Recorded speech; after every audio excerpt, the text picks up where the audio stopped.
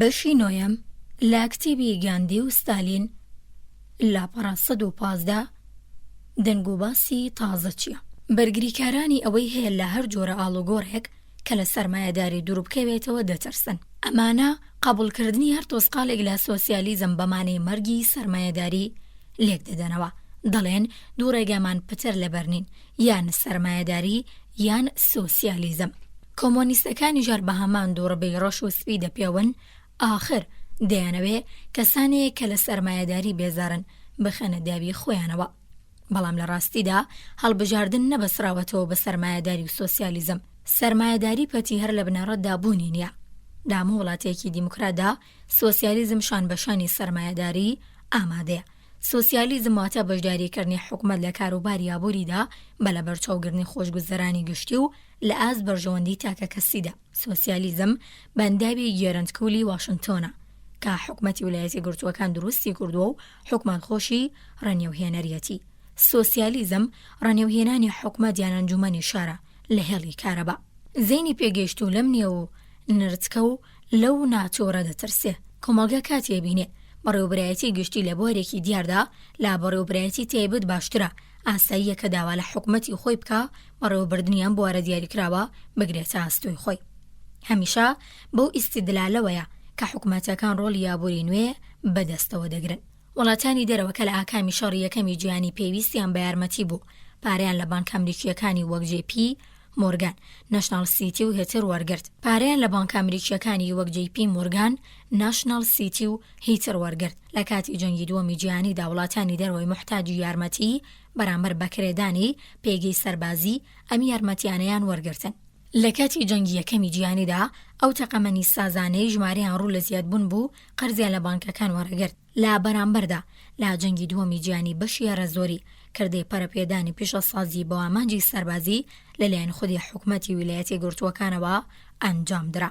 ئەم جیاوازیە ڕاستی نێوان جەنگی یەکەم و دووەمی جیهانی لەبەرچی بوو. بەو هۆیە کارکی دابینکردنی پارە و چەک لە جەنگی دووەمدا بۆ دامەزراوە تایبەتەکان وەها گەورە و قورس بوو کە لە توانای ئەواندا نەبوو. هەر ئێستاش کاری ئاوەدانکردنەوەی ئەوروپا و بنیادنانی ئاسیا هێندە گەورە و گرانە کە ئەمریکا لە کاری بەرەو ڕووبوونەوەی وڵاتی میحوەریەکان لەگەڵیان دەستەوی خەبووە. کۆمپانیا ئەمریکیەکان بە سەرمایە خەیاڵیەکانیانەوە بەرگی خرجەکانی شەرخوازی ناگرن. جا ئەوروپای هەژارکەوت و ئاسیای گەشە نەکردو. چۆن دەتوانن گرفتی گەورە بەبێ بەشداریکردنی حکومی یان هەمان سۆسیالیزم چارەسەر بکەن؟ هەر بۆم بوو هاوەنێک کە لە کاتی جەنگدا تەقیەوە سەرمایی تایبەتی لەناوبرد. کارکردن بۆ جەنگ، ئامراز و کارگاکانی ئیستیهلاککردن، گرانی ئاکامی شەڕ، پاشەکەوتی سەرمایی گەسکدا. دەڵێن سەرمایەداری شەڕ هەڵدەیسێنێ، ڕەنگەوا بێ، بەڵام جەنگی دووەمی جیهانی سەرمایەداری هەڵی نەگیرسان. گرنگی نەمانی بڕوا بە سەرمایەداران و سەرمایەداری لە گرنگی کەمبوونەوەی سەرچاو سامانی ئەوروپا و ئاسیا کەمتر نییە. سەرمایەدارانی گەورە لە فەڕەنسا، ئیتالیا، ئەڵمانیا و ژاپۆن دەستیان لە ناودەستی نازی و فاشیستاندا بوو. بۆیە گەلێکیان لەلایەن هێزە بێگانە داگیرکەرەکانەوە یان خودی خەڵکەوە لە ناوبران. ئەوان تازە لە کۆمەڵگادا ناتوانن بگەڕێنەوە پێگەی پێشووی خۆیان. مرۆڤ ناتوانێت دوو جەنگی جیهانی ئاژاوەی ئابووری، بێکاری جەماوەری و نائارامی سیاسی سەردەمی نێوان دوو شەڕ بەدەم تێپەڕینی تەمەنی نەسلێک تێی بکە. بێ ئەوەی گوێ بداتەوە گومانانی کە بەرەو ڕووی بڕوا بنەڕەتیەکانی بنیادنەری کۆمەڵگەی مۆدێرن بوونەتەوە. ئەمە وردە کاسبکار، بازرگانی وردەفرۆش، مامۆستا، مافناس، پزیشک، پزیشکی ددان، کارمەندی حکومەت و جوتیاری قەرەیە کە لەو ساڵانی دواییدا تووشی قوڵترین قەیرانی باوەڕ بۆتەوە. گرانی موچە و پاشەکەوتەکانیان چروک دەکا. مرۆڤە وردەکان لەلایەن فرۆشگازە بە لە حەزینجرەیەکانەوە دەپڵیشێنەوە و لە ناوەچن. چینی ناونجی بیاسایش لە هاوپەیمانی تازە دەگەڕێ، چونکە بوونی چینی ناونجی بەڕاستی کەوتوتە بەرمەترسی لە ناوچوونەوە. لە ڕاستیدا ئەم چینە لە ڕوانگەی سیاسی و وەک دوورگەیەکی سەراو کەوتووایە. لە کۆمەڵگەی پیشەسازی مۆدێرندا چینی ناونجی هێندە گەورەیە کە دەتوانێت دیاری بکە کۆمەڵگا بێ کەم ڕێگا بگرێتە بەر. سەرەتامە چینی ناونجی ئەڵمانیا بوو کە خۆی بەدەستی لەوەدا و دوای ئەوە هەموو ئەڵمانیا نازیسمی قبول کرد. لە ئینگلیس چینی ناونجی لە یانگری لە حیزبی کرێکار کردووە. دەنگی چینی کرێکار بە تەنیایی نەیدەتوانێت لە پارلەمان زۆرینەی تەواو بە حیزبی کرێکار ببەخشێت. چینی ناونجیم بۆ شەیە پڕ کردەوە و چینی کرێکار بڕوای بە چینی دەسەڵاتداری پێشوو بەریتانیا لەدەستدا بوو. هەمان چینی دەسەڵاتدار کە خۆشی بەر لەوە کەمێک بڕوای بەخۆی لەدەستدا بوو، چینی کرێکار و چینی ناوەنجی هەستیان بە دابەزینی هەستی پیشەسازی بەریتانیا لە سەردەمی پێش جەنگ کردەبوو. سەرمایەیەکی بەرچاو لە بەریتانیاوە دەچووە دەرێ و ئەو دیوی دەریاکان و لە جیاتیەوەی لەناوخۆدا بمێنێتەوە کۆمپانیا لاواز و لە کەرکەوتووەکانی پێ بخرێتەوە کار و خانوبەری زیاتری لە وڵاتدا پێ دروست بکرێ، لا وڵاتانی دیکەدا خەرج دەکرا. پیشەسازی بەردەخەڵۆس لە دەستی کەرتی تایبەتدا تووشی ئیفلازات بوو. میکانیزاسیۆنی ئەم پیشەسازیە کەم داهات و سەرچاوەکانی کەم و بەڕێوەبردنەکەشی جێگی داخبوو.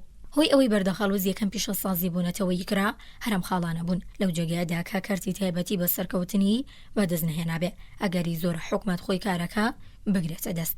ڕێگەشتی بەریتانیا جگە لەو کێشانی سەرەوە دەیدی کە سیاسەتی دەرەوەش شکستیانەوە دەکرا بەکردارێکی بەوەخت پێش لە بەرپابوونی جەنگی دووەمی جیهانی بگیرێ، بەڵام ئەو کارە نەکرا. خەڵکی بەریتانیا چونکە لە ڕووی سیاسی و پێگەشتوو بوون دەیانزانی ئیمپراتۆری دەبێ خۆی هەڵبۆشێنێتەوە، ئەگینا خۆی لە ئەنجامی کردەوەکانیدا هەڵدەوەشێتەوە. بەڵام چەرچیل کە سەر بەڕابردوو بە سەدەی نۆزەم سەرسام بوو ڕایگەیاند ئەم کارە ناکات. کۆنەپارێزان سەر بەڕابردوون، بەڵام بەریتانیا چاوی بڕێداهات و حوکمەتی کرێکاری ڕێگە بە حوکمەتە درا وڵاتێکی نوێکە لە حاڵی گۆڕاندایە بنیاد بنێ. لە ئەوروپای قارەییدا داوا لە کەسانی تێکشکاو دەکرێت دنیایەکی خاپوور دروست بکەنەوە، ئەوان کەمچیان بەدەستەوەیە، گاجوت لێدەخڕن، ئامێری تراژوە کاردێنن و قەڵەم بە دەستێک دەگوشن کە لە بەرماندوێتی زۆر کەم خۆراکی و لە هەمووی ناخۆشتر بۆ بیرهاتنەوەی بۆمبی لە حاڵەتی تەقینەوەدا تەرمی لەسەر زەوی کەوت و ژانی لە ناوچوو دەلەرزێ. ئەم مرۆڤانە مردوون، ئەوان مردن و دووبارە زیندوو بوونەوە. ئەو مرۆڤانە کە نازانن ئەمە گشتی چۆن ڕوویدا و بە چاوێکی مات و سارد و سڕ و حەپە سەو تەماشای ژیانەکەن. ئەو مرۆڤانەی هەزار جار مردوون دەبێ وجودی خۆیان لەسەر 1200 کالۆری بنیاد بنێنەوە بەبێ تۆسقاڵێکی وە. داهێنانێکی نوێ دەتوانێت ڕۆحی ئەمانە زیندوو بکاتەوە. نەریتە کۆنەکان گۆڕستانیانە ئەما لەوێ ژێرخاک نریان. ئەوروپایەک کە دایکی ئەمریکایە کە شوێنی پێگەشتنی و ئاینانەیە کە لە ئاسیادا گۆڕاون بە شێوەیەکی جارەبوار هەلا بووە تاو کاتی کە ئەوروپا لە کارە ساتە نەخەلەساوە. شارستانیەت وەکە مندامێکە کە دەست و پێیەکی سەقەت بێ وە کەسێک وایە بینایی لێڵ بێت. دەبێ هەموو سەرچاوەکانی زانست، گەشە، سامان، میهرەبانی، خۆشەویستی و ئازادی بخرێنەگەڕ تا جارێکی دیکە تەواوی ئەوروپا زیندوو بکەنەوە. ئاسیا دێویکی سەڵ ئاسا، دێوی نوستوو، بوونەوەرێکی زەبەلەح کە هێشتا مێشکێکی هەڵسەنگ لەگەڵ جەستەی لە خۆیدا پەروەردە نەکردووە. ئاسیای پڕحەشیمەتتر لە سەرجەم قارەکانی دی پێویستی بە زانستە تا نەخۆشیە جەستەیەکانی چارە سەر بکە، گەرما سووتێنەرەکی دابەزێنێ، بیابانەکانی ئەودێری بکە، مەوداکانی کەم بکاتەوە، پەردا لەسەر خەزیێنەکانی هەڵداتەوە، ڕۆتی خۆیدا بپۆشێ و برنج و گەرم و شیر بەرهەم بێنێ بۆی ملیۆنان کەس هەموو ساڵێ تا سەر لێواری مردن بەرسێتی نەچێژن. ئەفریقا و ئەمریکای لاتینیش هەر بەم شێوەیە چاوەڕوانی دەستێکی مۆجیزەکارن. کێشەکە لاڵبژاردنی ئەمیان ئەو سیستەم گرنگترە. ئامان جێڵدانی مرۆڤ پاراستنی سەرمایەداری یان سۆسیالیزم یان کۆمۆنیزم نییە. ئامانجی مرۆڤ دەبێت شادومانی و چێژوەرگرتنی زیاتری مرۆڤ بێ. ئەم ئامانجا ئەگەر بە شێوازێکی غێری سەرمایەداری پەتی وەدی بێ کەسێک کە مرۆڤی خۆش دەوێ نەک ئەمیان ئەو سیستەمیان ئیزمیان کەسایەتیان ئایدۆلۆژیا کەی دەتوانێت دژایەتی شێوازەکە بکە. سەرمایەداری لە هەندێک باردا سەرکەوتوو بووە، بەڵام لە هەندێک جێگاشدا شکستیانەوە. لە ژێراڵەیەودا قارەکان ڕقن و بەیارماونەتەوە، گەلان لە خوێنی خۆیان گەوزیون و خەڵکی تر پەلاماریان داون. تەنانەت دەوڵەمەندترین وڵاتان ئازاریان بەدەست چوونە سەری نرخان، دابەزینی بەهایدرا و بێکاری و نارامی چەشتووە. هەندێک کەس وەک مەزەبێکی بنیادگەرایانە و ئاینێکی پاک تەماشەی سەرمایەداریەکەن، بەڵام لە ڕاستیدا سەرمایەداری شتێکی تێدا نییە کە پیرۆز و لە گۆڕان نەهاتوو بێ. ئامانج مرۆڤە نەک سیستەم، ئامانج ئازادیە نەگابووری بازاری ئازاد، ئابووریەک کە لە هەر بنەڕەتدا ئازادیش نییە. دنیای کۆن ئەوروپا، ئاسیا و ئەفریقیا بڕوای بە سیستمی ڕابردوو نەماوە. ئەوروپا و ئاسیا لاتارێکی دایە و بەدەستە کوتە لە شتێکی نوێ دەگەڕێن کە بتوانن مەتمانەی پێ بکەن، شتێک کە بڕوا بەخۆبوونیان بۆ بگێڕێتەوە. نەتەوە لە قەوماوەکان شتیان دەبێ دۆردۆنگن و وشک دەکەون. ئەم ڕۆحیەتە دەتوانێت ستەمکار پەروەردە بکە، بەڵام لە هەموو شتێک زیاتر ئەم ڕۆحیەتە ئازمونکردن و گۆڕانی لێ دەکەوێتەوە. ئەوان بۆم کارە تەنیا دەبێ نەهامەتی و بیرەوەریە تاڵەکانیان لەبیر بکەن. کۆناپارێزانی بە چاوەڕا و تووشی مرۆڤێکی حاپەساوە بن کە دەپرسێ چی دڵێ و ڕابردووە بپارێزین؟ ئێوە چەندە کۆنە پارێزن؟ زۆر جار پەیوەندی بەوەوە هەیە کە ڕابردوو چەند بەلاتانەوە خۆش بووە، یا لە بەدبەختترین مرۆڤان چەند دووڕن، یا لە ئاسوێڕوانیمتاندا داهاتوویەکی ڕووناکتر بۆ مرۆڤایەتی دەبێنن یاخودنا. کۆنە پارێزانی ڕەشبینی هەموو سەردەمەکان لەوە دڵنیان کە شتێک ناتوانێت لە ئێستا باشتر بێ مەگەر ڕابردوو. چاک سازی خوازەکان گەشببینن، ئەوان وهاز دەکەن دەتوانن لە ڕابردوو باشتر ڕەفتار بکەن. سێ فەلسفەی کۆمەڵایەتی ناکۆک و زاڵ بەسەر بیرکردنەوەی سەدەی 20دا بریتین لە کۆنە پارێزی، واتە سەرمایەداری دەستلێنە دراوی ساڵی 1880 یا 1970، سەرمایەداری چاکرا و کاریگەری با سۆسیالیزم و لە کۆتاییدا کۆمۆنیزم. زۆربەی ئەوانەی مەرایی لەبەر سەرمایەداری پەتی دەکەن و بەڕوودا پێدەکەنن ئەو کەسانن کە بۆ کار و کاسبی تایبەتی خۆیان لە یارمەتی حوکمەت سوودمەند بوونە. هەندێک لە قارەمانە ئازە و شەلگیرەکانی سەرمایەداری پەتی هۆکارێک بوون بۆ هاتنی حوکمەت بۆ نێو کاروباری ئابووریەوە. هەموو لایەنگرێکی ئابووری ئازاد پشتگیری ڕسمی لەلایەن حکومەتەوە دەقۆزێتەوە. ئێستای دیکێشەکەەوە نییە کە خۆ حکومەت دەبێت لە چالاکی ئابووریەکاندا دەوری ببێ یاخودنا. حکومەت لە مێژە هاتووەتە نێو کاروباری ئابووریەوە. کێشەکە ئێستاوەیە کە حکومەت هاچۆڕادێک دەبێت دەست بخاتە نێو ئەم کاروبارانەوە. گەلی لە وڵاتی دیموکراتیەکان بە دەزاستی بەشداریکردنی حکومەت لە کاروباری ئابووریەوە دەناڵێنن. دۆزینەوەی ڕێگە چارەیەکی ژیرانە و باوەخت بەو کێشەیە زامنیمانەوە و گەشەکردنی دیموکراسیە، چونکە هەستی چالاکی ئابووری ڕسمی حکومی دیاری دەکا کە حکومەت تاچۆڕادەیەک دەسەڵاتی دەبێت. چقی کێشەی ئازادی ئەمەیە. هەندێک کەس کە بە گۆڕانکاری کەم ڕازی بوونا حکومەت لە ڕۆڵی داڕەژەر، دادوەر بابەن و ئێر یان سەرچاو و خاوەنی دارایی پرۆژە بنەڕەتی گشتیەکانی وەک جادە و پەردا دەبینن. هەندێکی دی لەوە زیاتر پێهێلی هەڵدەبڕن و پێشنیارەکەن حکومەت خاوەنداریەتی و بەرهەمهێنانی پیشەسازی بەدەستەوە بگرێت. کام پیشەسازی و تاچۆڕادەیەک ئەمە خۆی جێگی باس و گفتوگۆیەکی نوێیە. بەنەتەوەیکردنی خزمەتگوزاری گشتیەکان هێڵیاسن. کانگەی بەردەخەڵوس پیشەسازی گەورەی وەک پۆڵا هەرکام لایەنگری خۆیان هەن. تیۆرداڕێژان باگەمەکردن بە وشە ناتوانن ڕێگە چارێک بۆ کێشانە بدۆزنەوە، بەڵکو پەیوەندی هێزە سیاسی و ئابووریەکانی هەر وڵاتیەکە کە لەم بوارەدا کێشەکان ساغ دەکاتەوە.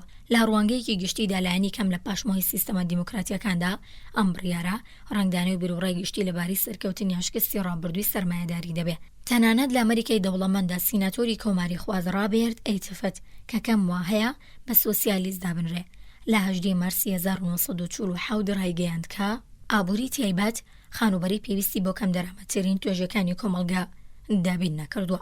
لێکۆڵینەوە ڕێکخراوێنێتەوەی نیشتەجێکردن لە ساڵی 1945 ئەم قسەی پێشڕاست کردو و وتی پتر لە 16 لە سەدی خانووەکانی کارتی تایبەت لە شارەکانی ویلایەتە یەکگرتووەکاندا بیاون، زیاتر لە 2 لەسەر 3 حەمامیان نییە. نزیکەی 2 لەسەر 3 بیا و دەستخانی ناوەون و 2 لەسەر 3 سیستمی گەرمکردنیان کەم و کوڕی تێدا یاخۆ ترسناکە.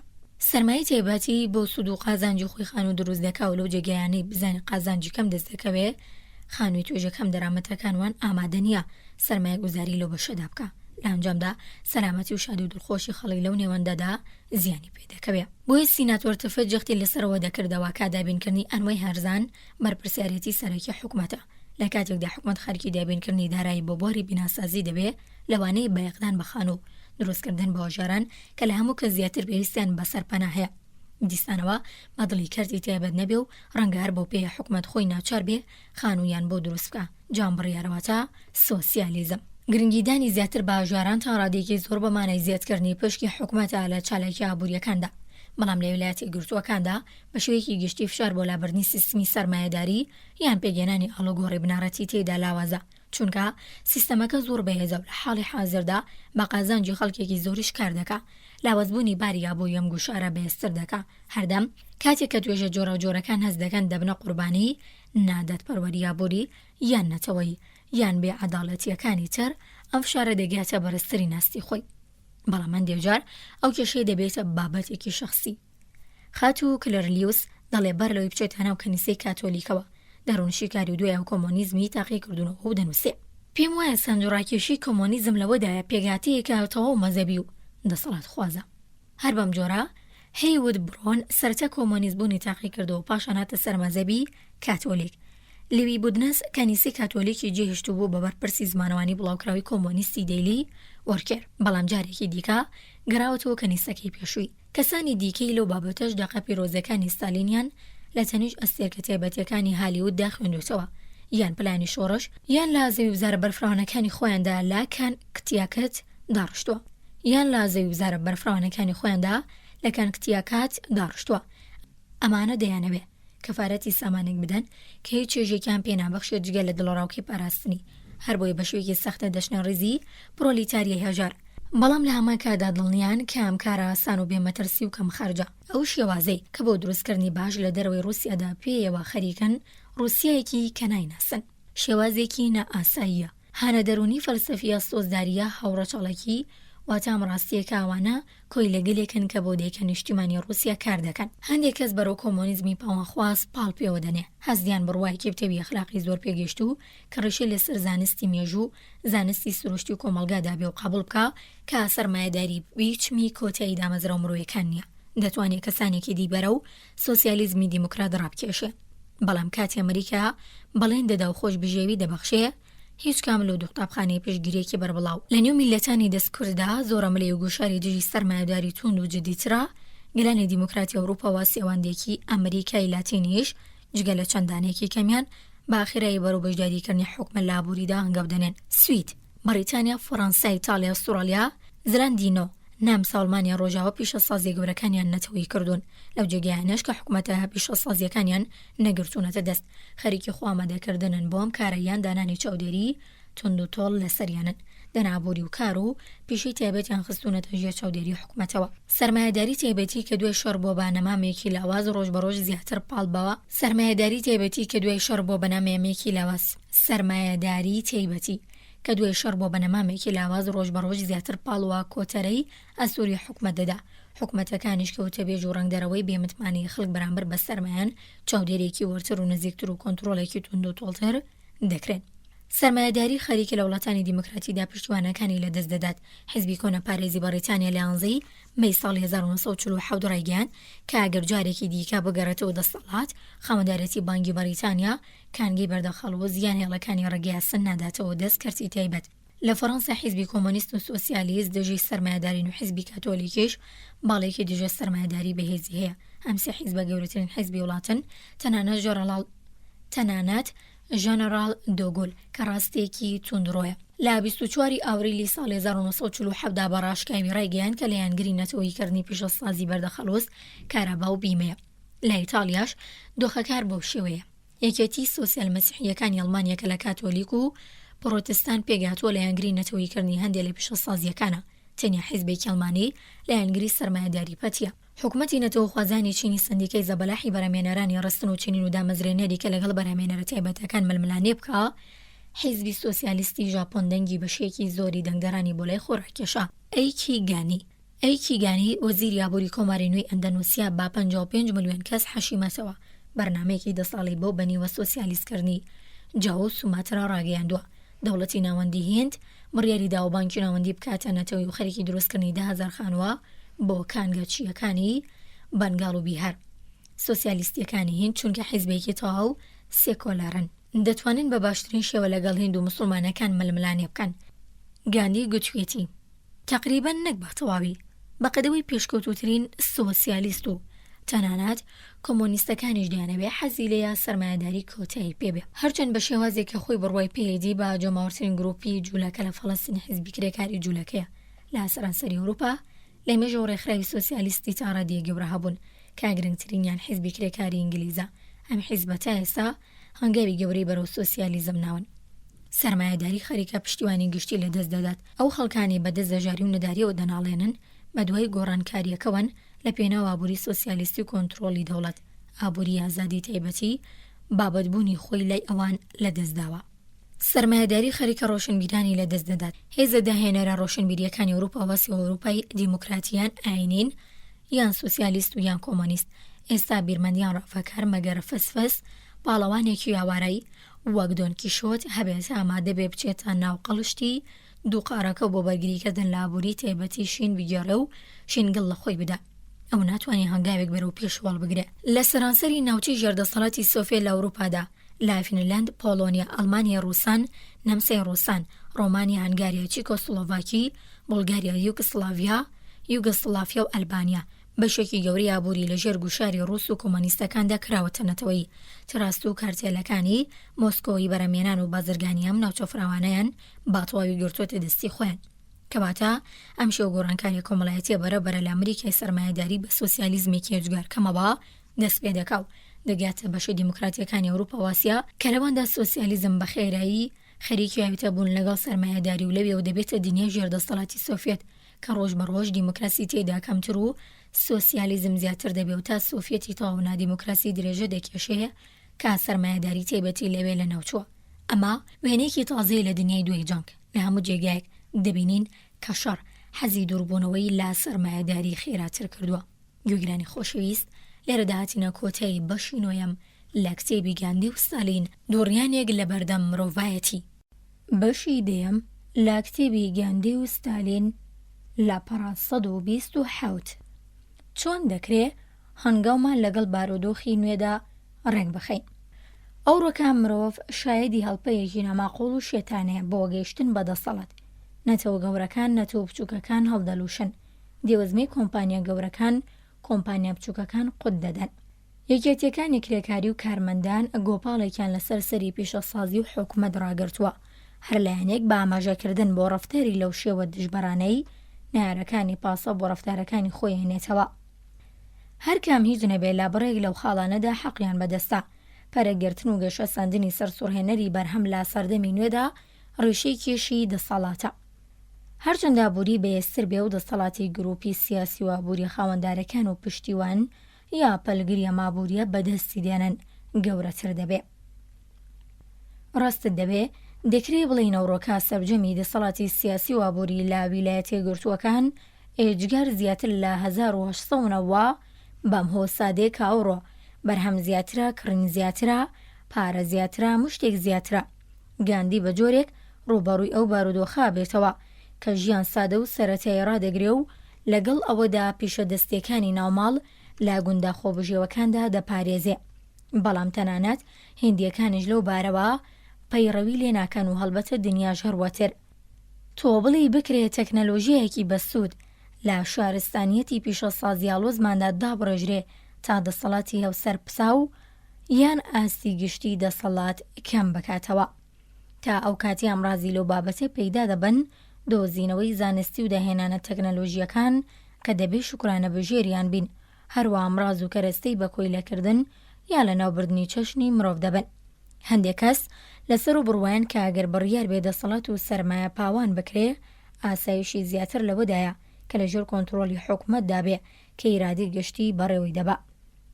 نەک لە دەستکارتی تایبەتدا بۆی پشتگیری گواستنەوەی گەشت دەسەڵات لە سەرمایەدارانەوە بۆ حوکمەت دەکەن، بەڵام ئەم کارە ڕەشەکردن لە ئازادی نالا دەبا و نەکەمی دەکاتەوە، چونکە دەکرێ لە دیموکراسیەدا سەرمایەداران یا سامەند بکرێن و بە یارمەتی سەندیکاکان کۆنتڕۆڵ و سنووردار بکرێن.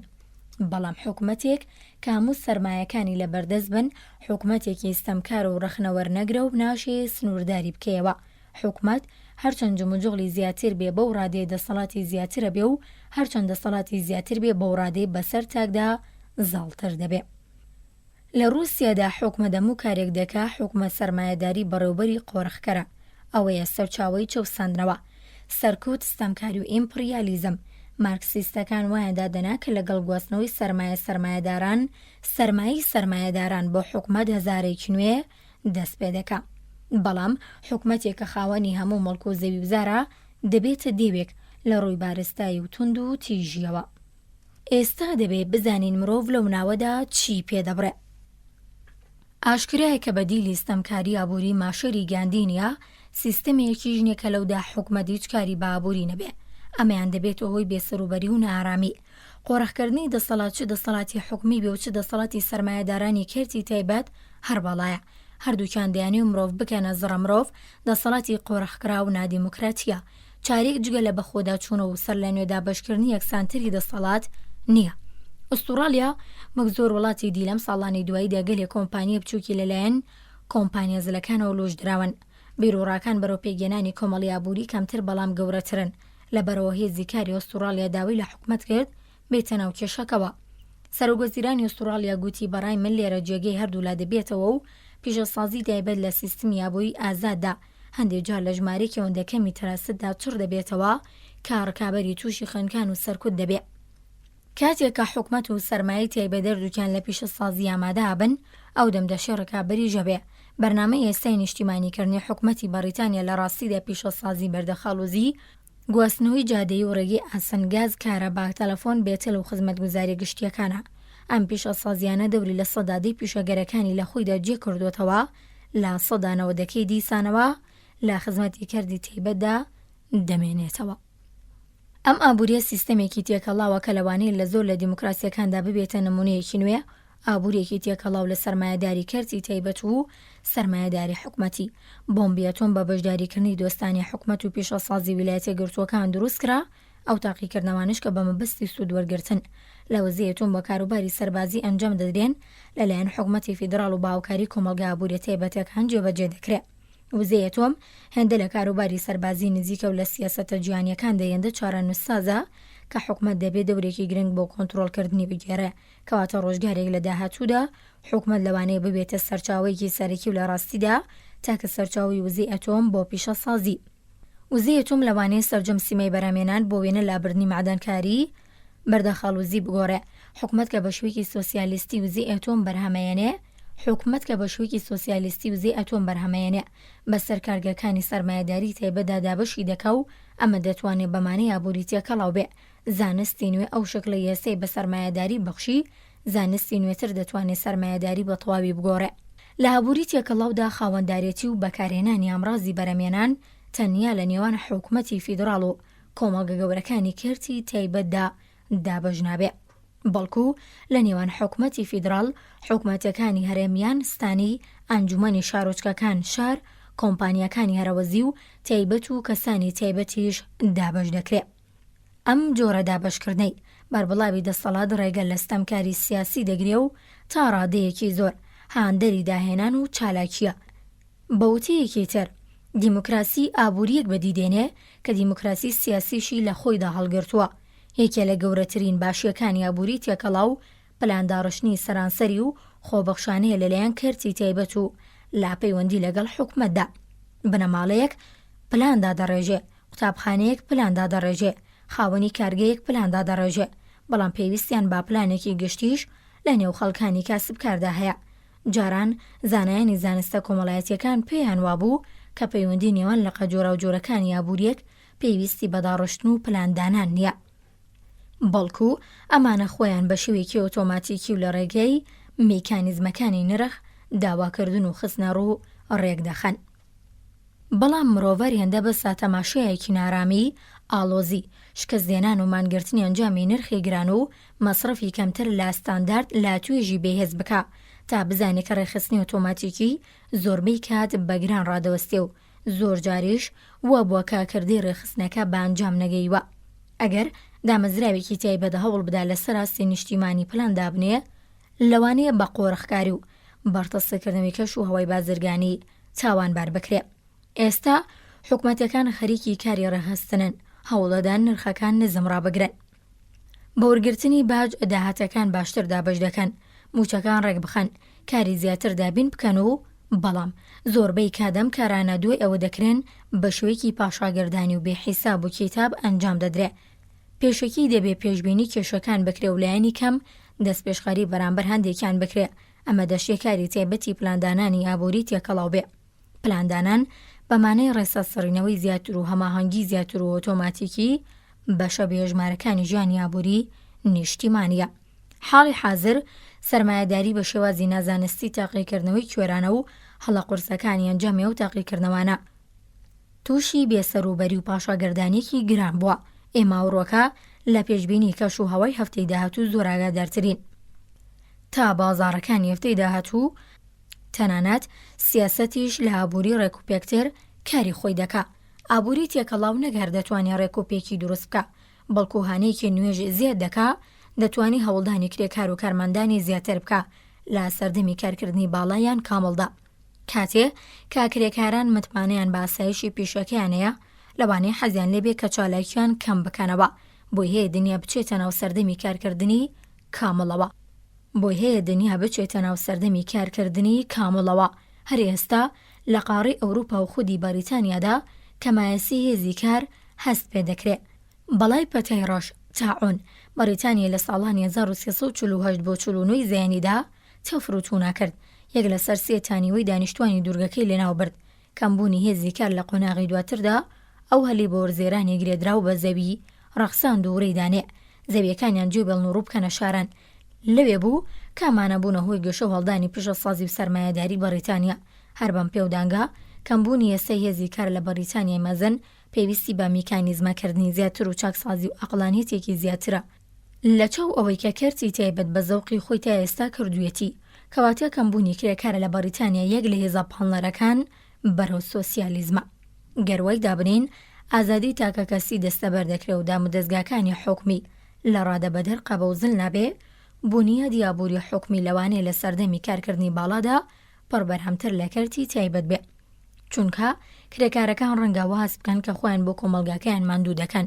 ئابووری تێکەڵاو لە ئەنجامدا دەتوانێت ببێتەوە هۆی بەدیهاتنی دیموکراسی ئابووری. لە دیموکراسی ئابووریدا دەسەڵاتی بەڕێوەبردننی یاسادانان و دادوەری یەکتر کۆنتڕۆڵەکان و ڕێکدەخەن. سێگۆشی دەسەڵاتەکان دەستەبەری ئازادیە لە کاروباری ئابووریدا. سیستەمێکی پێگاتوو لە کۆنتڕۆڵ و ڕێخستنی بەرامبەریش پێویستە. سێگۆشی ئابووری ئێستا بریتێ لە ڕێخستنی سەرمایەداران لەلایەن حوکمەتەوە. بوونی سندیکای کرێکاران و کارمەندان لە کۆتاییدا خەباتی کرێکاران و کارمەندان لەگەڵ سەرمایەداری ئەم پێگاتەیە قازانجی خۆی هەیە. بەڵام ئەگەر لە کاتێکدا بەرامێنان و دابەشکردن لە نێوان حکومەت سەرمایەدارانی تایبەت و گروپی کەسانی ڕێکخراو لە هەرەوەزیەکاندا دابش کرابێ، کۆنتڕۆڵ و ڕێخستنە بەرامبەر ئۆتۆماتیکیەکان ڕەنگە ڕەوانتر و ئۆتۆماتیکتر کار بکەن.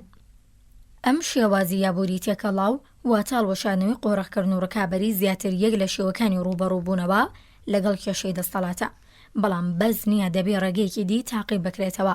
کەمکردن و سنووردارکردنی هەستی دەسەڵاتی یەکەس ئیمکانی زۆر هەن.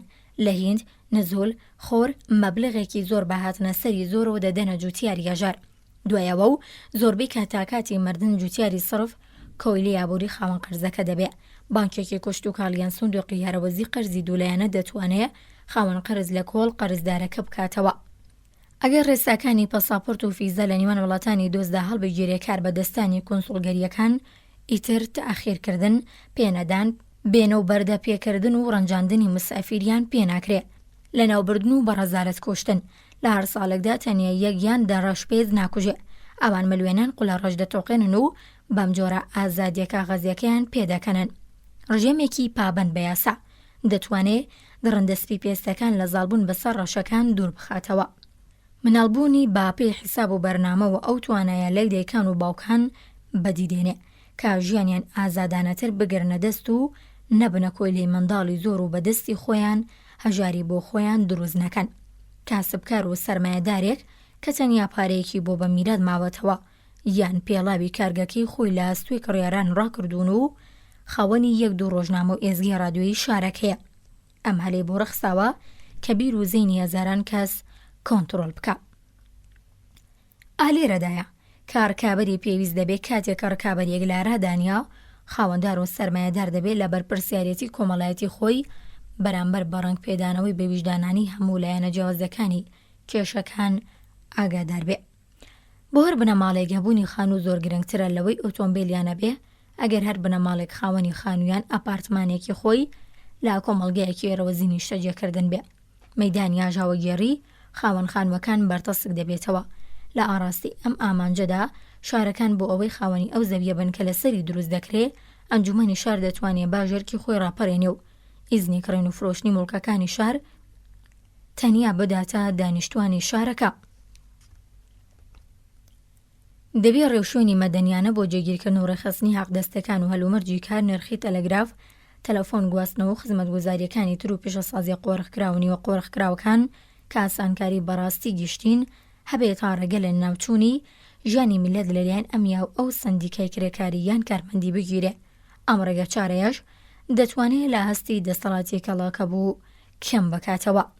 زەوی کوشت و کاڵی وەک هەوا دەبێ بە خۆڕایی بێ و نابێ کڕین و فرۆشتنی لەسەر بێ. کۆمەڵگا دەبێ و زەویانە بەپێی توانە کار لەسەرکردنی بنەماڵ و کەسەکان و بەلەبەرچاوگرتنی ئاسوودەیی گشتی لە نێوانیاندا بەش بکە.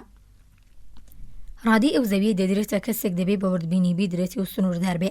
بەم جۆرە خاوەن زەوی مشەخۆر دەسەڵات و زاڵبوونی خۆیان بەسەر ئەو پیاوە ژن و منداڵانە دەکە خۆراکی دنیا و بەرهەمە کوشت و کاڵە پیشەسازیەکان بەرهەم دێنن لە دەست دەدەن.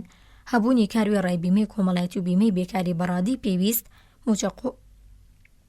موچەخۆر و حەقدەست وەرگران دەباتە ڕەوشێکی باشتر بۆ چەنە لێدان لەسەر بارودۆخی کارەکەیان. هەر لەسەرم بنەمایە ئەوان لە بەرامبەر خاوەنکاردا سەر بەخۆی زیاتر بەدەست دێنن.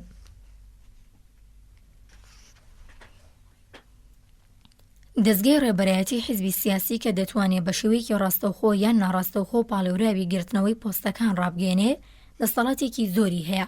ئەمانە دەست و باڵی دیموکراسی گرێ دەدەن چالاکی زیاتری سیاسی لەلایەن دەنگدەری یاسای حیزبیەوە ئەم دەستگایانە لەغاو دەکا. ستاندنی باجی سەرانەیان تاقیکردنەوەی دیاریکردنی سامان بۆ دەنگدەر و پاڵێوراوان دەسەڵاتێکی زۆر دەداتە دەست کەسانێکی بەژمارەکەم. ئەو بەرتەسەکردنەوانی لەسەر دیموکراسی دەکرێن دەتوانرێت لەلایەن ڕای گشتی و ڕووژاوەوە پێشێل بکرێت.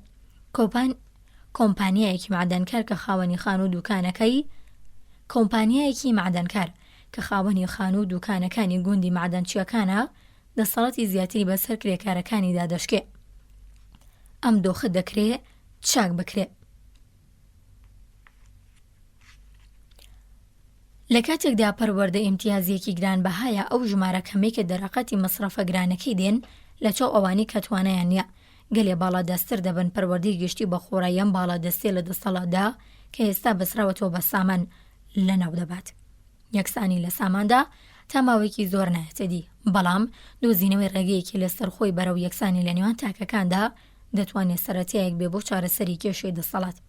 ئەگەر سامانیش یەکسان بێ دەسەڵات یەکسان نابێ. لە هەموو کۆمەلگایەکدا کەسی دەستەبژێر نوغبە و خەڵکی ئاسایی هەن واتە دەسەڵاتدار و بێدەسەڵات. ئیدی هەر یەک لەمانە چۆن ڕەفتار دەکەن لە ڕوانگەیەکەوە هەندێک جار بە چۆنێتی یاساکان و کارابوونی سیستمی کۆنتڕۆڵ و پێشگیری و ڕێخستنی دوولایەنەوە بەندە. لەگەڵ ئەمانەشدا دیسانەوە گەندەڵی و بەکارهێنانی خراپی دەسەڵات بۆی هەیە بکرێ بەم جۆرە. دوای شکارێکی کۆتایی دەبینین کە ڕێژەی هەموو کێشەکان دەگەڕێتەوە. سەرچۆنێتی ئەخلاقی تاکە کەسی و پڕایی خەڵک. مرۆڤێک کە حەزی لێ ببێتە خاوەشکۆیەکی زۆردار و کاڵەگا بە شوێن ڕێگایەکەوەیە بۆ دیێنانی تا مەزروی و شەهوەتی و چوپۆچی خۆی و دەتوانێت ئەوەی لی دەگەڕێت لە بنەماڵێک پۆلی خوێندن دایرە کارگا یان پیشەیەکی حوکمیدا بیدۆزێتەوە. ئەو کەسە پێویستی بە دەرمانێکە کە چاک وایە دوای تەماشاکردنیە بێنە و هەروەها ئەو جانانی ئازاریان دەدات بۆ خۆی دەست بداتە چارەسەرکردنی خۆی. بەم جۆرە ئەگەر نەریت و نۆرمە باوەکان بە نرخی بیاملاولەیدا سەپاندنی ناکارایی بەسەر سیستەمدا چاوپۆشی لە وەرگرتنی بەرتیل ماڵدزێتی خزمێنە لە دامەزراندندا و جیاوازیدانان دەکەن و ملی بۆ ڕادەکێشن ئەو دەما گشت کۆمەڵگاکە زیانی وێ دەکەوێ جا بە هەموو یاسا پێشکەوتوەکانیش لە کۆمەڵگادا دانرابن. ڕێگەکانی ئابووری و بەڕێوەبردن و یاسایی بەرەنگاربوونەوەی ئاژاو کۆمەڵایەتیەکان دەبێ بە هەوڵی کەسانێک کە بە گوێرەی بانگەوازی ویژدان و کەسایەتی ڕۆحی کار دەکەن و هەروەها کۆمەڵگایەکی خوازیاری پێوەرە ئەخلاقیە باڵاکان کامل بکرێ. سیستەم گرنگە. گاندی کتێبی لە دیکتاتۆریدا ناتوانێت زۆر بەرگە بکرێ و گاندیەکی تەنیا لە دیکتاتۆریدا ناتوانێت زۆر بەرگە بگرێ و بۆ پێشەوە هەنگاو بنێ. دیکتاتۆری هەوڵ دەدا و زۆربەی کاتیش لەوەدا سەر دەکەوێت کە ڕووکردن تاکە کەسیەکان بەرەو چاکە و خێر کاڵ بکاتەوە و لەناو ببە. تۆقاندون و تیرۆریزمی دیکتاتۆری هەمووان ناچارەکە خۆیان لەگەڵ نۆرمەکانی بەڵادا بگونجێنن. لەلایەکی دیکەوە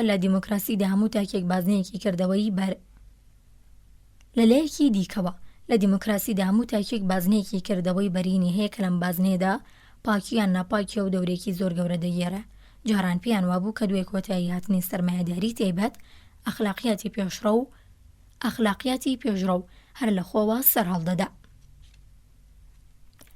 ئەزموونی سۆڤیەت بەڵگەیەکە دژیان بۆ چوونە کۆمەڵگەی سۆڤیەت و بەڕادەیەکی بەرچاو نەئەخلاقیە. کامە؟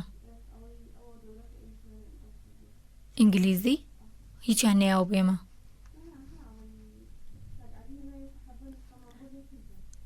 لە ناو زانیاریەکە کاگالی؟ بردیوانێ نانە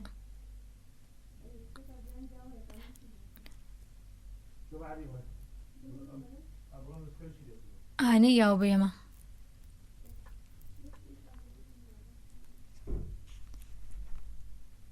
ئەزمموی سۆڤێت بەڵگەیەکە دژیان بۆ چوونە کۆمەڵگەی سۆڤێت بەڕادەیەکی بەرچاو نائەخلاقیە کەسایەتێک لە ڕۆمانێکی سۆڤێتدا بەناوی نۆرمەندی گومناو ڤیکاڤرین لە ساڵی 1930دا دەڵێ ئەخلاقیات کیلۆی بە چەندە؟ کاتم نییە بیری لێ بکەمەوە سەرقاڵم جارێ خەریکم کار لەسەر بنیادنانی کۆمەڵگی سۆسیالیستی دەکەم بەڵام ئەگەر ناچار بم لە نێوان ئەخلاقیات و پانتۆڵدا یەکیان هەڵبژێرم پانتۆڵەکە هەڵەبژێرم ئەو کەسە پانتۆڵەکە تەنیا لە بەرەوەڵ نابژێرێت کە لە بازاڕدا کەمی بە ئەو کەسە پانتۆڵەکە تەنیا لە بەرەوەڵ نابژێرێ کە لە بازاڕدا کەمیابە بەڵکو بەم هۆیە کە ئەخلاقیات لە بنەڕەتدا بێنرخە کاتێ درۆکردن چەکێکی ڕەسمیە ئەخلاق چۆن دەتوانێت بە نرخ بێ کاتێ کە تۆقاندن و تیرۆریزم ئارامی بە هەر نرخێک پڕبەها دەکا بنەمای ئەخلاقی چۆن دەتوانێت پڕبایەغ بێ ئەزمموی سۆڤێت ئەزممونێکی یەکلاکەرەوە و گردەبڕنیە بەڵام نمونەیەکی ئاگادارکەرەوەیە بە تایبەت کاتێ مرۆڤ ڕەفتاری کۆمۆنیستە غەیرە ڕووسەکان دەبێت کە لە مامۆستا مۆسکۆیەکانیان کەمتر ناپاک نین کارل مارکس سۆسیالیزمێک کە بووتە کۆیلەی پێتری مەزن نەتەوە خوازی ڕۆس کارل مارکسێکی لادەر لە ئاستڵی خۆی مارکسی ئاوێتە لەگەڵ گاندی دەگرا مارکسی ئاوێتە لەگەڵ گاندی دەکرات تێکەڵێکی سوودبەخشی لێ دروست بکرێ چەکسازی و شۆڕشی ئابووری بەتەنیا بەزنی دیکتاتۆر بەکەم بایەغدان بە ژیان و کەرامەتی مرۆیی بە چاون و قاندن لە ئازاری مرۆی و ناپاکی قەڵەوە بن و گەشە دەکەن ئەگەر بەگەشت ئەو کردارانەدا بچیەوە وەکو ئەوە وایە بەگشت دیکتاتۆردا بچیتەوە ئەگەر ژیانی دیموکراتی لە دیموکراسیەکاندا بەهای ژیان ئازادی و حەقیقەت فێری منداڵان و گەورەکانش بکە ئەگەر خەڵک فێریەوە بن کە بە میهرەبانی خاکەڕای و دۆستان هەڵسوکەوت بکەن کاریگەری باوەڕە ناخلاقیە پاوەندخوازەکانیان لەسەرکەم دەبێتەوە هیچ جاستێک لە سۆسیالیزم مرۆڤان فێر ناکا کە گوڵ و خۆرنشینیان خۆش بوێ یان لەگەڵ ئاژەڵان دڵنەرم بن هەر بەم جۆرە هیچ شتێک لە جەوهەری دەوڵەتیان ئابووریدا ناتوانێ تووبی خۆشەویستی مرۆڤ باخێرەی لە ناو خەڵکدا بچێنێ لە ئەنجامدا جەوهەری حوکمەت و سیستمی ئابووری بەسراوەتەوە بە کەسایەتی خودی مرۆڤەکانی ناویان و ڕادەی کوێ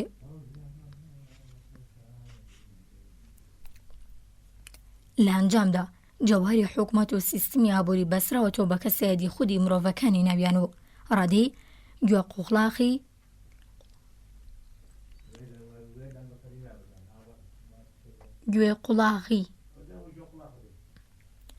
لە ئەنجامدا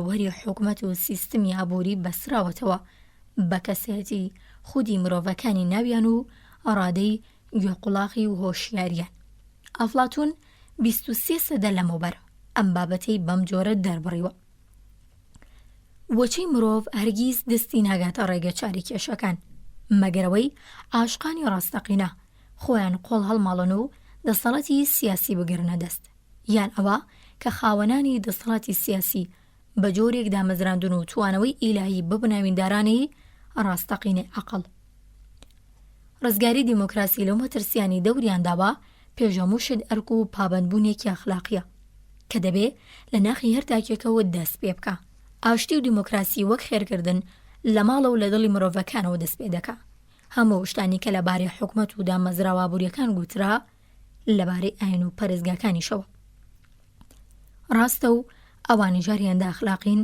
کە کەسەکانی ناوەوەیان هەن ماهاتما گاندی کەسێکی زۆر مەزهەبیە ئەخلاق فەلسەفە و شێوەی ژیانی هەمووی بەڕاستی و بەتەواوی لە ناخی مەزەبە تاکە کەسێکەوە هەڵدەقڵن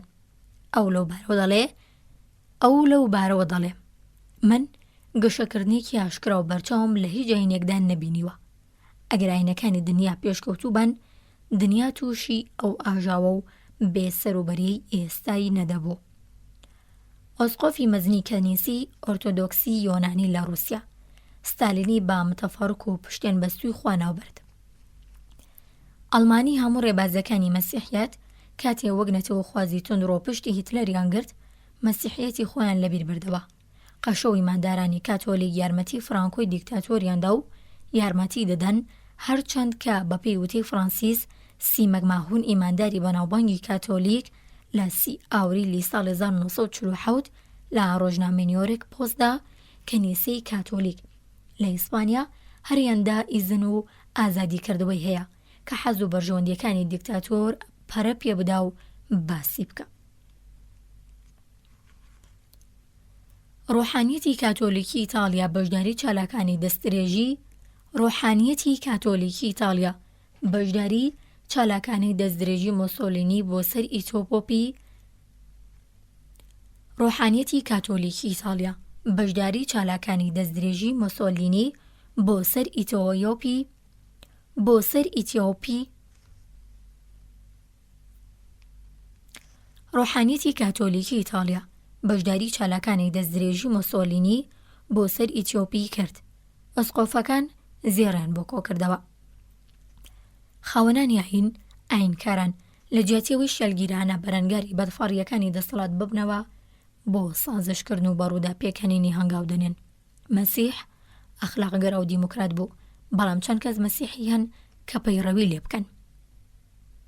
سیستمی کاستی لە هندوگەراییدا ناخلاقی و نادیموکراتیە، بەڵام چەند کەس هیندوو لە خەبات بەدژیەوە سیستەمەدا هاوڕێیەتی گاندی دەکەن. ئیسلام وانەی برایەتی زۆر تێدان، بەڵام میسر، عێراق، ئوردن، فەڵەستین، ئێران یان عەرەبستانی سعودیە تا چەند دیموکراتین. ئاینە جوولەکە سیستمێکی لە ئەخلاقیەتی بەرزەیە. چەند کەس جوولەکە پەیڕەوی لەو سیستەمە دەکەن. پەرزگا کاتێک ئەخلاقی و پاکە کە بە شێوەیەکی بەرچاو واشکرا بەرەو ڕووی کێشەی دەسەڵاتی فرەچەشن و تێکپەسترا و دەسەڵاتی قۆڕخکراو ببێتەوە. پەرزگا کاتێک ئەخلاقی و پاکە کە بە شێوەیەکی بەرچاو واشکرا بەرەو ڕووی کێشەی دەسەڵاتی فرەچەشن و تێکپەسترا و دەسەڵاتی قۆڕخکراو ببێتەوە. گوێگرانی خۆشەویست، لێرەداتینە کۆتایی بەشی دەیەم لە کتێبی گاندی و ستالین دووڕیانێک لە بەردەم مرۆڤایەتی. بەشی 11 لە کتێبی گاندی و ستالین لە پەڕا 141 ڕیشەی دەسەڵاتی جیهانی رووسیا لەکوێدایە؟ گەورەترین کێشەی دەسەڵات لە جیهانی ئەمڕۆدا رووسیایە. ستالین بە دەسەڵاتترین کەسی دنیایە. پیاوی دەسەڵاتە و لە یاساکانی دەسەڵات مەعلانە. ئەو باگاداریەوە دەسەڵاتێکی گەورەی لە ناوخۆدا بەدەست هێناوە و ئێستا دەسەڵاتێکی بەربەڵاویشی لە دەرەوە چەنگ خستووە. چۆنە یەکێتی سۆڤیەت دەتوانێت ڕکابەری ئەمریکا و لە ڕاستیدا سەرجەم دنیای دیموکراتیک بکە؟ حوکمەتی سۆڤیەت نەنان و ئاوی پێویست دەداتە خەڵکی خۆی و ئازادی پێویست. رووسیا لە ڕووی سەربازی و لە ئەمریکا لاوازترە، بۆ هەمان ئاشکرایە کە ئازادی لە دیکتاتۆری باشترە. لەگەڵەوەشدا کۆمۆنیستەکان چۆن دەتوانن ڕکابەری حیزبە دیموکراتەکان بکەن؟ سەرچاوی دەسەڵاتی ڕووسی و دەستڕۆشتووی کۆمۆنیستی لە سەرانسەری دنیادا لەکوێوەیە؟ لە کاتی کۆنفرانسی ئەم دوای ئاشتی پاریس پیرە سەرتاشێکی پاریسی تازە قژی بۆ کورت کردبوومەوە کە من لە ڕووی دەبەنگیەوە داوای شامپۆی ڕۆنی زەیتونم لێ کرد. پەشۆکە گوتی ڕۆنی زەیتون؟ اینجا گوتی بۆ سەرت ئێمە نیمانە لە شێویکین. لە ڕەوشەکە باگازندە بوو دێگێڕایەوە. جارێکی تر دەنگ دەدەمەوە کۆمۆنیستان. ئەوانی دی هەمویان تاقیکردنەوەی خۆیاندا و کارەکەیان خێراتر کرد. ئەم جاریان با دەرفەتێک بدەینە کۆمۆنیستان دەڵێن ئەوان شتێک بە شتێک دەکەن. سەرتاشەکە کۆمۆنیست نەبوو، بەڵام بارودۆخی نالەبار وای لێکردبوو بڕوای بە سەرمایەداری نەمێنێ. چی ئەو تۆی نەبوو لەکی سی بدا. باسی ئازادیم لەگەڵ کرد، پێی سیر بوو. ئازادی چی؟ من هەمیشەنانی خۆم پەیدا دەکەم. من تەنانەت لە سەردەمی نازیشدا وەزعم باش بوو. ئەم وتەیە واتە دەنگێک بە قازانجی حیزبی کۆمۆنیستی فەڕەنسا ئەو بەتەنیا نەبوو، خەڵکی دیکەشی لەگەڵدا بوون. هابینی ساڵی 1942 لە قودس ئۆرشەلیم بوو. مارشال ڕۆمەلی نازی خەریک بوو دەگەیشتە گەروی سوئێز و قاهیرە. ئەگەر لەوەدا سەرکەوتنی بەدەستێنابا جەنگەکە بە زیانی هێزی هاوپەیمانان دەشکایەوە. سەرکردە عەرەبەکان قودس پێیان خۆش بۆ ڕۆمەڵ پێشڕەوی بکە و خەریک بوو خۆیان ئامادە دەکرد پێشوازی لێ بکەن. بۆ چونکە عەرەب دژی ئینگلیز بوون، نازیەکان لەگەڵ ئینگلیز شەڕیانە کرد، کەواتە عەرەبیش لەو ناوەدا دەبوایە لەیانگری نازیەکان بن. هاوینی ساڵی 1946 دیسان لە ئۆرشەلیم بووم. خانمێکی بەناوبانگی عەرەب بۆ خواردنی شەو داواتی ماڵی کردم کە کەوتی بۆ بناری تەپۆڵکەی سکۆپوس چەندین سەرکردەی لاوی عەرەبیش لەوێ بوون. یەکیان گوتی ئەگەر ئینگلیزەکان ڕێگە چارێک بە قازانجی سەهیۆنیستان لێرە بێن نەگۆڕێ عەرەبەکانی ڕوو دەکەنە ڕووسیا. هەروەها گوتی داوای ڕزگاری لە سۆڤێت بۆ مانایەیە لە کۆلکە بڕەبیەوە و بەسەر بەرازدا بکەبیان لە ترسی خنکان بچی هەناوی هەنەهانگەوە. لەگەڵەوەشدا کەم نین ئەو عەرەبانەی کە لەگەڵ مۆسکۆ سەر و سەختیان هەیە و مەرایک دەکەن لێرەشدا لۆژیگەمان لۆژیکی پێشوە. عەرەب دووژمنی ئینگلیزن، رووسیا حەز دەکات ئینگلیزەکان ناوچەی ڕۆژهەڵاتی ناوەڕاست جێبهێڵن، کەواتە هەندی عەرەب رووسیا بە دۆستی خۆیان نەزانن. ئەگەر بارودۆخ لەبار بێ حەز دەکەیت گۆڕان ڕوو بدات، هەرچەند دڵنیانە بیکەم گۆڕانە لە چ قوماشێکە و چ شتێک لە باتیەوەی ئێستا هەیە بە دیاری بۆ دێنێ. مرۆڤی ناڕازی یان ئازارچەشت و دڵخۆشی و بەختەوەری لە شتێک دابینێ کە بانگەشی و پێچوانی دۆخی ئێستای بکە. تۆی پرۆپاگەندی کۆمۆنیستی زیاتر لە زەویەکدا شین دەبێ کە بێبەشی و سەرکوتی درێژخایەن ئاوس بووە. سیستەمی سۆڤێت وەک سیستەمێکی یۆتۆپیایی دەناسێنرێ و دەخرێتە ڕووچوون کە مەڵکدارێتی گەورە و سەرمایەداری تێبەتی تێکەوە پێچان و خاوەندارێتی حوکمەتی لاجێگەی پلاندانانی ئابووری داناوە. وەرزی ڕپشەکاری چینی بە بیستنی چیرۆکی بەهەشت کە دەڵاڵ واغی وەدرنان واتە وڵاتی شیر و هەنگوین وەقی وەردەمێنێ. ئیدی لە ستانداردی ژیانی خەڵکی سۆڤێت ناپرسێ و کارشی بە ئازادی ڕۆژنامەگەری و کتێب نییە. جگەلەوە رووسیا لە بەرچاوی ئاسیایی و ئەفریقاییەکان وەک قارەمان و ڕزگارکەری کۆلۆنیە کۆرتکراوەکان وێنە دەکرێت. بەڵام ناکرێت چاو لەم ڕاستی بنووقێنین کە رووسیا ئێستا خۆی نەتەوە بێگانەکان کۆت و زنجیر دەکات. مەنچوری چین بەتاڵان دەبا بەدەست بە سەرداگرتنی بەندەری پۆرت بەدەست بە سەرداگرتنی بەندەری پۆرت ئارتور وەک پێگەیەکی دەریایی و بەندەری دایرن وەکو بەندەری ژێر کۆنتڕۆلی ڕێژەی خۆی. دەگەڕێتەوە سەر سیاسەتی کۆنی ترازی، دەگەڕێتەوە سەر سیاسەتی کۆنی تزاری کاتێک لەشکری سووری لا خاکی ئێران بەستاندنی امتیازاتی نەوت لە حوکمەتی ئێران گەڕایە سەر خۆخۆدەی تزاری کاتێک کە داوای کرد بە هاوبەشی کۆنتڕۆلی گەروی دەردانێلی تورکیا بکە گەڕایە سەر سیاسەتی تزاری. ئەمە واڵانە تازەن و کڕەناکانی پرۆپاگەندا بەپەلە بەسەریاندا باز دەدەن. بەڵام لە جیاتی و ڕاستی و شایەدانە لەسەر باس و گفتوگۆی ویشنسکی لەگەڵ وەزیری دەرەوەی ئینگلیز ئێرنز بوین پێدادەگرێت کە ڕۆژ لەوەدا وەک دۆسیان دەنووسیان دەرکەوتون چاوەکان لەسەر دەنگی وەزیری دەرەوەی سۆڤێت مۆلۆتۆڤ بابڕ یارنامەی هیندی ڕێکخراوێنێتەوە گرتوەکان بە دژی گوتوە ڕەشەکان لە ئەفریقای باشوور مۆلەق دەوەستن کە دەیەوێت قولە ڕەشەکان لەوێدا بند بکە. حەشیمەتە ملیۆنیەکانی ڕۆژهەڵات ڕەوشەکە لە سادەترین و کاڵترین شێوەی خۆی دابینن. ئەوانەیانەوێت لە دەست ئیمپریالیستی بێگانە ڕزگار بن. ئیمپریالیستی بێگانەش بریتین لە بەریتانیای مەزن، فەڕەنسا، هۆڵەندا و پۆرتوگال. ئەمریکا پشگیری لە بەریتانیا دەکات رووسیا دوژ ئیمپریالیستانە کەواتە خەڵکی کۆلۆنیەکان رووسیا بە دۆستی خۆیان دەزانن. مرۆڤی سێرکەر لە هەسیا لافاوێک لە هەستی دژەسپی و دژە ڕۆژاوای دادەبینێ و ئەم جۆرە دوژمنایەتیکردنەی بێگانە دزێ و دڕندانەیە. بەشێکە لە ڕۆچوونی مرۆڤی نوێ بۆ زەلکاوێک کاتنەوە دەر لێگەلێ زەحمەتە وەکو نەفرەتی نیژادی نازیەکان و جیاوازی دانان و دەمەرگرژی ڕەنگپەرستانی دڕندەکانی گروپی باڵادەستی سپی لە ویلایەتە گرتووەکان. ئەم تەرزاڕوانینە لە هەند ڕێنماییەکانی گاندی توندوتیژی دەخاتە ڕوو لە ڕاستیدا مەترسی دارترین نەخۆشی ئەم سەردەما تەرسناکەیە. لە هیند لەگەڵ چاکراوارتی ڕاجا گوپالاچاریار ئەندامی کابینەی دەوڵەتی هیند کۆنە هاوڕێی گاندی و یەک لە کۆنە سەرکردەکانی جوڵانووینەتەوە خوازی هیند دووەم دەیگوت ئەمریکا لە کاتی شۆڕ لەگەڵ ئەڵمانیادا بۆمبی ئەتۆمیە بوو بەڵام بەسەر ئەڵمانیەکاندا بەرنەدایەوە چونکە سپین، بەڵام لە ژاپۆنیەکانیدا چونکە ڕەنگین پێستن هیچ شتێک نەیدەتوانی قەناعاتی پێبێنێ. من هەرە بۆ چوونم چەندین جار لە هەسیا بیست بوو ئەم شتەوانە ویلایەتە گرتووەکان تابەر لە شکستی هیتلەر نەبوو بۆ خاوەنی بۆمبی ئەتۆم. پێداگری ڕاجا گوپالاچاریار بێبنەما بوو بەڵام لەسەر و زانیاریەوە وەستا بوو کە مرۆڤی سپی مرۆڤی ڕەنگین پێست دەچەوسێننەوە.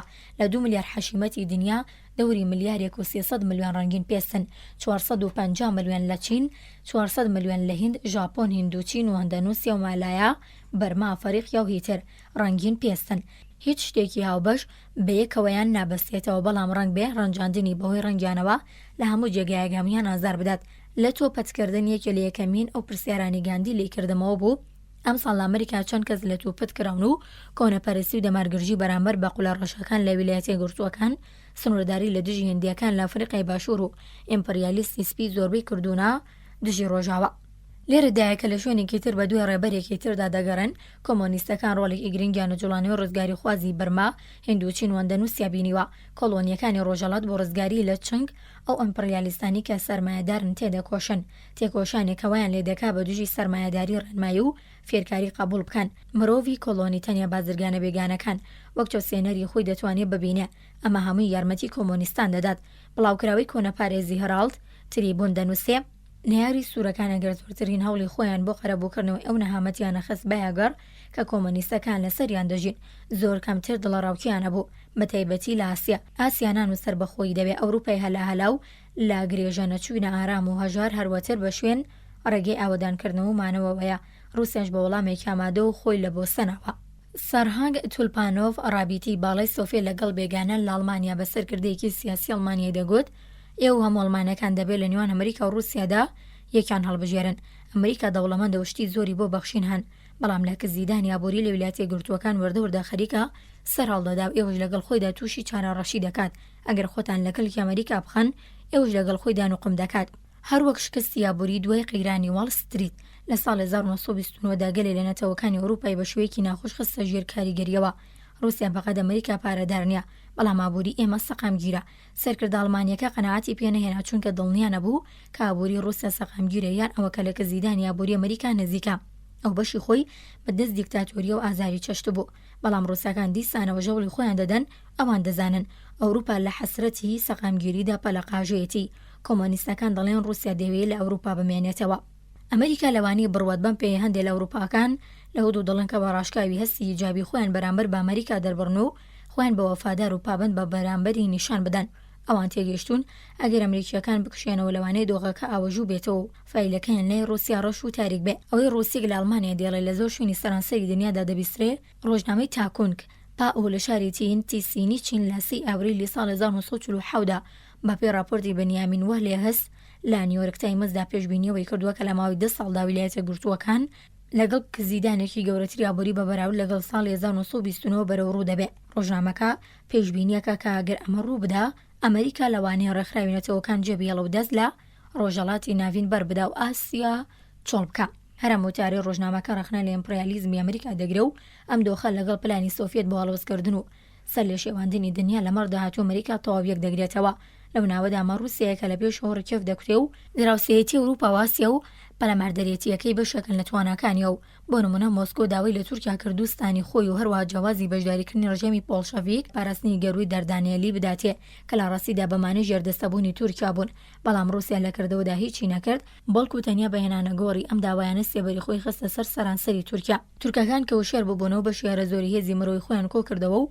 سوپای خۆیان لە حەڵی ئامادەباشی جەنگیدا ڕاگرت تا و جێگەیە کە بە نرخی شکستێنانی ئابووری نیشتیمانیان تەواو بوو هیتلەریش کارێکی وای لەگەڵ نەمسا چەکۆسڵاڤاکی و فەڕەنسا کرد ئەو بەر لەوەی سەربازەکان پەلاماری ئەو وڵاتە بدەن بە دەستپێکردنی شەڕێکی دەرونی زراوی بردن کۆمۆنیستەکان کە بۆ سەرکەوتنە بێخەرجی خۆیان هەستیان بە بەخۆنازین دەکرد دەستیان بە پڕۆپاگەندا کرد هاوەریان لێ هەڵسا کە تورکیا نادیموکراتی و تورک ئەرمەنیان قەتڵ عام کردوون تورکتانەیان دیکە شاری دووەم کۆتاییە خۆیان لێنەدا ئەم وتانە هەموو ڕاستن خەڵکی ڕۆژۆکی هێژگەر ساحلکە ئەمریکا سەریان بەمانەی خەفەت و ناچاری ڕادەوشێن و قبول دەکەن کە تورکیا مستەحەقی یارمەتیدانی و ئەمە ڕاست ئەو ئاکامەیە کە کۆمۆنیست دەیانەوێت لە کاتی دامەزراندنی تورکیای نوێدا بە سەرۆکایەتی کەمال پاشا ئاتاتورک لە ساڵی 1990 تا ئەم دۆیە تورکیا ڕژیمێکی تاک حیزبی بووە لەو دواییەدا هیزن بە حیزبێکی تر دراوەک و ئۆپۆزیسیۆنی سنووردار کار بکە هەر لەم ماوەی تاک حیزبی بوونی تورکیادا پەیوەندی رووسیای سۆڤێت لەگەڵ ئەم وڵاتە لە ڕادەبەدەر دۆستانە بۆ یارمەتیەکانی رووسیا تورکیای لە شەڕیانە دۆ لە ساڵی 1921 بۆ 22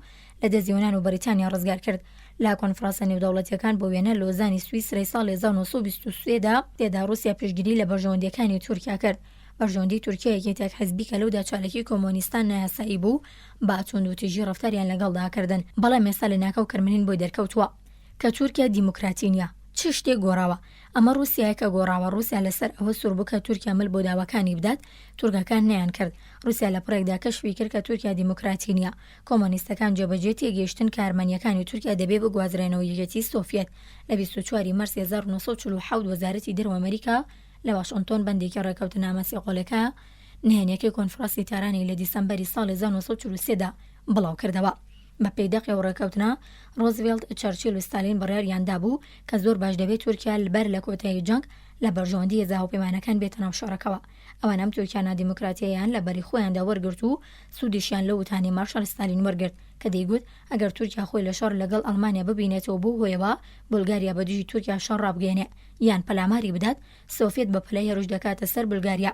ستالین تورکیای نادیموکراتی ڕزگار دەکرد، تورکیا وکات نەچوە نەو جەنگەکەوە، بەڵام زۆر درەنگتر چوو ڕووس و کۆمۆنیستەکان لە دژی تورکیا تۆند بەو خاڵەوە نووسان، بەڵام بولگاریا هەرگیز نەچوە پاڵ هاوپەیمانانەوە و لە ڕاستیدا بولگاریا ماوەیەکی زۆر لە سەنگەری هیتلەردا شۆری کرد و رووسیا ناچار بوو بە دژی بولگاریا شەڕ ڕابگەێنێ و پەلاماری بدات. لەگەڵەوەشدا لە ساڵی 1946 داوای لە کۆنفرانسی هاشتی پاریس کرد کە بولگاریا دووژمنەکەی پێشووی زەن بە درێکە خاکی یۆنان کە بەرپەرچی پەلاماری ئەڵمانیا و ئیتاڵی دابەوە بخاتەوە سەر خاکی خۆی بۆ، چونکە بولگاریا داردەستی رووسایە. ئەمە نمونەیەکی ئاشکرای لە بەڕەڵەی ئەخلاقی دیبلۆماسی رووسیا هەڵوێستی کۆمۆنیستی کە بەرایەتی دیموکراسیەکان دەکا. ئامانجە نەتەوەیەکانی رووسیا بەرلام و پێوەرێک دێنە پێشەوە. هێڵی ڕەفتاری مۆسکۆ بەرامبەر هەر وڵاتی هیچ پەیوەندیەکی بە ماهیەتی سیاسی وڵاتەکەوە نییە. ستالین پەیمانی لەگەڵ هیتلەر و داگیرکەرانی ژاپۆن بەست و پەیمانی دۆستایەتی لەگەڵ دیکتاتۆری ئەرژەنتین خوان پەروون وەرکرد. ئایدۆلۆژیا و سیاسەتی رووسی لە خزمەتی هەڵخەڵەتاندنی خەڵکی تر و دروستکردنیەوە هەم بووە. ئەمانە دەبوایە بۆ خەڵک بە تەواوی ڕوون بن، بەڵام ڕاستیەکە بە شێوەیەکی ترە. ناپاکی ستالین و بێویژدانی کۆمۆنیستی یارمەتی رووسیای داوە کە گەلێ سەرکەوتن بەدەست بێنێ. حوکمەتی سۆڤێت نایەوێ دنیایان تەنانەت قاڕێکیش بە زەبری چاک داگیر بکە.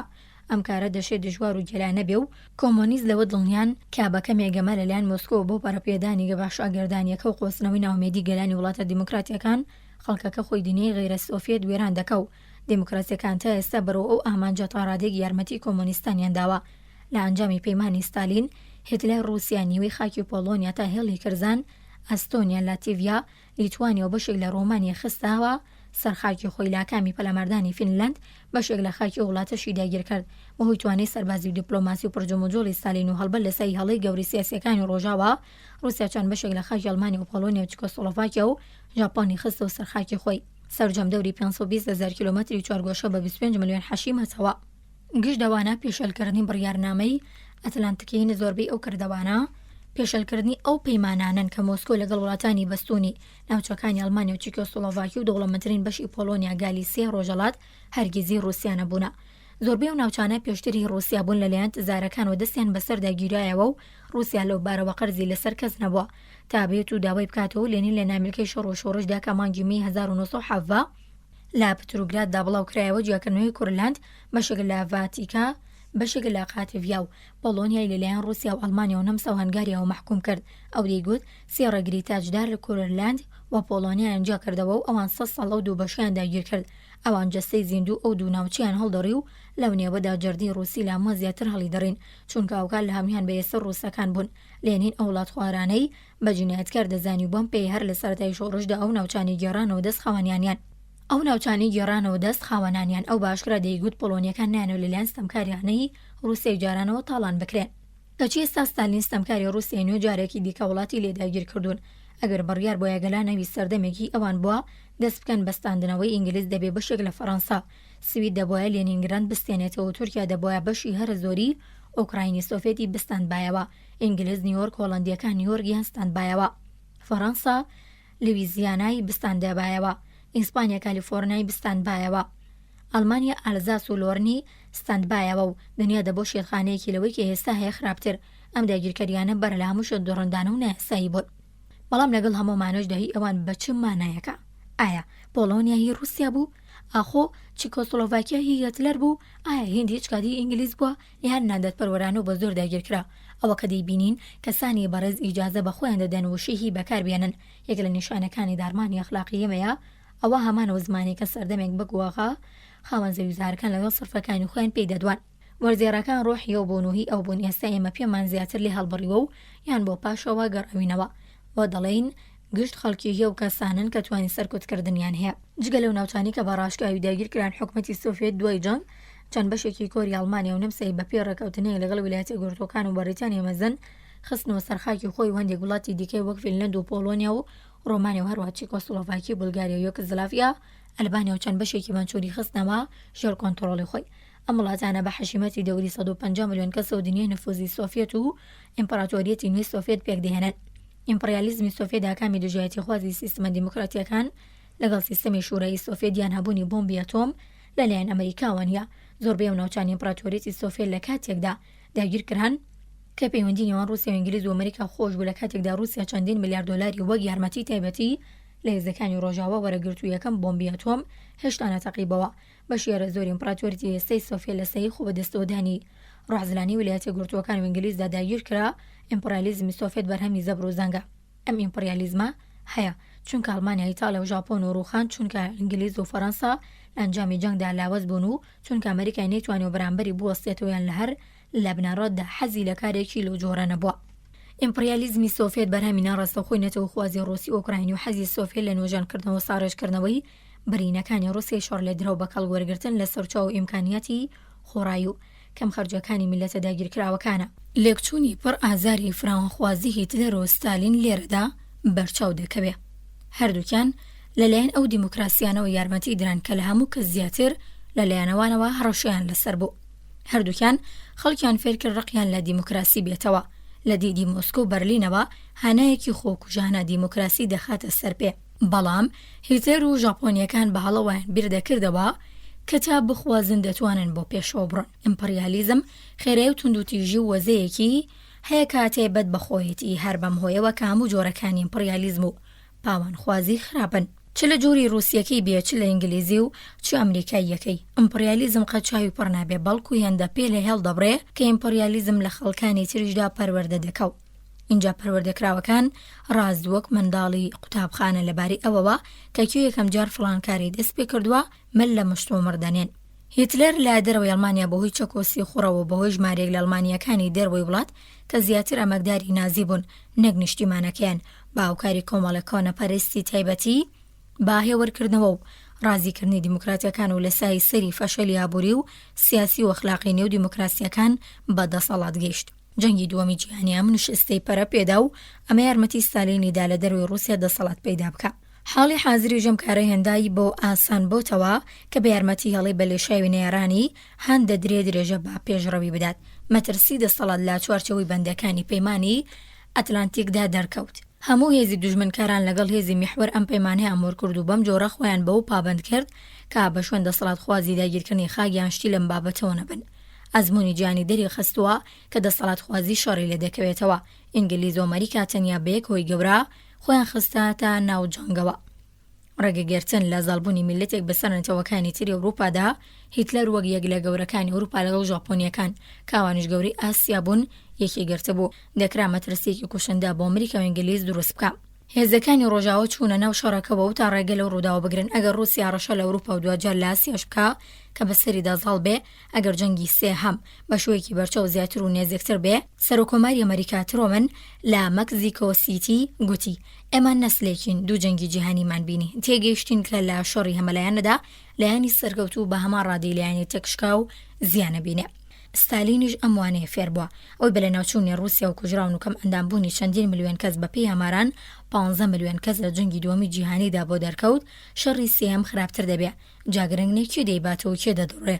من بڕوان بەوە نییە ستالین خوازیاری شۆڕشێکی جیهانی بێ، هیچ کەس ناوێرێ بڵێ من بە چەک و بۆمبەکانم دنیا داگیر دەکەم. بەڵام ستالین هەمیشە تامەزرۆی دەسەڵاتی زیاترە و بەم جۆرە بەباشی هەلی پەرەپێدانی دەسەڵات دەقۆزێتەوە چەندین و چەند جار ئەو هەلانە ڕەخسێنە. ئەگەر ئەو هەوڵانە بەبناوی هەژاری و قوربەسەری و برسێتی پڕایی میلەتانی تر بۆی گرنگ نییە. ئەو گوتوێتی یابووری کۆمۆنیستی باشترین جۆری یابووریە و دڵنیا بە کە سەرمایەداری دەبێت لە ناو بچێ.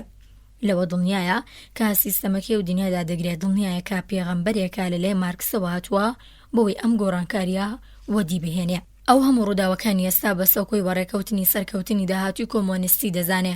هێڵی کردەوەی سۆڤێت و هەڵسوکەوتی کۆمۆنیستەکانی دەرەوە نیشانەیەوەیە کە مۆسکۆ سەردەمی بێزاری و دڵساردکەرەوە و ناومێتکردن و نەخۆشی بە باشترین دەرفەت بۆ لاوەزکردن و لە ناوبردنی دنیای دیموکراسی دەزانێ. بەتایبەت چونکە ڕاگەیاندنی سۆڤێت دەرگیز لە دووپاتکردنەوەی ئەو خاڵە وەڕەز نابێ. لە کاتێکەوە کە قۆناغێکی لە کەزیدانی سەرمایەداری نزیک بۆتەوە. ستالین بە ئامرازی کەمە و چاوەڕوانی گەیشتن بە ئامانجی زۆر گەورەیە. گەورەترین ئیلهامبەخشی وی بەدەنگی دوژمنەکانێتی کە تێناگەن. ستالین هیوادارەکە لە ڕێگەی گەندەڵی و لە ناوچوون و لادرانی دیموکراسی دەسەڵاتێکی زیاتر وەدەستبێنێ.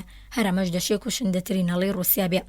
داگیرکەرێ ئەگەر دەستخۆشی لێکرابێ مەترسیدارە چونکە نازانێت کەنگێ و لەکوێ وازە دیاگیرکردن بهێنێ.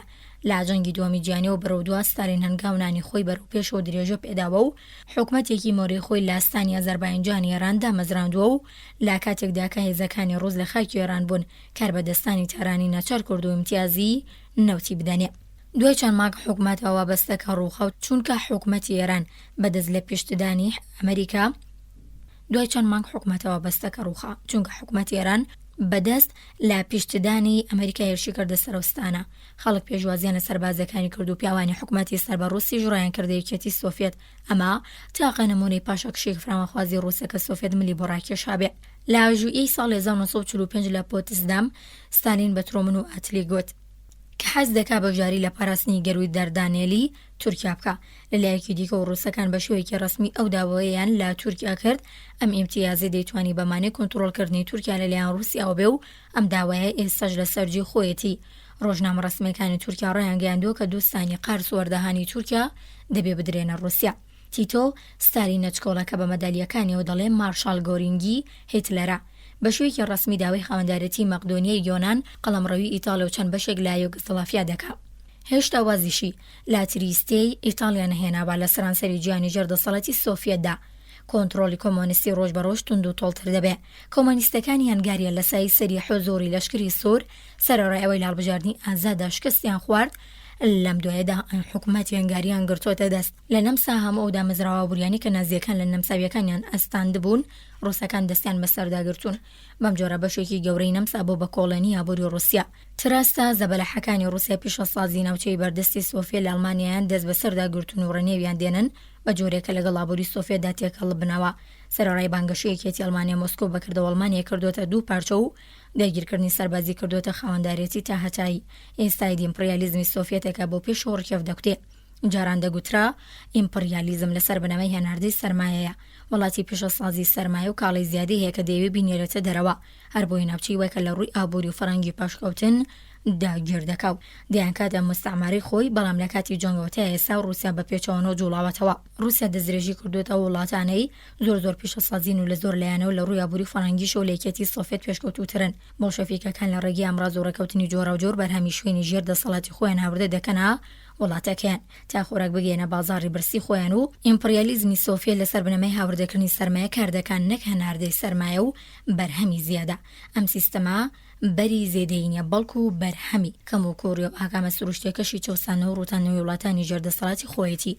یەکێتی سۆڤێت لە دەرەوەی ئیمپراتۆریەتی خۆیدا هاوکاری تا مزرۆیانی حیزبە کۆمۆنیستیەکانی لە پشتاچی ئەو پۆزیسیۆنی دەرەوەی حکومەت بن یان هینە حکومەت. ئەو کۆمۆنیست و لایەنگر و سابیلکە و چاوبەسراوانی دواشیان دەکەون فیدراسیۆنی جیهانی سەندیکاکانی کار WFTU. وەزیری دەرەوە مۆلۆتۆف و نوێنەری سۆڤێت لە ڕێکخراوی نەتەوەکان گرۆمیکۆ هەوڵیان داوەکە پێکەوە دۆخێکی یاسایی لەبەر لە ڕێکخراوی نەتەوەکان بۆ فیدراسیۆنە بەدەستبێنن. لە وڵاتانی جۆرە و جۆر بەتایبەتی لە فەڕەنسا فیدراسیۆن کاریگەرێکی سیاسی گەورە و گران لە خۆی نیشان دەدا. بلۆکی سۆڤێت سڵاو کۆمۆنیستی هێشتا بە شوێن فرامەخوازیەوەیە هەروەک فرامەخوازی ئەڵمانی ئیتاڵی و ژاپۆنی و جەنگی لێکەوتەوە. ئەم ڕوانگەیەش دەشێ بە ئاماشەوە بە شەڕ کۆتایی پێبێ و یەکەم هۆکار بۆ هەوات و حەزی ڕێگەگرتن لە فراوانبوونی نفوذ و خایک و سیاسەتی سۆڤێت و ڕێگەگرتن لە قەومانی جەنگی سێهەمە. ئەگەر رووسیا لە ڕادە بە دەرزێدەڕووی بکە لەوانی گرانی دی هەڵبەزنەوە وازاڵە بێنن. هەروەک ئینگلیز لە ساڵی 1939دا وەزاڵە هاتوو بڕیاری جەنگیدا. لە پشت سەری پێشڕەوی بەگوڕی ڕووسیاوە بەستەڵێکی دیکتاتۆری لە پێشڕەوی خۆیدا ئازادی تێک دەشکێنێ. ئەمەیە دووەم هۆکاری دژوای تێکردنی فرامەخوازی سۆڤێت. هاوینی 1946 کۆمەڵە راپۆرتێک لە ڕۆژنامەکانی ئەڵمانیادا لەبارەی ڕفاندنی گوڕژگەیەکی ئەڵمانی لەلایەن سۆڤێتیەکانەوە بڵاوکرایەوە. ڕووس و کۆمۆنیستەکان بە تووڕێی و راپۆرتەکانیان بەدروو خستەوە بەڵام پاییزێمان ساڵ لە بەرلین ڕوونووسی نامەیەکی بەدەستگەشت کە ڕاستیم راپۆرتانی دەردەخست. کەسێک بە ناوی ئۆتۆ بلۆخوی تزنامەکەی نووسی بوو ئیمزای کرد بۆ کە سەرکردەی حیزبی کۆمۆنیستی یەکێتی سۆسیالیستی لا ویلایەتی ساکسۆنی ژێردەسەڵاتی سۆڤێت بوو. بۆ ئۆتۆ گۆرۆتۆڵ سەرۆکی ئەمان حیزب لە بەرلین نووسی بووی. نامەکەی 7 مانگی مەی 1946 و ئاوە دەست پێ دەکات.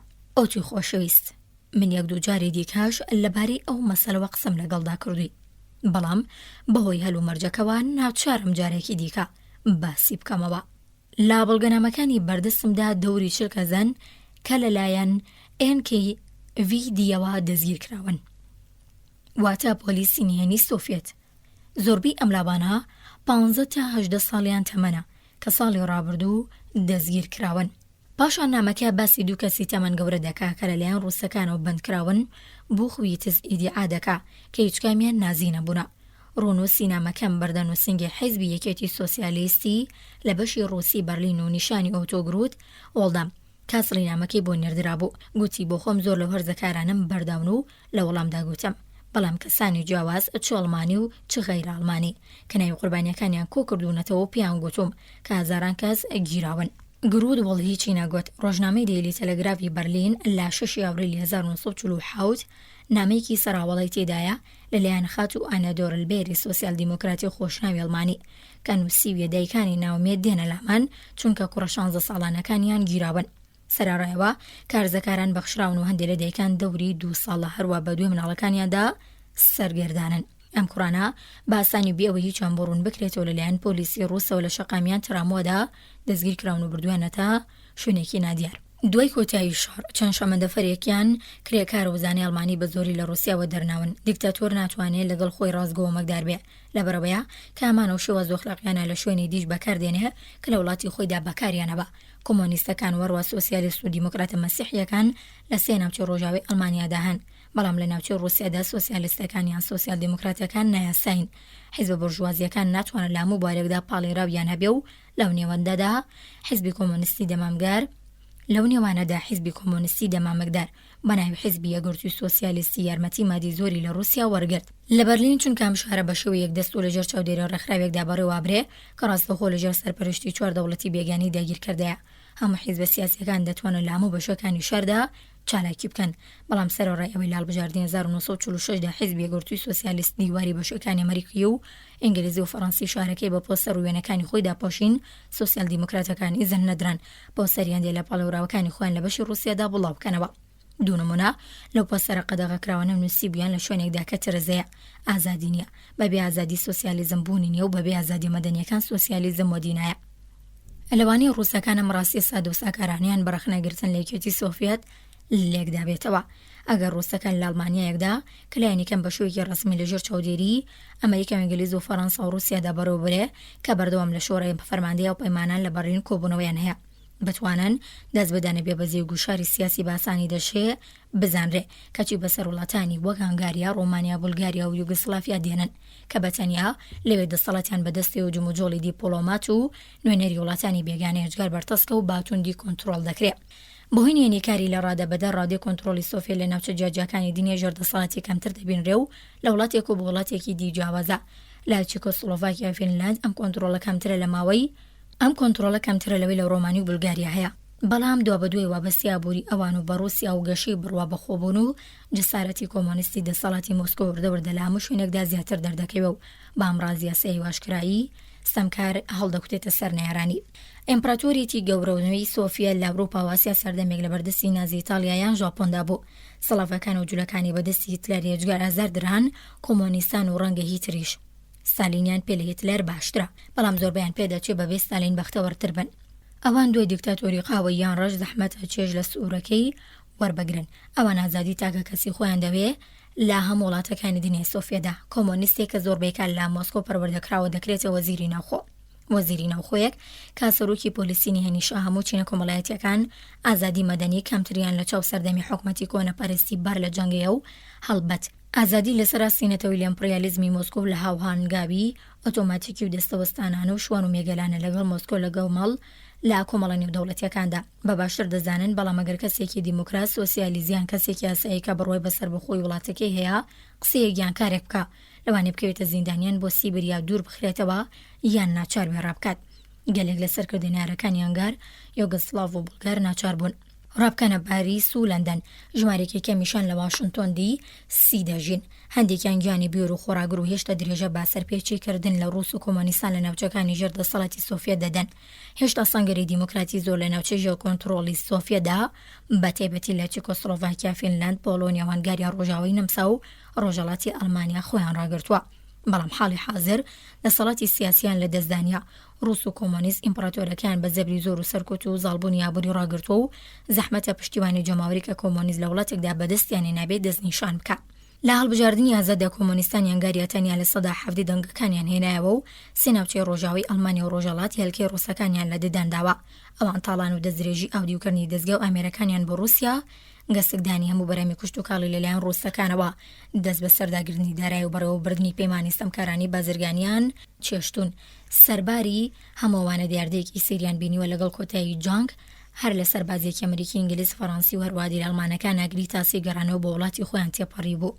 ڕووسەکان تاکە ڕێزپەڕی ئەو ڕێسا سروشتی ڕەفتاری مرۆڤی بوون چەندین هەزار هاوڵاتی سۆڤێت و ژن و پیاوانەی لە کاتی شۆڕدا بە پێی فەرمان و ڕاستپاردەی وڵاتی خۆیان جێهێشت بوو یان نازیەکان وە دەریان نابوون، شوێنی ژیانیان گۆڕیوە و دیانوێت لە تەڕاوکە بمێننەوە. دیان هەزار لەو ڕاکردوانی سۆڤێت لە ئەوروپا بە کۆمەڵیان بە تەنیا خەریکی ڕاکردن لە دەستی پۆلیستینیانی سۆڤێتن یان پەنایان بەردوگاکانی ئەمریکا و ئینگلیز و فەڕەنسا یاوارەکانی شۆڕ بردووە. ئەو ژمارەیە تەنیا بەشێکن لەوانی توانراوە ناونووس و سەرژمێری بکرێن.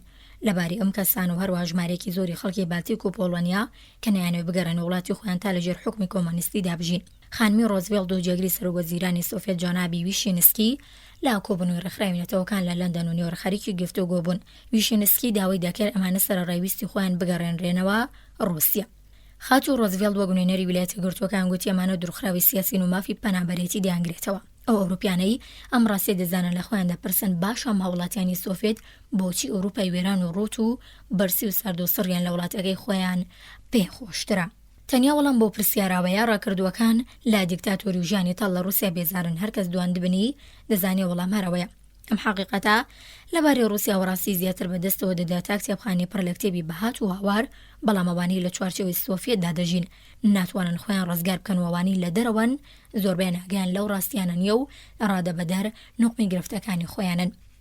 زۆر پێدەچێ خەڵکانی دنیای سۆڤێت دەوری 180 ملیۆن هاوڵاتی سۆڤێت لەگەڵ 150 ملیۆن کەس لە ناوچەکانی ژێردەسەڵاتی سۆڤێت سەرجەم 330 ملیۆن کەس. بە هەمان ڕادی ئەوروپاییانی ئەوەتەخوازی دۆخی باشتی ژیان و دیموکراسی ڕاستەقینەن تا سەبار بن. لە زۆربەی وڵاتانی دنیای سۆڤێتدا ناشێکاری زۆر بۆ گرفتانە بکرێ بەڵام لەگەڵ وڵاتی دەروی دنیای سۆڤێتدا زۆر کار بۆ ڕاپەڕاندن هەیە. کلیلی تێگەیشتنی فراوانخوازی سۆڤێت یەکگۆشەیە بۆشایی. ستالین لە ئەوروپا و ئاسیا دەستی بە سوودوەرگرتن لە بۆشایی دوای جەنگی ئاکامیشکستی ئەڵمانیا، ئیتالیا و ژاپۆن و لاوازی ئینگلیز و فەڕەنسای پاش جەنگ کردووە. بەم جۆرە کۆمۆنیست و ڕووسپەلیان هاویشتۆتە سەرانسەری دنیا تا بۆشەی سیاسی و دەرونی ئاکامی لاوازبوونی بڕوا بە دیموکراسی پڕ بکەنەوە. کلیلی گەیشتن بە ئاشتی و دیموکراسی ڕێگەگرتن لە پاوانخوازی سۆڤێتە بە یارمەتی پڕکردنەوەم بۆشاییە. رووسیا کاتێ بزانێ لە جیاتی بۆشەی دەسەڵات لەگەڵ خودی دەسەڵاتێک بەرەو ڕوە قەڵەمڕەوی خۆی فراوان ناکاتەوە. ئەگەر دیموکراسی پڕجوڵە پێشکەوت و ڕاستەقی نەبێ رووسیا لە ڕووی سیاسی و ئایدۆلۆژیاوە فراوانخوازی پێناکرێ. ئەو کاتانی خەڵک هەست بە بۆشەی معنەوی دەکەن لەو کاتانە دەکە هیوایان لە دەست دەدەن و دادەمێنن. گوێ بۆ سەختەشیان شل دەکەن و دڵ بە دیکتاتۆران خۆش دەکەن. بۆشەی مەیدانی تەڕاتێنی درۆزنانی بێویژدان مرۆڤی بوو دەڵە و ملهوڕە. کێشەی رووسیا کێشەی ئەڵمانیامان بیردەخاتەوە چونکە هەردووکیان لە سەرچاوێکی هاوبەش ئەو دەخۆنەوە شکستی شارستانیەتی نوێ کە باڕاستی ڕەزامەندی مرۆڤ لە ژیانی خۆی و بەها پێبەخشیندا دەڕوە. ئێستای دیسیر نییە بڵێن کۆمۆنیزم مەمکی هەژاری دەمژێ. نانواوەکەی لە نەبوونی ناندایە، لە نەبوونی بەردەخەڵوز و جلوبەرەکدایە، بەڵام دەبێ قبول بکەین کە لە نەبوونی معنەویەتیشدایە. کە لە نەبوونی معنەویەتیشدایە. گوێگرانی خۆشەویست لێرە داتینە کۆتایی بەشی 11 لە کتێبی گاندی و ستالین دووڕیانێک لە بەردەم مرۆڤایەتی. بەشی 12 لە کتێبی گاندی و ستالین لاپەڕا 163 شەڕی ئایدۆلۆژی لەگەڵ رووسیا. دنیایەکی یەکپارچە و یەگرتو و دنیایەکی بێفرە حوکمەتی، ئایدیایەکی گەلێ جێگەی ڕێزە. وێندێڵ وێڵکی کەوەردنە ناوەختێکی بۆ ئەمریکاییەکان کارەساتێکی نەتەوەی بوو. بۆی برۆ پێدانیم دروشما پێگەیەکی نەمری لانێ و شانازیەکان و نەودارانی دیموکراسیدا هەیە. بەڵام بەداخەوە دنیا یەک دڵ و یەک پارچە نیە و درزی بردو و دوولەت بۆ بەشێکی گەورەی بەهۆی پێشگوێخستنەوە حەقیقەتە لە دەست چووە. ڕەنگە ڕۆژگارێک لە داهاتوودا ببێت یەک پارچە ودەم ڕۆژاف ئەوە دەبێت کە خۆم دنیا یەک پارچەیە، دنیایەکی دیموکراتیان دنیایەکی دیکتاتۆری. ئەوە هەمانەوە شتەیە کە هەموو کۆنفرانس و کۆڕ و کۆبوونەوە و چڕە و گۆڕە و شەڕ و هەراکانی لەسەر دەکرێن. سەردەمێک دەیانگۆڕ رووسیا و ئەمریکایاندا لێک دوورن کە ناشێ تێگەڵ قۆچانێک لە نێوانیاندا ڕووبدات. بەڵام سەرکەوتن لە جەنگی دووەمی جیهانیدا نەخشەی دنیای گۆڕی. ئێستا رووسیا و ئەمریکا لە ژاپۆن، کۆریا و چین، ئێران، تورکیا، یۆنان، ناوچەی باڵقان، نەمسا، ئەڵمانیا، فەڕەنسا، ئیتالیا، ئۆقیانوسی ئەتڵەس و ئۆقیانوسی بەستەڵێکی باکووردا هاوسنوور و ڕکابەری یەکترن. رووسیا، ئەمریکا لە سەرانسەری جیهاندا پێکەوە خەریکی شۆڕێکی سیاسی و ئایدۆلۆژین، تەنانەت لە ئەمریکای لاتین کە ویلایەتە گرتووەکانی ئەمریکای لە ڕووی دراوسێتیەوە لێ نزیکترا. حەزی هەندێک لە کۆمارەکان بۆ دۆزینەوەی پارسەنگێک با دژی تێی قورسی دەسەڵاتی قۆڕخکراوی ئەمریکا لەم دواییەدا هەلی نەفوزی بەرچاوی بۆ کۆمۆنیست و رووسیا ڕەخساندووە. چونکە بەریتانیا لەو خۆپەرسترە بتوانێت و پارسەنگە بێ کاتێک کە پڕۆنی دیکتاتۆر هەست بە دووژمنایەتی واشنتن دەکا. دەچێتە لای مۆسکۆ و دەست با خۆشتیرینکردن دەکا. پڕۆن بەڕووی مۆسکۆدا پێیەکەنی و مۆسکۆش بە خۆشحاڵیەوە دەستی با پشتی دادێنێ. ستالین چاکی ئاگای لەو شەڕە سیاسیە و بە هەرچێکێک کە لە جبەخانەکەیدا بێدەیکا وشو دەربڕینی ڕۆژنامە و رادیۆ و ڕەفتاری کاربەدەستانی سۆڤێت ڕەنگدانەوەی ئەو شەڕە سیاسیەیە بەرامبەر بە دنیای غەیری سۆڤێت. بۆ بەدبەختان ئەو هەموو کەسێک کە لەبارەی سیاسەتەکانی سۆڤێتەوە نووسن و قساکەن خۆیان ناتوانن ڕۆژنامە و گۆڤارەکانی سۆڤێت بخوێننەوە. بەڕاوەشاندنی گۆچانی جادوویەتی بوون و سەران ئەم شەڕە سیاسیە دیزە بە دەرخۆنا ناکرێ، یان بە گوتنیەوە کام شەڕ و هەرەیە لا چەمەگناسیدا لا بەدحاڵی بوون و شان و لە تووڕەی شخصی کاتی و ئەنجامی بەدگومانی و تاوانبارکردنی پێشوەختەوە سەرچاواگرن بزر بکرێ. شەڕی سیاسی لە بەرچاوانە و دەبینرێ. ڕۆژنامەکانە ڕۆژی هەواڵنامی گۆڕەپانی و شەڕن و ڕووس پندێکانێکە دەڵێ کابرا چووە سێرێک فیلەکەی نەدی. شەڕی سیاسی نێوان سۆڤێت و دنیای غەیری سۆڤێت گەورەترین کێشەی نێودەوڵەتیە. تەنیا کەسانی زەلکوێر و گەل نابینن. کەسانی واژ هەن نانەوێ ببینن نەکا لەگەڵی تووشی شەڕ ببین و سەر نەکەوین. پرسیارێکی دووپاتە کاگوێمان لێ دەبێ ئەوەیە بۆ لەگەڵ رووسیا ڕکابەری بکەین. ئێمە دەبێ لەگەڵی بکەوین. دەبێت لەگەڵی پێک بین و پێکەوە هەڵبکەین. حوکمەتی ئەمریکا و ئینگلیز لەسەر پۆلۆنیا، ئەڵمانیا، نەمسا، یوگۆسڵافیا، هەنگاریا، ڕۆمانیا و بولگارستان لەگەڵ رووسیا پێگاتن. ڕۆزڤڵت و چەرچیل لە نیوەی پۆلۆنیایاندا ستالین و دەرفەتی جێگیربوونی حوکمەتی دانراوی مۆسکۆیان بۆ پێگێنا تا لە باشۆ بەسەر نیوەکەی تری پۆلۆنیاشدا حکم بکە. تەنیا داوایان لە ستالین کرد کاڵبژارنێکی ئازاد و بێکۆسب لەوێ ئەنجام بدە. ستالین بەڵێنی وەرەی پێدان، بەڵام بەڵێنەکەی نەگەیاندە سەر. بەڵێنی هەڵبژاردننی ئازاد لە ڕۆمانیا و بولگاریشیدا ئەو گفتەشی جێبەجێ نەکرد. هەڵبژاردننی ئازاد لە هەنگاری ئەنجام درا و کۆمۆنیستەکان تەنیا لە سەدا 17 دەنگەکانیان هێنایەوە. بەڵام دوێ چەند مانگێک لە سەی دەسەڵاتی سەربازی رووسیا لە هەنگاریەکە مینی کۆمۆنیست سێبەری کۆنتڕۆلی خۆی خستە سەر حوکمەتی هەنگاریە و ئەوەی مۆسکۆ لە ڕاستی پەیمانە بازرگانی یەکلایەنەکان مەبەستی بوو پێی گەشت. ستالین لە پۆتزدام لە جوڵاوی ئاگۆستۆی 1945 بۆ خۆی بەڵێنی داکەوە یەکەیەکی ئابووری یەکپارچە لەگەڵ ئەڵمانیا بجوڵێتەوە. رووسیا ڕێکەوتنەشی ژێر پێخست. ستالین قەولیدا لە مێژوویەکی دیاریکراودا لە ئێران بکشێتەوە، بەڵام تا ماوەیەکی زۆر دوای و مێژوەش لە ئێران مایەوە. ئەوەی رووسەکان ناوی لێدەنێن دان و ستەن. ئەوان سەرەتا بەڵێنێک دەدەن دان و پاشان دیسێننەوە ستەن. دیموکراسیەکان لەسەر بەندەکانی پەیمانی ئەتلانتیک ڕێکەوتن بۆ ئەوەی بتوانن لەگەڵ رووسیا سازش بکەن. بەڵام ئەو بەتەواوی بە زیانشکایەوە ستالین هەرچێکی دیموکراسیەکان دایانێ وەریگرت و پاشان هەوڵیداشتی زیاتر وەربگرێ. ئەماش مامەڵێکی دیکە لە جۆری دانوستان بۆ دیموکراسیەکان دەیاندا و رووسیاش دەیانستان. رووسیاش دەیستاند. نیوەی ڕۆژهەڵاتی ئەڵمانیا هەرم وەک پێوەلکاندنی ڕاستەوخۆ هەمووەک دیاریەک بۆ دەوڵەتی دانراوی رووسیا لە هەنگاریا هەموو ناوچەی داگیرکراو لەلایەن رووسیاوە درایە سۆڤێت. ئاخۆم هەموو دیاریە بەخشینانە کرملینی ڕازی کرد نەخێر. لەو کاتەوە وڵیداوە هەموو ئەڵمانیا لە دەست خۆی وەربگرێت.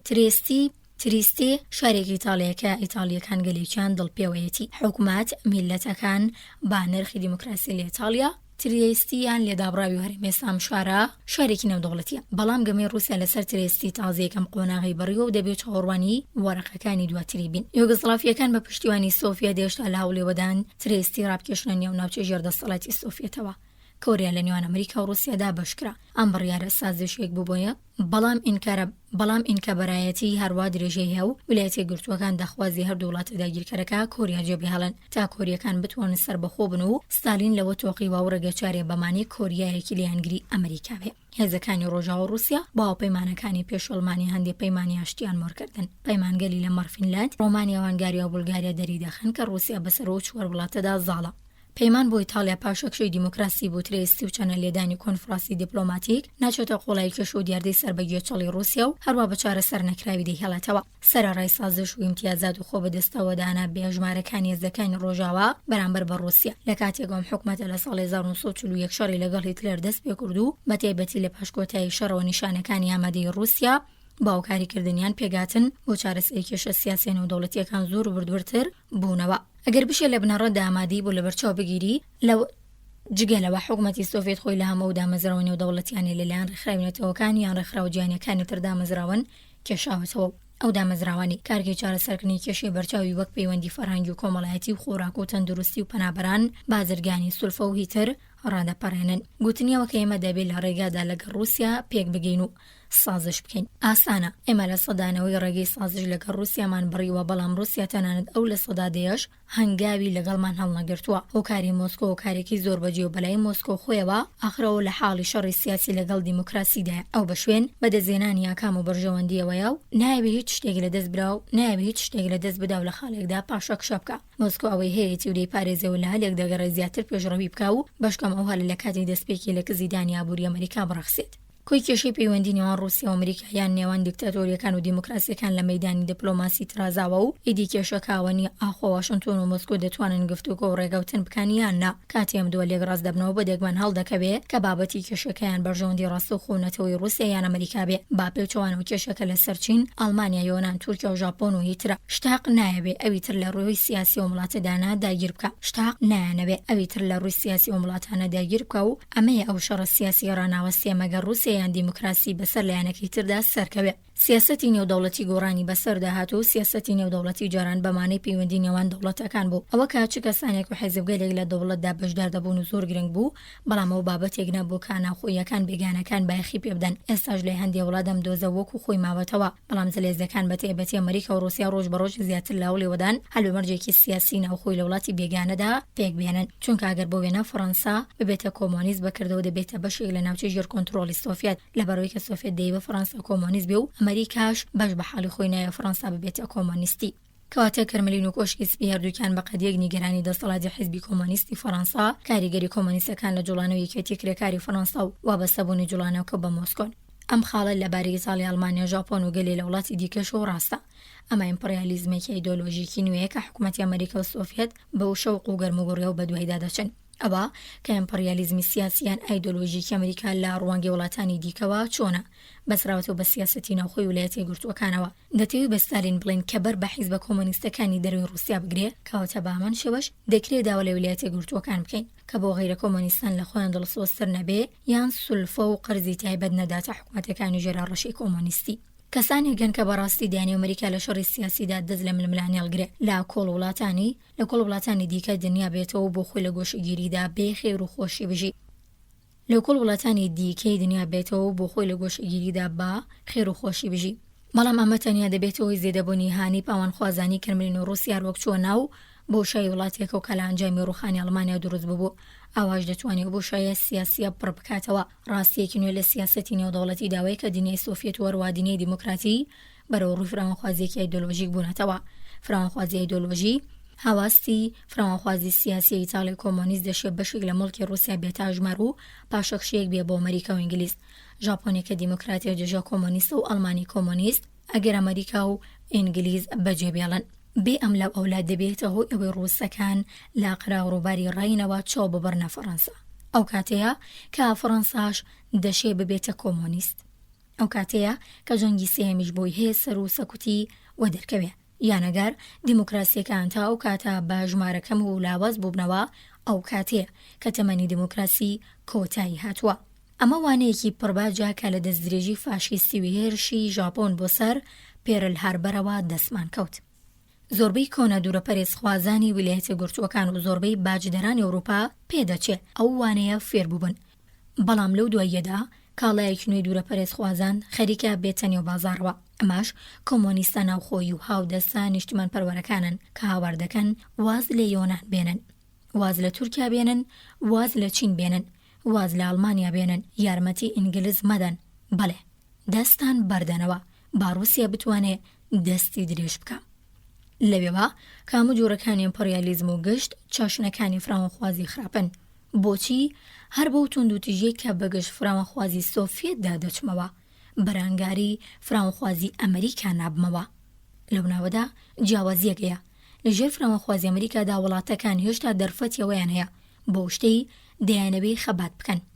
بەڵام لە جێگەیەکدا کە دیکتاتۆری ڕۆسی سەقامگیر بوو بێ، هەموو دژایەتیەک بە شێوەیەکی بێبەزەییانە سەرکوت کراوە. لەگەڵەوەشدا من هێشتا نیگەرانی مەترسیەکانی ئیمپریالیزمی ئەمریکایشم. ئەمریکایی واهن کە تەواوی دژی دوورە پەرێزی. ئەوان داوای ئیمپراتۆری ئەمریکای و دەسەڵاتی شێلگرانی ئەمریکا لە سەرانسەری دنیاداکەن. لەسەرەوە سوورن کە دەبێت بە ئیمپریالیزمی ئەمریکای ڕووبەڕووی ئیمپریالیزمی سۆڤێت ببینەوە. من تەواو دڵنیام کە ئەوڕۆتە بەهەر لە یەکدا بکەوێ دەشینە هەمەتیا بۆریاژاوە و شەڕی لێ بکەوێتەوە. هەندی ئەمریکی وای دادەنێن کە بەریتانیای مەزن وڵاتانیا و بەرژەوەندی بەریتانیا، ئەمریکای لاتین، فەڕەنسا، ئیتالیا، ئەڵمانیا، یۆنان، تورکیا، سکاندیناڤیا، ڕۆژهەڵاتی نزیک، هیند، هیندوچین، مالیزیا، ئاندەنوسیا، چین و ژاپۆن خێرا بیر لە وابەستە بوون بە ئەمریکاکەنەوە بۆ ئەوەی یارمەتی ماڵی و پشگیری سەربازی بەرامبەر بە رووسیا وەربگرن. دەڵێن بۆ نەکرێ ئەمریکا ئامادەیە هەموو کەس لە چەنگی گورگە ڕەشە زلەکەیە یان ورچە سوورەزە بەلاحەکە ڕزگار بکە. ئەمە سابیلکەییە. ئەوان پێشوازی لەو سیناریۆیە ناکەن و تا دوهاناسە بەرامبەری دەوەستنەوە. قبولمە کە ئەمریکا لە زۆربەی وڵاتانەدا دەتوانێت حیزبێکی سیاسی لە یانگری خۆی پەیدا بکە یان پەروەردەی بکە. بەڵام ئەو حیزبە لەگەڵ دژایەتیکردنێکی توندی ناوخۆدا بەرەوڕوو دەبێت. لە حاڵی حازردا دۆردۆنگی و نیازخراپی بەرامبەر بە ئەمریکا لە دەرەوە نەتەنیا لە نێو کۆمۆنیست و لایەنگرانی کۆمۆنیستاندا بەڵکو لە نێو دیموکراتەکانیشدا هەن کە لەو دەترسن ویلایەتە گرتووەکان حەزیەی سەدەی 20م بێ کە توانە ئابووری سەربازی زەبەرەحەکەی بەسەر وڵاتە بچووکترەکاندا زاڵ دەبێ. ئەوان نیگەرانی ئەوە ناکە ئەمریکای کەونە پارێزی سەرمایەدار بەو مەرجە یارمەتیمان بدات کە وەرگری ئەو یارمەتیانە ببنە پەیڕەوی ئایدیا و ئامانج ئابووری و کۆمەڵایەتیەکانی ئەمریکا. پێوەلکاندنی ناڕەسمی دوورگەکانی پێشووی ژاپۆن لە ئۆقیانوسی ئارام بە ئەمریکاوە هەرێستا خەڵکی لە ئاسیاوەندێکی لا خودی ئەمریکاش کە لە بایەخی دۆستایەتی لەگەڵ ئاسیاگادارن تووشی کێشە و دڵەڕاوچیە کردووە. من دۆستایەتی 100 ملیۆن ئاسیایی قەت بە خاوەندارەتی گشت دوورگە بچووکە مەرجانیەکانی ئۆقیانوسی ئارام نادەم. دوورگە و قەڵەمڕەوی خاکی لە شۆڕێکی ئاسمانی ئەتۆمیدا نابن ئامرازێکی کاریگەری بەرگریکردن. جمهوریەتی ئەمریکا لە ئەوروپا لە چین و ژاپۆنیش خراوتە ژێر زەڕەبین. بەڵام پرۆپاگەندەی لایەنگرانی سۆڤێت وێنە ڕاستەکە دەشێوێنێ و ڕاستیەکەی ئەوەیە کە حوکمەتی سەرمایەداری ئەمریکا هیچ ناڕازایەتێکی بەرامبەر باڵبژاردننی سۆسیالیست و کۆمۆنیستەکان لە ناوچەکانی خۆی لە ئەڵمانیا دەرنەبڕی. لە کاتێکدا حوکمەتی سۆڤێت نەیهێش سۆسیال دیموکراتەکان لە ناوچەکەیەودا چالاکی بنوێنن. ڕاستیەکەی ئەوەیە کە حوکمەتی ئەمریکا لە یانگری نیشتیمانیکردنی پیشەسازی لە نەمسایە، بەڵام حکومەت سۆڤێت بەو کارە بربێنەیان دەخاتە سەرڕێ. ژەنەڕاڵ جۆرج سی مارشال دەوڵەتێکی لە یانگری ئەمریکای بەسەر چیندا نەسەپاند. بەو جۆرە کە ویشنسکی حکومەتێکی لە یانگری ڕووسیای بەسەر ڕۆمانیادا سەپاند. هەروەک ستالین ڕژێمێکی لە یانگری ڕووسیای لە پۆلۆنیا دامەزراند. مارشال بە پێچەوانەوە هەوڵیدا کۆمۆنیستە دژ ئەمریکایە لە یانگرەکانی ڕووس بهێنێتە ناو حکومەتی چینەوە. کاتێک کە مەئموریەتەکەی بۆ کۆتایی هێنان بە شەڕی ناوخۆی چین شکستیەنە. نەک هەرمۆرە تیۆردا ڕێژراوە کۆمۆنیستەکانی چین، بەڵکو کۆنەپەرست و شەڕخوازە ڕازگەرەکەی کەرمەلین تانگێشی لەم شکستەدا بەهاو بەش زانی. ئەو داوای لە چینەکان کرد کە حکومەتێکی یاوبەند لەگەڵ میانڕۆکان پێک بێنن، بەڵام دەسەڵاتی ئەوەی نەبوو کە حکومەتێکی وا بەسەر و میلەتەدا پسەپێنێ. ڕاستیەکەی ئەوەیە کە ژۆنەڕاڵ مەک ئارتۆر ئازادیەکی بێسنووریدایە کۆمۆنیست و سۆسیالیست و سەندیکا کرێکاریەکانی ژاپۆن. هەڵبژاردنەکان لە ژاپۆن ئازادانە بەڕێوە چوون. حکومەتی هەڵبژێردراویستانەکان و حکومەتی ناوەندی لە تۆکیۆ بە فەرمانی دام و دەستگای داگیرکەری ئەمریکان نەڕۆخێنراون. مەک ئارتۆر لە یانگرانی فاشیستی سەربازی خوازان و خاوەن کارگا گەورەکانی لاداون. لەگەڵەوەشدا بانگەشەچی و زۆرناژەنان بە شێوەیەکی بەرچۆم ئەم کردەوە ئاماڵ باشانە بە شێوەیەکی تر ناشرین دەکەن و هەر ئەم کارە تەنانەت لەلایەن زۆر کەسی زیرەکیش قبول دەکرێت. دەڵێن بۆچی ئەمریکا لە چین لە یانگری لە کۆنەپەرستی دەکا یان لە یۆنان؟ بۆچی ئەمریکا $100 ملیۆن لە وڵاتانی پادشایی فیۆداڵی و نەوتاوی و عەرەبان خەرج دەکا؟ ئەمەیە ئەو دیموکراسی ئەمریکا بانگەشەی بۆ دەکا؟ سیاسەتی ئەمریکا دەشێت لە نیگەی سیاسەتدا ڕێژانی ئەمریکایەوە لە واشنگتۆن دیسی نیازپاکانە بێ، بەڵام لە بەرچاوی کەسانێکە لە لایەکی ترەوە دەبینین شتێکی جیاوازە. لە 1946دا گەلێک لە ئینگلیزە بەرپرس و دووڕەدەستەکان لە هەموو حیزبە سیاسیەکان دژی پارە بە قەرزانی ئەمریکا و بەریتانیا بوون و لە پەرلەمانی بەدەژی دەنگیاندا. لە 1946دا گەلێک لە ئینگلیزە بەرپرس و دەروەستەکان لە هەموو حیزبە سیاسیەکان دژی پارە بە قەرزانی ئەمریکا و بەریتانیا بوون و لە پەرلەمان بەدژی دەنگیاندا. هەرچەند وڵاتەکان هێچگار پێویستی بە یارمەتی ماڵیە بوو. ئەم حەقیقەتە کە نەهامەتی و مەترسی ڕووخان حکومەتێکی بێگانە ناچارەکە داواکار و وەرگری یارمەتی ئەمریکا بێ. بێت شێوەیەک زەمانەتیەوە ناکە کامانە ببنە سوپاسگوزار و دۆستی ئەمریکا. هیندێک کە تازە لە چنگی حکومەتی بەریتانیا ڕزگار بووە چ شتێک جگە لە دووژمنایەتی لەگەڵ ئەمریکا لە خۆی نیشان دەدا. ئەگەر تەنانەت ناڕاستە و خۆش بووی دەربکەوێ ئەمریکا دەیەوێ دەستی لە کاروباری هیند لە ناوەوەدا و دەرەوەدا هەبێ. ئەدی ئەندەنوسیا یان بریما یان هندوچین سەدان ملیۆن مرۆڤان کە لەسەر ئەوە سوورن خۆیان بن و ئازاد بن. وڵاتان لە هەر چەشنێک بن حەز ناکەن لەگەڵ هێزێکدا بەتەنیا وەمێنن هێزێک کە لەوانەیە ئازادیانەتەوە یەکانیان بەرتەسک بکاتەوە. لە کاتێکدا کە واز بکەن ویلایەتە گرتووەکان قۆناغێکی نوێی لە ئیمپریالیزم دەست پێ کردووە. لە نێوان خۆیان یەک دەگرن تا بەرگریکردنەکەیان بەهێز بکەن و بەگشتی کێشە بۆ ئەمریکا دروست بکەن. دوجار ئەمریکا لەوانەیە ناچار بێ ئەوەی لە ستالین دەیکا ئەویش بیکا، ببێتە دیکتاتۆری ناوچەی ژێر کۆنتڕۆڵی خۆی. بەهۆی زەبر و زەنگەوە دەوڵەتگەری دروستکرا و چێ بکە، نیارانی سەرکۆت بکە و دژە ئەمریکیەکان دوور بخاتەوە. سیبریایەکی لە جۆری ئەمریکاییە ڕاست وەک ئەو ڕەفتاری کە ڕووسیا لەگەڵ سەرکردەنیارەکانی لە هەنگاریا، پۆلۆنیا، بولگاریا، ڕۆمانیا و یوگسڵافیا کردی. ئەگەر بتەوێت کە بەچێکی ستالین لەگەڵ ستالین شەڕ بکەی کتومت دەبیا ستالینیست. بەڵام حکومەتی دیموکراتی و ڕێکخرا و دیموکراتیەکان نابێ هەوڵ بدەن یاریەکە بە شێوازی کۆمۆنیستان بەرنەپێشەوە. ئەوان دەبێ شێوازی دیموکراتیک بگرنە بەر و بەپێی بنەما دیموکراتیەکان بجوڵێنەوە. حیزبی بەهێزی کۆمۆنیستی فەڕەنسا کە بەبێ هەرە و شەڕی ناوخۆ ناشێ سەرکوتی بکەی کاریگەری لەسەر سیاسەتی دەرەوەی فەڕەنسادا دەنێ و لە بەردەم فەڕەنسا دەبێتە کۆس تا سیاسەتێکی دیموکراتگەرا ڕۆژاواگەرا یان ئەمریکاگەرا لە کاروباری دەرەوەی خۆیدا بگرێتە خۆی. ڕۆژاواگەرا یان ئەمریکاگەرا لە کاروباری دەرەوەی خۆیدا بگرێتە بەر. چەک ناتوانێت بربەرەکانیان بارودۆخە بکە مەگەر ئەمریکا بێ و پاسەوانی لە هەر شار و گوندێکی فەڕەنسا یەک بەیەک بکە و ئیدارێ بکە. ڕزگاربوون لە بەڵای کۆمۆنیزم لە چین بەهۆی زەبر و زەنگی پەتی و ڕوتەوە بەمانەی هەڵیسانی جەنگێکی گەورەیە لە ناوچە سنووریەکانی سۆڤیەت و چین کە دەوری 150 ملیۆن کەسی تێدا دەژی. ئاخۆ ئەمریکا دەتوانێت ئەم کارە بکە؟ ئایا ئامادەیە کاری وا بکە؟ پێم وایە وەڵامەکە نابێ. ڕاستگەراییەک کە دەڵێ دەبێ ئیمپریالیزمی سۆڤیەت بە ئیمپریالیزمی گەورەتر و باشتری ئەمریکایی بەرپاچ بدرێتەوە. بە شێوەیەک ڕاستگەرایی نییە، بیرێکی گەمژانە و مەحکوم بە شکستە. دیموکراسی ملی لەژێر چەقۆدایە، کەواتە ئێستا کاتێوات و کە دیموکراتی تر، ئەخلاقی تر، مەسیحایی تر و گاندی ئاساتر بین. ئەمە تاقەت دروستکەی وایە بەسەرکەوتن بەسەر دیکتاتۆریدا. دیموکراسیەک کە لەگەڵ خۆی بەتایبەتی لە قێرانەکاندا ڕازگۆ نەبێ، خۆی لەناو دەبات. دوورە پەرێزخوازی ئەمریکا و دوورە پەرێزخوازی بەریتانیا هیچ کامیان ناتوانن وەڵامی فراوانخوازی ڕووسیا بن. هەندێک ئینگلیز ساویلکە پێیان وایە لە یەکەم شەڕی ئەتۆمیدا هەندێک وڵات دەتوانن بێلایەن بن. ئەوانە وا بیرەکەنەوە لە کاتێکدا ڕووسیا فراوانە بێتەوە یان کاتێک کە ڕووسیا و ئەمریکا لەسەر باڵادەستی و زاڵبوون ئینکەبەرایەتی یەکتر دەکەن، خەڵکانی تر و یەک لەوانیش ئینگلیزەکان دەتوانن هەروە دیموکراتر بمێننەوە. بەڵام ئینگلیز ڕۆڵی سەرەکی لا خەبات بۆ دیموکراسی دابینێ بەبێ بەریتانیا لەوانەی دیموکراسی لە ناوچێ. ئەگەر سیاسەت داڕێژانی ئینگلیز بە ئەنقەز پەیوەندی خۆیان لەگەڵ ئەمریکایی تێک بدەن، پێگی دنیای هاوبەرژەوەندی ئینگلیزیش باشتر نابێ. ئەم کاری ئینگلیز دەباتە ژێر ڕەحمەتی کۆنتڕۆلی ڕووسیاوە کە بەهۆی ساردوسەڕی پەیوەندی ئینگلیز بەرامبەر بە ئەمریکا هەن دەدرێ و دەسەڵاتی خۆی فراوان بکاتەوە. بیری دوورە پەرێزی بە هەمان ڕادا بۆ پیری ئینگلیز کۆن و لە کارکەوتووەکان کە بۆ ویلایەتە یەکگرتووەکانی هەرزەکار وەڵامی ئیمپریالیزمی ڕووسی بەرهەمهێنانی ئیمپریالیزمی ئەمریکایش نییە. ئەم کارە بەمانی ئاژاوە و بەریەکەوتن و سەر ئێشەیە. بۆمبی ئەتۆمیش وەڵامێک بۆ کێشێنە. هەندێک دەنگی تایبەت لە ئەمریکا هەن کە دەڵێن باش دەبوو ئەگەر هەر ئەمڕۆکە بۆمبی ئەتۆم لە مۆسکۆ درابایە.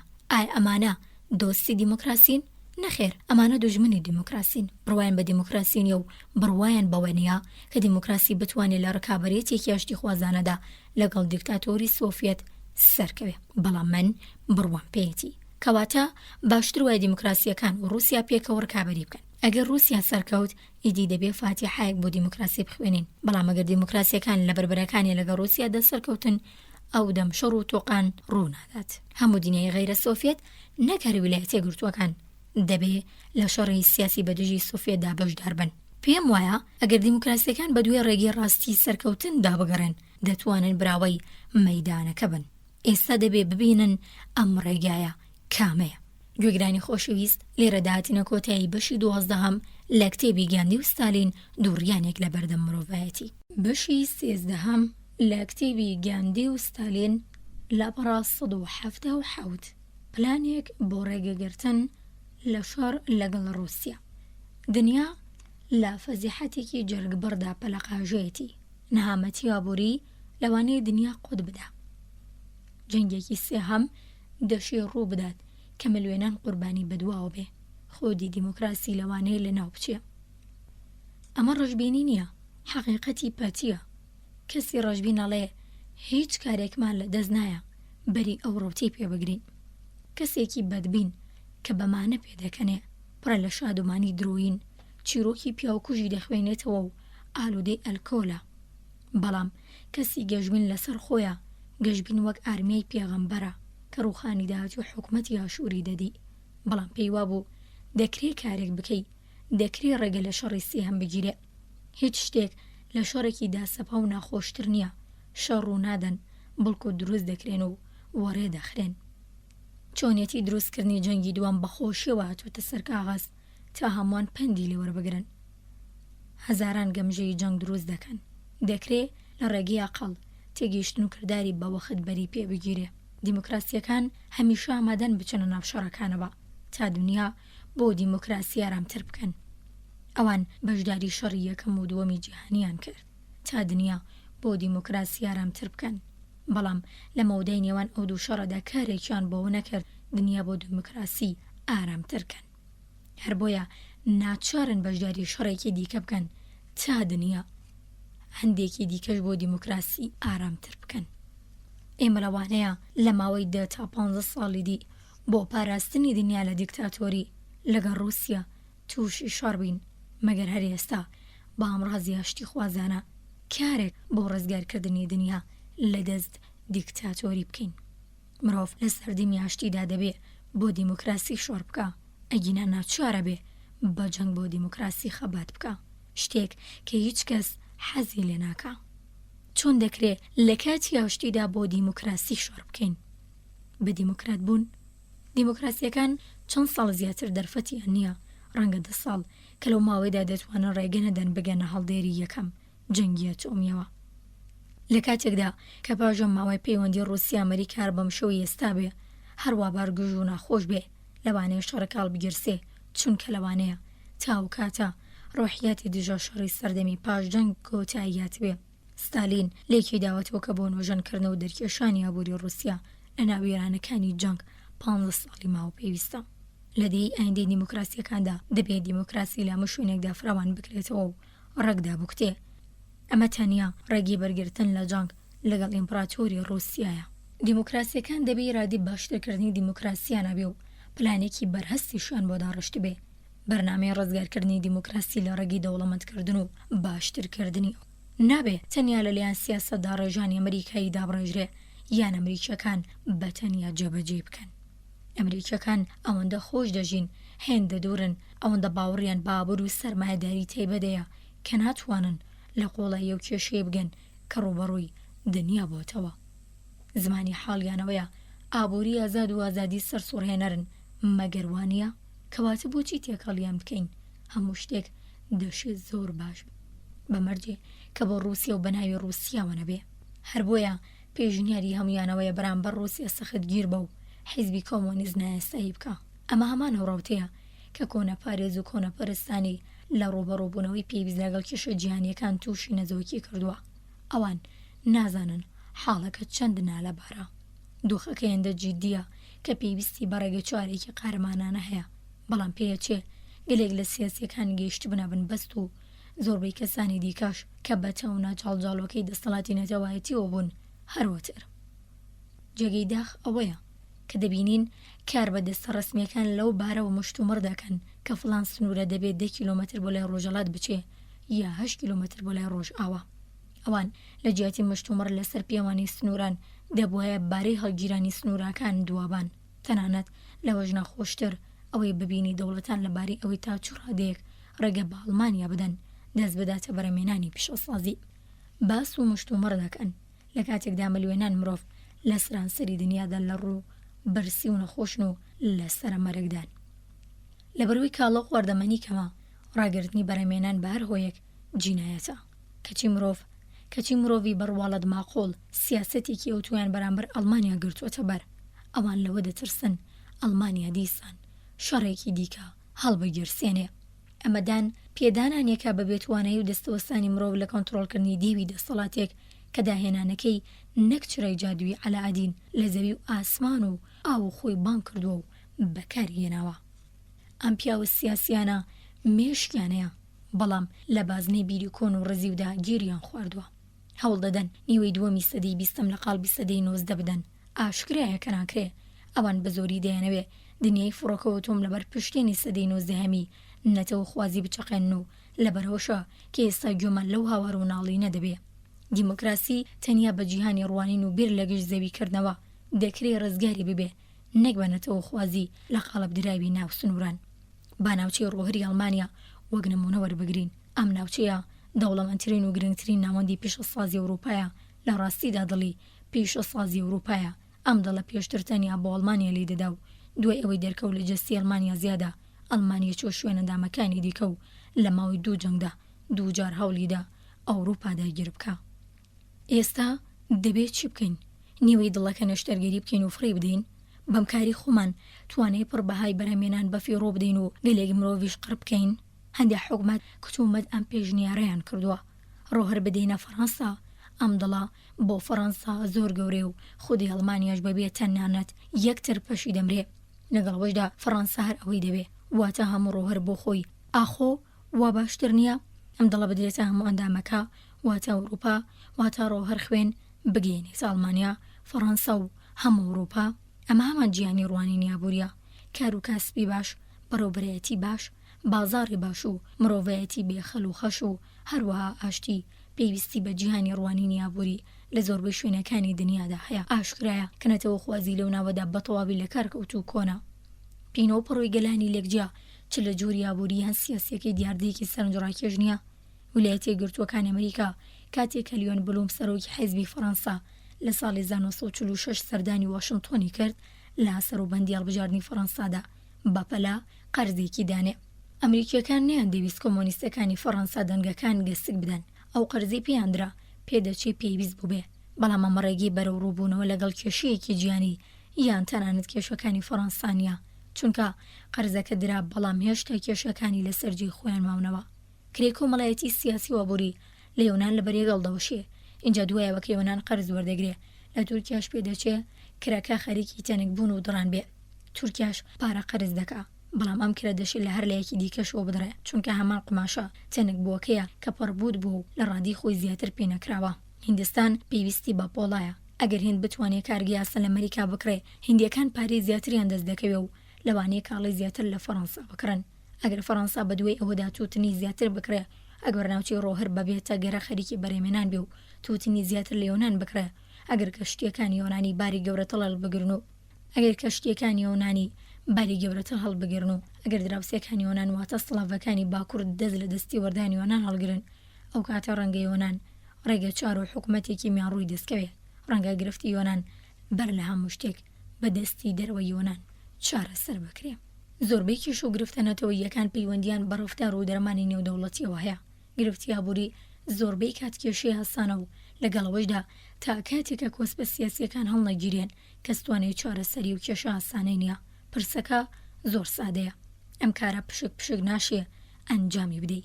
لە دەست ئەمیان ئەو بانکیش نایە، لە توانێ حکومەتێکیش بەدەرە بۆ باشترکردنی دیموکراسی و دوا بەدوێ ئەویش ڕێگەگرتن لە جەنگ ڕێکخراوێکی نێودەوڵەتی پێویستە کە لە پەنا دەسەڵاتی ئابووریدا خاوەنی دەسەڵاتی سیاسیش بێ. دڵی ڕێگە چاری سەرکەوتنی دیموکراتی دەر لەم خاڵەدایە. ڕێکخراوێکی نێودەوڵەتی با دەسەڵاتی سیاسی و ئابووریەوە واتە دەوڵەتێکی نێونەتەوەیی ئەم ڕێگە چارەیە جددی و شۆڕژگێرانە دێتە بەرچاو.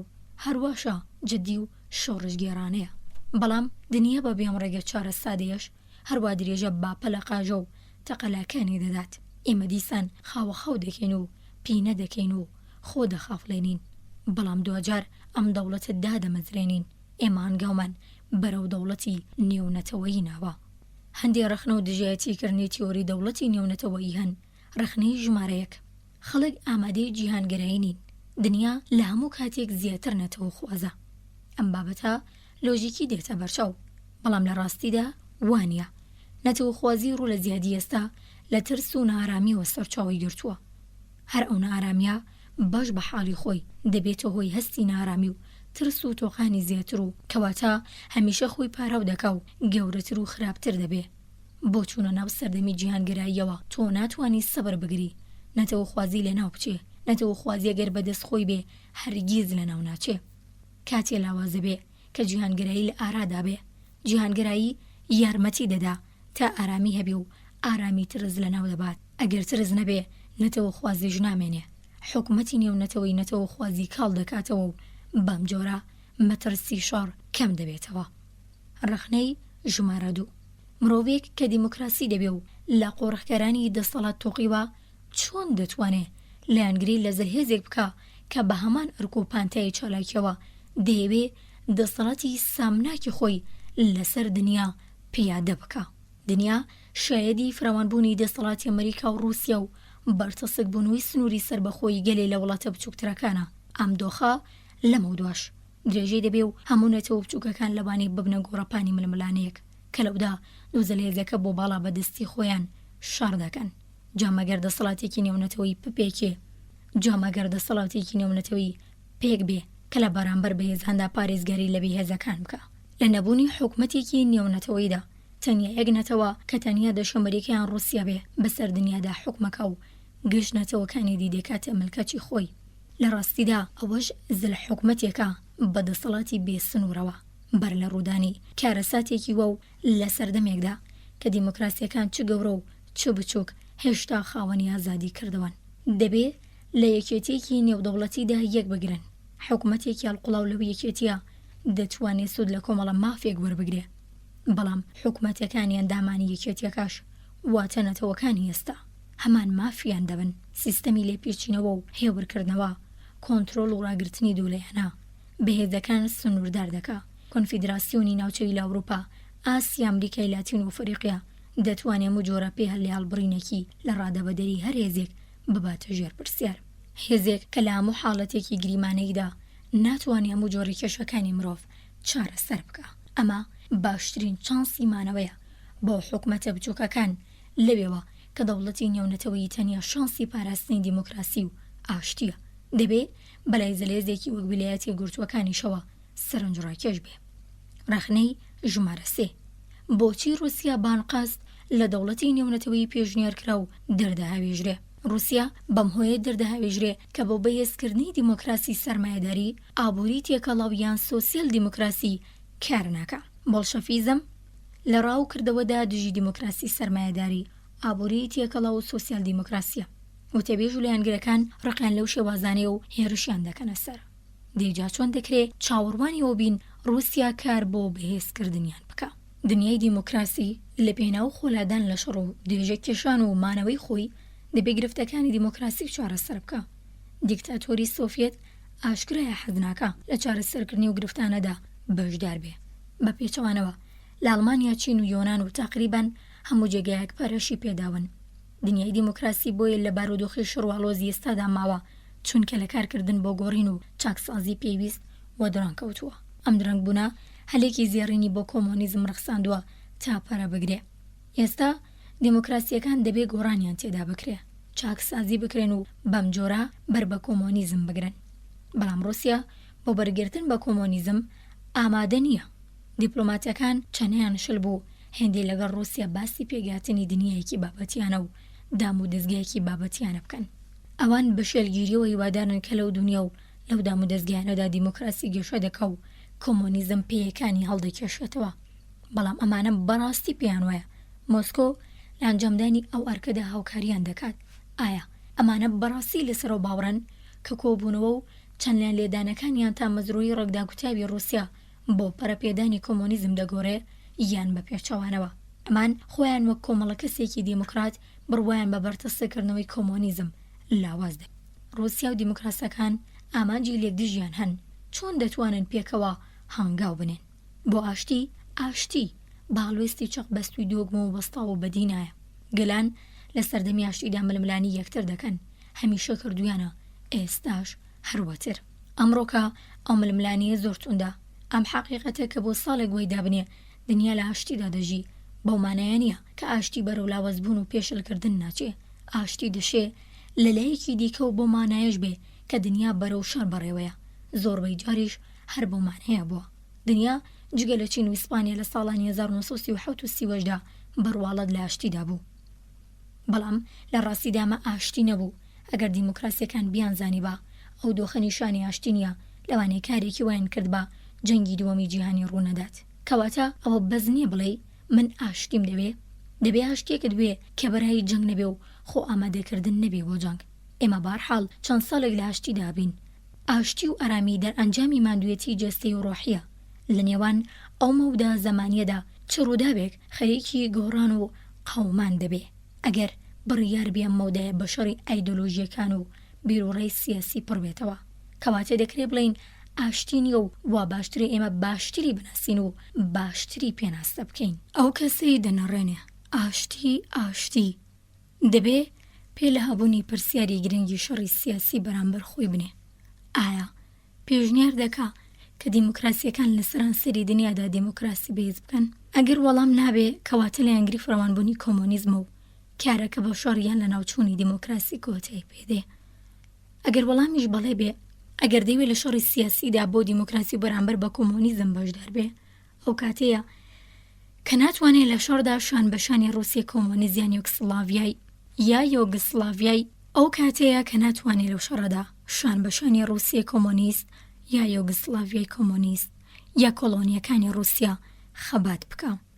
حوکمەتی سۆڤێت نیشانی بەرچاوی ئەجگارکەمی لە ئامادەی خۆی بۆ هاوکاری و چارەسەری کێشە سیاسی، سەربازی، ئابووری کۆمەڵایەتی و فەڕەنگیەکانی سەردەمی ئاشتی لە سەراستی دنیادا لە خۆی نیشانداوە. ئەلبەتە ئەگەر قبول بکەین کە لە جێدا نیشانی و تۆ هەبوونە کاتی ئێواز لە مشتومڕ لەسەر شتی گشتی دێنین و دینە سەر نمونە ڕاستەکانی هاوکاری دۆزینەوەی ئەو نیشانانە زەحمەت و لە ڕاستیدا مەحاڵە بێ. کەواتە نابێ دەرفەت بە هەزرێکی وەک یەک دنیامان زیاتر نییە. کەواتە بێ لەگەڵ دراوسێ بسازین، بدرێ تایەکێتی و یەکبوونی واقعی و باشترکردنی دیموکراسی جیهانی و دەرەنگی بخە. دوو خێزان کە لە خانوویەکدا هاوماڵی یەکترین، لەوانەیە لە سەرەتی هاوماڵەتیدا وشە و دەستەواژی زۆر جوان و ڕێزدارانە بەرامبەر یەکتری دەربڕن، بەڵام کاتێ دەست دەکەن بە مشتومڕ لەسەر نۆری گەسک لێدانیان بەشە مەسرەفی یا و کارە بەوگاز، لەوانەیە وا باشتر بێ یەکیان ماڵەکی بۆ شوێنێکی تر بار بکە تا دۆستایەتیان تێک نەچێ. پینەدۆز ڕێیان ناکەوێ. پینەدۆز ڕێیان ناکەوێت لە ئەنجومەنی زانایانی ئەتۆمیدا ببناندام. فاشیستەکانیش لە ڕێکخراوێکی لیبراڵیدا وەرناگیرێن، لیبراڵەکانیش لە حیزبێکی کۆمۆنیستیدا وەرناگیرێن. لادانی کەسەکان بەپی پێژمەرە گیانبەرژەوەندی دزێوی تاکە کەسی کارێکی ناشایستە، بەڵام لادانیان بە گوێرەی لێکدژی بووچوون و کرداریان ڕۆڵ و دەورە تایبەتە ڕاگەیەنراوەکانی خۆیان ڕاستێکی ڕۆژان و بێئەملاولایە. دەرهاویشتنیەکێتی سۆڤێت لە کۆڕی دەوڵەتی نێونەتەوەی بەهۆی دووژمنایەتیکردنی خەڵکێکێتی سۆڤێت نییە، بەڵکو تەنیا بەمانەی ناسینی و بەرژەوەندی و کارە تایبەت و جۆرە و جۆرانەیە کە بە پێی زمون و پێشنەبوونەتە کۆسەب هاوکاری ڕووسیا لەگەڵ دنیای غێرە سۆڤێتدا دامەزراندنی دەوڵەتێکی نێونەتەوەی لە ناخی دنیای دیموکراتیدا، بەڵام بەبێ ڕووسیا بە قازانجی خەڵکانی یەکێتی سۆڤێت تەواو بێ. چونکە ئەگەر دیموکراسیەکان دەست بە تێگەیشتنی و بابەتە بکەن کە ئاشتی پێویستی بە چارەسەری دیموکراتیانی کێشەکانی خودی خۆیانێ و ئەگەر لە جیاتی سەرقالبوون بە دانوستانی بێکەڵک و ئازاردەر لەگەڵ مۆسکۆ یەکێتێک بۆ چارەسەری ئەمانگرفتە ناوخۆیەکان پێک بێنن، دەتوانن وەز لە هەر چەشنە بیرکردنەوەک بێنن کە ئارامی و شادمانی داهاتویان بە شەڕێ لەگەڵ ڕووسیا دەبەستێتەوە. جگەلەوە دەوڵەتی نێونەتەوەی دەتوانێت ڕێگە لە داگیرکردنی وڵاتە لاوازەکان لەلایەن ڕووسیا و بگرێ. دەوڵەتی نێونەتەوەی دەکرێت لە ڕووسیا بەهێزتر بێ. بەم جۆرە کۆنتڕۆڵی ڕووسیا دەکرێت بەر بە قەومانی شەڕی سێهم بگیرێ، قۆناغێکی دوور و درێژ لە ئاشتی و ئارامی دەتوانێت دیموکراسی پێشکەشی ڕووسیاش بکات. ئەو ڕۆکاڵۆزی و لێکزویر بوون لە نێوان دنیای دیموکراتی ڕووسیادا توندە و لە حاڵی پەرەگرتندایە. ئەم دۆخە مەترسیدارە. ئەم گرفتە هەموو گرفتەکان لەوەوە سەرچاواگرن کە هەردوو دنیا لە یەک ماڵداژین و هەوڵ دەدەن کێشە لە چارە نەهاتووەکانی ئەنجامی ژیانیا باش چارەسەر بکەن. بام دووە لێک جا ببنەوە. ئەو دەم پەیوەندی بازرگانی و پەیوەندی دیپلۆماتی لەگەڵ ڕووسیا باشە بێتەوە. ئەگەر دیموکراسیەکان ئامرازێکیانە بێ کە کەم و کوڕی و تەخسیرەکانی خۆیانی پێلابەرن، دەشێت ترسان لە ڕووسیا دووژمنایەتی لەگەڵ ڕووسیا و بیرکردنەوەی شەڕ لەگەڵ ڕووسیا کۆتاییان پێبێت. ئەوان دەتوانن و دەبێت داوە ڕۆکیە ناوکارە سەرکەوتن لە ڕاپەڕاندنی وەرکەدا بەمانای ڕێگەچاری خودی ئاشتیە، پاراستنی ئاشتی نە بە چەکە و بەندە و نە بە دیپلۆماسیەوە، ئاشتی بەخۆ بنیادنانی وابووری سیاسی و ئەخلاقی و هەروە بە جیهانگراییەوە بەندا. ڕەخنەی ژمارە 4 ڕێکخراوی نەتەوەکان لەو نێوەدا چی بەسەردێ؟ ئاخۆ دەوڵەتی نێونەتەوەی جێگای ڕێکخراوی نەتەوەکان ئەگرێتەوە بەم جۆراڵی دۆشێنێتەوە. حوکمەتی ویلایەتە یەکگرتووەکان کە لە ڕای گشتی خۆی دەترسێت کە نەکات دژیاندامێتەوە لە ڕێکخراوی نەتەوەکان بێ و بەم شێوە ڕێکخراوەکە تووشی ماشکست و فاشەل بکەن کا بە دژایەتیکردنی خۆیان کۆمەڵی نەتەوەکانی پێشویان بۆ دەردەبرد. لا پروپاگەندی خۆی لە ساڵانی 1944 و 1945 دا بازێ دەڕۆیەوە بەرەو ڕێکخراوی هەڵگوت. بەم کارە کۆمەڵێکی وا و چاوەڕوانی بەرامبەر ڕێکخراوەکە دروست بوو کە زێدەڕۆیان و بێبنەما بوون. ڕاستێکی کام ڕێکخراوە سوودی زۆری هەیە، بەڵام بۆ چارەسەرکردنی کێشە گەورە سیاسی وابووریەکان ئامرازی پێویستی بەدەستەوە نیە. هەر لە سەرەتای کارەکەیەوە دەبینین کە سیاسەتوانان هەر بۆ جۆرە لەسوکەوتی لەگەڵ دەکەن کە دەوڵەتەکان لەگەڵ کۆمەڵی نەتەوەکان کردیان. ئەوان بایەخ بە ڕێکخراوەکە نادەن لە ڕاستی دامەزە لێزەکان بوون کە بەرپێنیان خستە بەر ئابلۆقی نەتەوە ئابلۆقەکانی دیکەی کۆمەڵی نەتەوەکان لا دیژیتاڵی فاشیست. دوای شکستە کێشەی ئیسپانیا کەوتە بەردەست کۆمیتەی دەستی وەرنەدەری لەندەن، کۆمیتەی کە بە شوەیەکی قێزە و لە ئامانجی خۆی لێدا و یارمەتی فرانکۆی فاشیستیدا سەر بکەوێ. لە کاتی لوتکەی قەیرانەکانی چێکۆسلۆڤاکیا لە سێپتەمبەری 1930دا هەرچەندێک هێشتا دانیشتنی کۆمەڵی نەتەوەکان لەو بارەوە درێژەیە بوو. باسۆ سەنگاندنی قەیرانەکە بێدەنگی لێکرا و پاشماوەی کارەکە کەوتە دەستی نادڵسوزانەی نیویل چەمبەرلین و ئیدواردا لە دیە. ئەم دووەش باپە لە بەرەو قسەبخانەکەی میونخ کەوتنە ڕێ و لەوێ کوشت و کوشتارێکیان وەڕێخست و هەر مەپرسە. ئێستاکەش بامەشەوەی جێران کێشەی بەڕاستی قەیراناویە. گەورەکان لە دەروی ڕێکخراوی نەتەوەکان چارەسەر دەکرێن چونکە ڕێکخراوەکە نەپاری هەیە، نەهێزی پۆلیس، نەدەسەڵاتوی هێز. گەورەترین خاڵی لاوازیشی مافی ڤیتۆیە. بە پێی داقی بەیاننامەی سان فرانسیسکۆ کە هێندێک گەشتناڕشی خواپەستندرا تەنیا ئەنجومەنی یاسای ڕێکخراوی نەتەوەکان دەتوانێت بۆ ئوستانی خۆی بەرامبەر دەستدرێژی کەر ڕێگە لە هەرگیرساندنی شەڕ بگرێ. ئەنجومەنی یاسایی ژیاز داندامی هەیە 5 هێزی گەورەی ویلایەتە یەکگرتووەکان، یەکێتی سۆڤێت، بەریتانیا، فەڕەنسا و چین کە ئەندام هەمیشەیین و 6 وڵاتی مامناوەندیان بچووک هەڵبژێرا و لە کەم ماوەدا هەر یەک لە ئەندامە هەمیشەیەکان خاوەنی مافی ڤیتۆین. گریمان یەک لەو 5 هێزە دەست بداتە دەستدرێژیەک داندامەکەی دیکەی دەستەی ماسەفە دەبێ ئەو بەتەوان بەربناسن. بەڵام چونکە ئێزدەمین ئەندامات هەمان دەستدرێژی کەرەتەوان بارەکە دەنگی نەرێنی دەدا بۆی ڕێکخراوی نەتەوەکان. وەک ڕێکخراوی گەڵقوڵاو لە هەموو نەتەوەکان ناتوانێت هیچ کارێک بکە. ئەندامەکانی دەبێت لە دەرەوە ڕێکخراوەکە دەست بەکار بن و بەم کارە ڕێکخراوی نەتەوەکان هەڵوەشێنەوە تا بتوانن هەنگاوێک بۆ ئاشتی هەڵگرن. ئاشکرایە ڤیتۆ دەرکەوتی شەڕخوازانی دەسەڵاتی نەتەوەیە. نەتەوەی کە بەهێزە لەسەر یاسایە لێرەدا حوکمی دەسەڵاتەکە قسەی دەڕوە. ئەم خاڵاش زۆر سەرنجڕاکێشە کە مافی ڤیتۆ با پێداگری ویلایەتە یەکگرتووەکان واتە بێسرین نەتەوە هەروەها ڕووسیایە واتە شەیداترین نەتەوە بۆ دەسەڵات لە پەیماننامەی سان فرانسیسکۆدا گونجێنرا. بەڵام ئەو حوکمەتی سۆڤێتەکە لە ڕێکخراوی نەتەوەکان چەندین جار سوودی لە مافی ڤیتۆ وەرگرتووە نەک ویلایەتە یەکگرتووەکان. دەسەڵات بە یاسایەک لەغاو دەکرێت کە هێزێکی گەورەی لە پشتەوە بێونەتەوە بێز بۆ پاراستنی خۆی کەمترین پێویستی بێزی بەڕێوەبردننی یاسا و کەمترین حەزی لە یاساکەیە کە بتوانێت لە کاتی قوربانی بوونی گریمانەی دابی پارێزێ. ویلایەتە یەکگرتووەکان نیشانی داوە کە ئامادەیە دەزرا بەشەی لە مافی ڤیتۆی خۆی هەڵگرێ. زۆر دەوڵەتی وەکچین ئوستورالیا، هۆڵاند، زلاندن و ماریتانیا و ڕێکخراو گەورەکان و کەسایەتیە بەرزەکان و گەلێکی تریش باشکرا هێرشیان کردوتە سەر ڤیتۆ بەمانەی تێک دەریاشتی. بەڵام حوکمەتی سۆڤێت بە توندی و بێبەزەییانە بە دوژی هەر جۆرە بەرتەسەکردنەوەیکی ڤیتۆ وەستاوەتەوە و ئەوێ ڕەخنەی لە بەکارهێنانی گرت بێ سەرکۆنی کردووە. ئەم بەرگریکردنە لە ڕوانگەی نەتەوە خوازینوێ ڕۆسیای لەناوخۆدا سروشتیە و ئەو کاتێک کە ڕۆسەکە لە خاکی خۆیاندا کەمتر نەتەوە خواز بوون بەرگریان لە سەروەری نەتەوەی لەم جۆرە نادەکرد. ڤیتۆ دەبی هەڵبۆشێتەوە. ئەم کارە هەنگاوێکی گەورەیە بەرەو گۆڕینی ڕێکخراوی نەتەوەکان بە دەوڵەتێکی نێونەتەوەی بەڕاستی کاریگەر و چالاک. هەندێک دەڵێن یەکێتی سۆڤێت بەبێ مافی ڤیتۆ هەمیشەوە هەست دەکات لەلایەن تێکەڵێک لە وڵاتانی سەرمایەدارەوە لە دەنگدا شکست دێنێ. بەڵام لەولاوە لە سێ ڤیتۆوە ڕووسیا دەتوانێت هەموو هێزەکانی تر ببەستێتەوە بە دەربڕنێکی تر بە گوێری ئەو بیرۆکە سیر و سەمەرەیە. ئەگەر زۆرینە بتوانێت لە دەنگدا ڕووسیا شکست بدا هەڵەیە. بەڵام بۆ ڕووسیا بەتەنیا زۆر باش دەبێت بتوانێت زۆرینەکە لە بەدەزێنانی دەنگدا بۆڕ بدات. ئەمە لێکدانەوەی دیکتاتۆری، ئەمە ناسیۆنالیزمێکە کە لە ئاین هەڵگەڕاوەتەوە بۆژەفیکی لێ دەرچووە. ئەگەر ڕووسیا بەرامبەر بە هێزەکانی غێری سۆڤێت هەست بە دووژمنایەتێکی نەگۆڕ دەکا، ڕێکخراوی نەتەوەکان چۆن دەتوانێت ڕۆژگارێک ڕۆڵی خۆی ببینێ؟ ڤیتۆ دەبێ بسڕێتەوە. خۆگە ڕووسیا ناڕازی بوو دەتوانێت لە ڕێکخراوی نەتەوەکان بچێتە دەرەوە و هەرکە دامەدە بوو قبولی بکە و کە تەنیا کۆڵەکەی کە ڕێکخراوی نەتەوەکان دەتوانێت لەسەری ڕابوەستێ جیهانگەراییە. هەمیشە پێڵاوی لەبان چاوان دەبێ.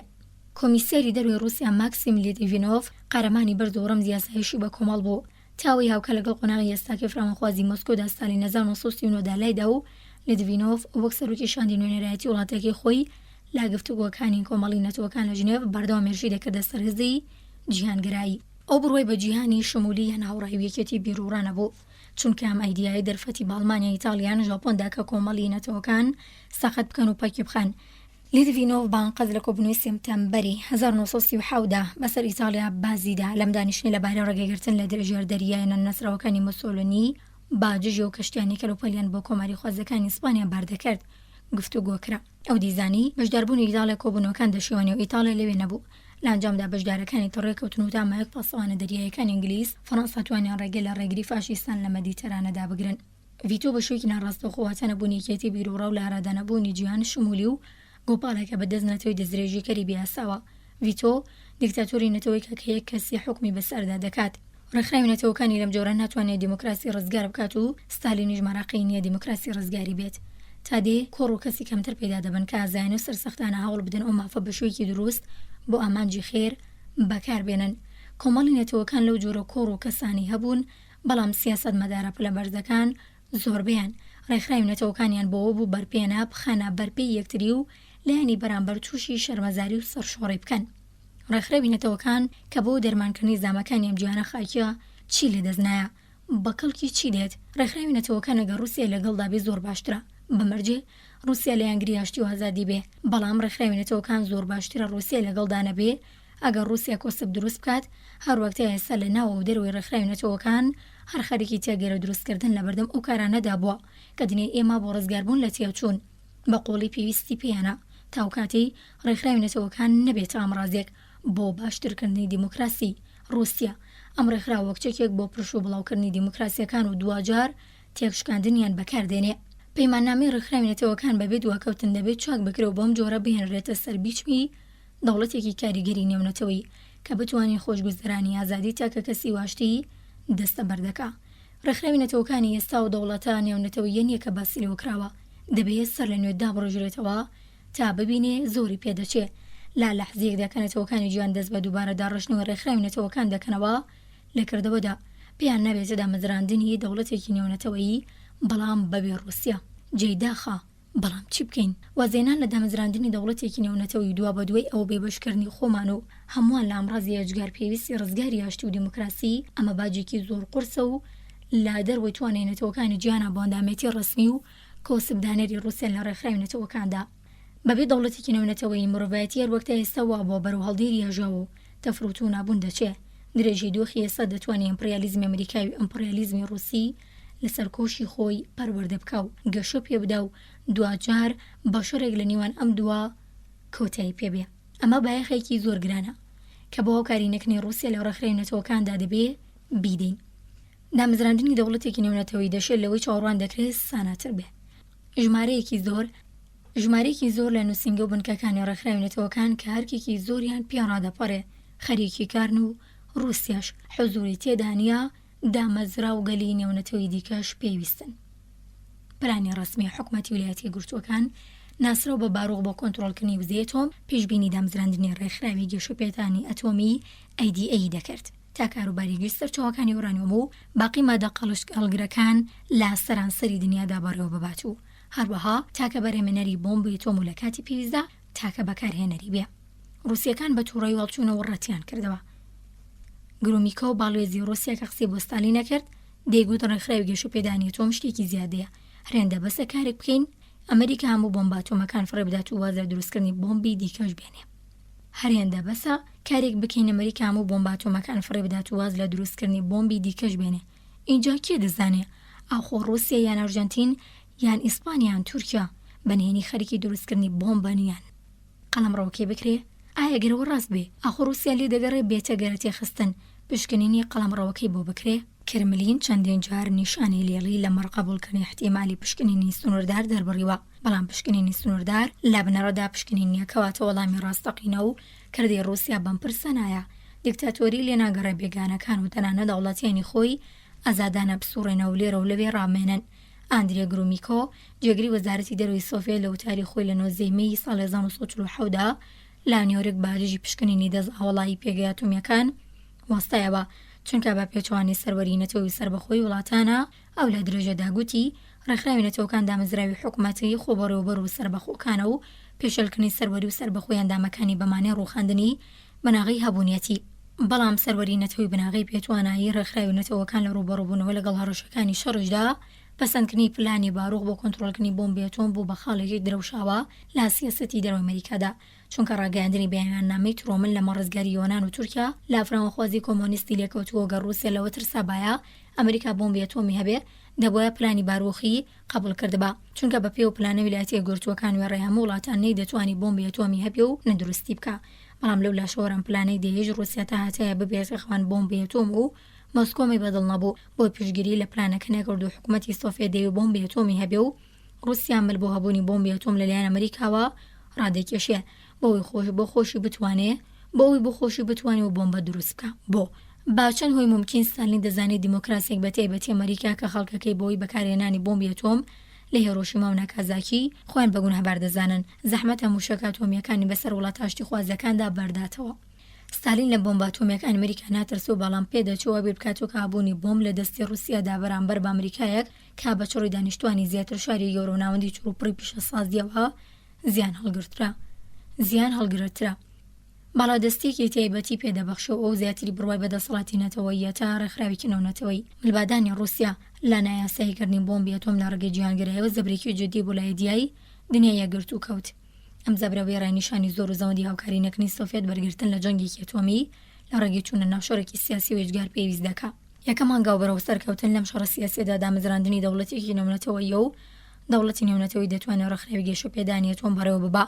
ڕێکخراوێکە لەژێر چاودێریە و دامونەتەوەکانە و نەتەوە پێشکەوتوانەش کە زۆریان پێویست بە سەرچاوی نوێی وزەی پیشەسازیە بتوانن بەو زوانە دەستیان بگاتەوە زێ ئەتۆم و هەروەها پاراستن و پشتگیری ڕێکخراوێک کە جوبەخانەیەکی پڕ لە بۆمبی ئەتۆمی هەبێ. دەوڵەتی نێونەتەوەی دەتوانێت زێکی پۆلیسی بێ و دەتوانێت بانکێکی نێونەتەوەی بەڕێوە ببا. کاری ئێستا دامەزراوە دەتوانێت ناوچەی پیشەسازی ڕۆهەر بەڕێوە ببا و دەتوانێت پرۆژەگەلێک لەسەر ڕووباری زەرد لە چین ڕاین لە ئەڵمانیا و ڕووبارەکانی دی بە ئەنجام بگەێنێ. وەک ڕێکخراوی گەشەپێدانی گێڵی تێنسی دەتوانێت بازرگانی جیهانی بۆ گومرگ ڕێک بخا و دەتوانێت هەڵوگۆڕی بەها فەرەنگیەکانی ڕێ بخا. ڕێکخراوی نەتەوەکانی یۆنسکۆی بۆم کارە هەیە و بەڵام رووسیا نەچۆتە ناویەوە. هیوا هەیە کە بتوانێت بەرگری لە مافی مرۆڤ بکا و دەتوانێت چاودێری سەرپەرشتی زێوت ڕێگاویە نێونەتەوەیەکان گەروی داردانێلی تورکیا کەناڵی سوئێزی میسر جەبەلە تارقی مەراکیش گەروی پاناما ڕووباری ڕاینوهی تر بکەوە بەم جۆرە بەم کارە چاوچونۆکی و هەراکان ببڕێتەوە دەتوانێت کاری تایبەتی گرنگی جێبەجێ بکات کە هیچ دەوڵەتێکی نەتەوەی ناتوانێت ئەنجامی بدات و دەوڵەتی جیهانی نێونەتەوەیی دەتوانێت ببێتەوە کارێک بۆ کەمکردنەوەی دەسەڵاتی دەوڵەتە نەتەوەییەکان بەم جۆرە ئەگەری سەرهەڵدانی دیکتاتۆری نەتەوەکان کەم بکاتەوە و جگەلەوە بۆ نمونە دەتوانێت لە ناوچەی ڕۆهەری ئەڵمانیا ببێتە خاوەن دامەزراو گەلی زابەلاحی پیشەسازی بەدڵنیاییەوە. زۆربەی ئەوروپیەکانم کاریان پێ لە خاوەنداریەتی سەرمایەدارێکی نێونەتەوەیی یان سەرمایەداری ئەمریکی باشترە. دەوڵەتی نێونەتەوەی دەتوانێت بە چالاکی ئابوووریەکانی داهاتی پێویست بۆ خرجەکانی خۆی پەیدا بکا و لە قۆناغەکەمدا دەوڵەتی جیهانی دەتوانێت بانکێکی دەسەڵات بێکەیەکی نەتەوەکان دەیان مەزراندووە. ئەم دەوڵەتە دەتوانێت دامەزراوەکانی ڕێکخراوی نەتەوەکان و ڕێکخراوی جۆرە و جۆری نێونەتەوەی بگرێتە خۆی کە بێکەوە گرێدراون. بەڵام دەوڵەت بەڕاستی دەوڵەت نییە و مەگەر لەلایەن خەڵک هەڵبژێردرابێ و مەگەرەوەی کە دوای ئەوەی یاسایەک جێگیر بکات کە خەڵکەکە بێکەوە گرێ بدات. ئەم خەڵە هەمان لۆژیک بوو کە لە پێشنیاری ئەرنست بووین وەزیری دەرەوەی بەریتانیادا لەبێ ڕۆژی 23 نۆڤەمبەر 1945 لە مەجلیسی پیرانی ئینگلیز خرای ڕوو. پێشنیارەکە مێژووی بوو دێگو دێمە پێویست ڕاوەیەکی نوێ بۆ ئامانجی پێگەێنانی پەرلەمانێکی جیهانی بکەین کە ڕاستەوخۆ لەلایەن خەڵکی دنیاوە هەڵبژێردرابێ و ئەم خەڵکەوە گەشتێک کەسانێک دەبن کە دەوڵەتە دامەزرێنەرەکانی ڕێکخراوی نەتەوەکان بەرامبەریان بەرپرسان و ڕاستیدا یاسایەکی جیهانی پەسەند دەکەن کە خوێنواتە خەڵکی دنیا قبولی دەکەن و بە شێوەیەکی ئەخلاقی پێی پابەند دەبن و حەز دەکەن بەڕێوە ببرێ چونکە دەسەڵاتەکە لە دەنگی خۆیانەوە سەرچاوە ئاگرێ و لە سەرشانی نوێنەرە ڕاستەوخۆکانی خوێنەوە کە داواکانیان وەدی بێنن. جیهانگرایی ئەمە شتێکە دژی لە دیموکراسی کەوا بە رووسیا بەتوندی دژی و جۆرە ئامانجا دەبێ. کەمتر لە چەند هەفتێکدا دوای قسەکانی بووین وەزیری دەرەوەی پێشوێن تۆنیادن پێشنیارێکی لەو جۆرە هێناگۆڕێ رادیۆ مۆسکۆ بە پێی هەمان بنەما بووین و ئادنی محکومکردن جگەلەوە لە پەرلەمان و جیهانێکی ئەوانی وەک شتێکی خەڵپڵاو زیانبار و کۆنەپەرستانە دەیە بەرتە شەڕ و گەڵتەجاری. بەڵام حوکمەتی سۆڤێت بەتەواوی بەدوێ ئەو بابەتانەدا دەچێت دیکتاتۆریەک چۆن دەتوانێت ڕێگە بە خەڵکی خۆی بدە بۆ بەجارنی پەرلەمانێکی جیهانی دەنگ بدەن ئەویش بۆی هەیە حیزبی نیار و پەڵەورای نیاریشی تێدا بن لە حاڵێکدا ئێستا بۆ پەرلەمانی وڵاتێکی خۆی ناتوانن ئازادانە دەنگ بدەن بۆ هەیە تەنیا دیموکراسیەکان دەتوانێت بەرەو دەوڵەتی نێونەتەوەی هەنگاو هەڵگرن ئەگەر چاوەڕوانی ڕووسیا بن لەوانەیە هەرگیز ئەم کارە دەست پێ نەکات لەم حاڵەتەدایە کە ڕووسیا دەتوانێت بۆ میشە دینی دیموکراسی بە پارچەی ڕابگرێت واتە هەرەوشەی ئاواتیەتیدا بەشکردنی دنیا لەسەر بنەمای دیموکراتی و نادیموکراتی یارمەتی مۆسکۆ دەدا دیموکراسی لاواز بگاو لە ناوی ببات یارمەتی مۆسکۆ دەدا دیموکراسی لاواز بکاو لە ناوی ببات دەوڵەتی جیهانی لەگەڵ ڕووسیادا مەحەڵە بەڵام بەبێ ڕووسیا ممکنە دەوڵەتی نێونەتەوەی دەتوانێت هۆکاری ئەوەندەڕوون و ئاشراو دەوڵەتی نێونەتەوەی دەتوانێت هۆکاری ئەوەندەڕوون و ڕاشکاوانە بخاتە ڕوو و هەبەرگیر لە قازانجەکانی خۆ بکات کە وڵاتانی دەروی بازنەی نەفوزی ڕووسیا بتوان خۆبەخشانە بێنە ناوی بەڵام ئەوانەیش تا کاتێک قازانجەکانی دەوڵەتی نێونەتەوەی قەناعەتیان پێدێنێ کە ئەندامەتی لەم دەوڵەتەدا کارێکی ژیرانەیە دەتوانن درێژە بەڕێگەی خۆیان بدەن و هەرێک لە پاشوەکانی ڕووسیاش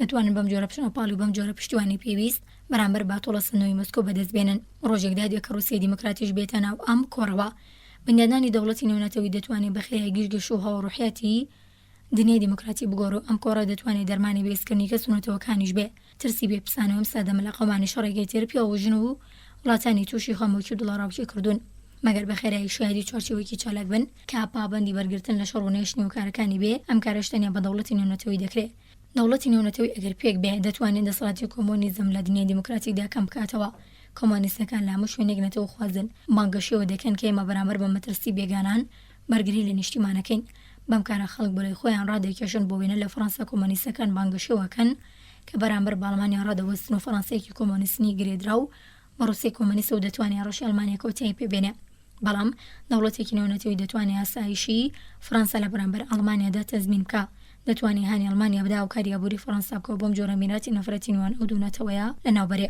دەتوانێت گەرانتی سامان و خۆشگوزەرانی فەڕەنسا بکە ئارامی و نێشتنی بەرگری سیاسی و ئابووری دەتوانێت کۆمۆنیستەکان لاواز بکە نەتەوە خوازی دوورە پەرێزی ترس لە شەڕ و ئامادەکاری بۆ شەڕ یارمەتی کۆمۆنیستان دەدا کۆمۆنیستەکان توندوتیژی وەک تیۆری خۆیان بڵاو دەکەنەوە ئەوان توندوتیژی بەکاردێنن کۆمۆنیستەکان لە بەکارهێنانی توندوتیژیدا مەعلانن سەردەستی جوڵانەکانی بەرگری دژە فاشیستی لە ئەوروپا کۆمۆنیستەکان بوون لامانگرتنەکاندا لا توندوتیژی ناپرنگێنەوە توندوتیژی مەزەبی لە هێند دنە دەدەن و سوودی لێوەردەگرن کۆمۆنیستەکان ڕۆڵی توندوتیژین و لا کەشوهەوای شەڕ و ئاژاوە دەگەشە دەکەن ئێمە لە سەردەمێکی پڕ توندوتیژیدا دەژین و ئەم دنیای بە قازانجی کۆمۆنیست و فاشیستەکانە کە وەک ئامرازێکی شەرعیە پێدرا و دەڕوانە توندوتیژی وا باشترە لێگەڕین دیموکراسی بە شێوازە ئاشتی خوازانەکانی خۆی کێشەی نێوان وڵاتان و کێشە ناوخۆیەکانیان چارەسەر بکە ئەو دەم کۆمۆنیزم سیزڵ دەگەڕێ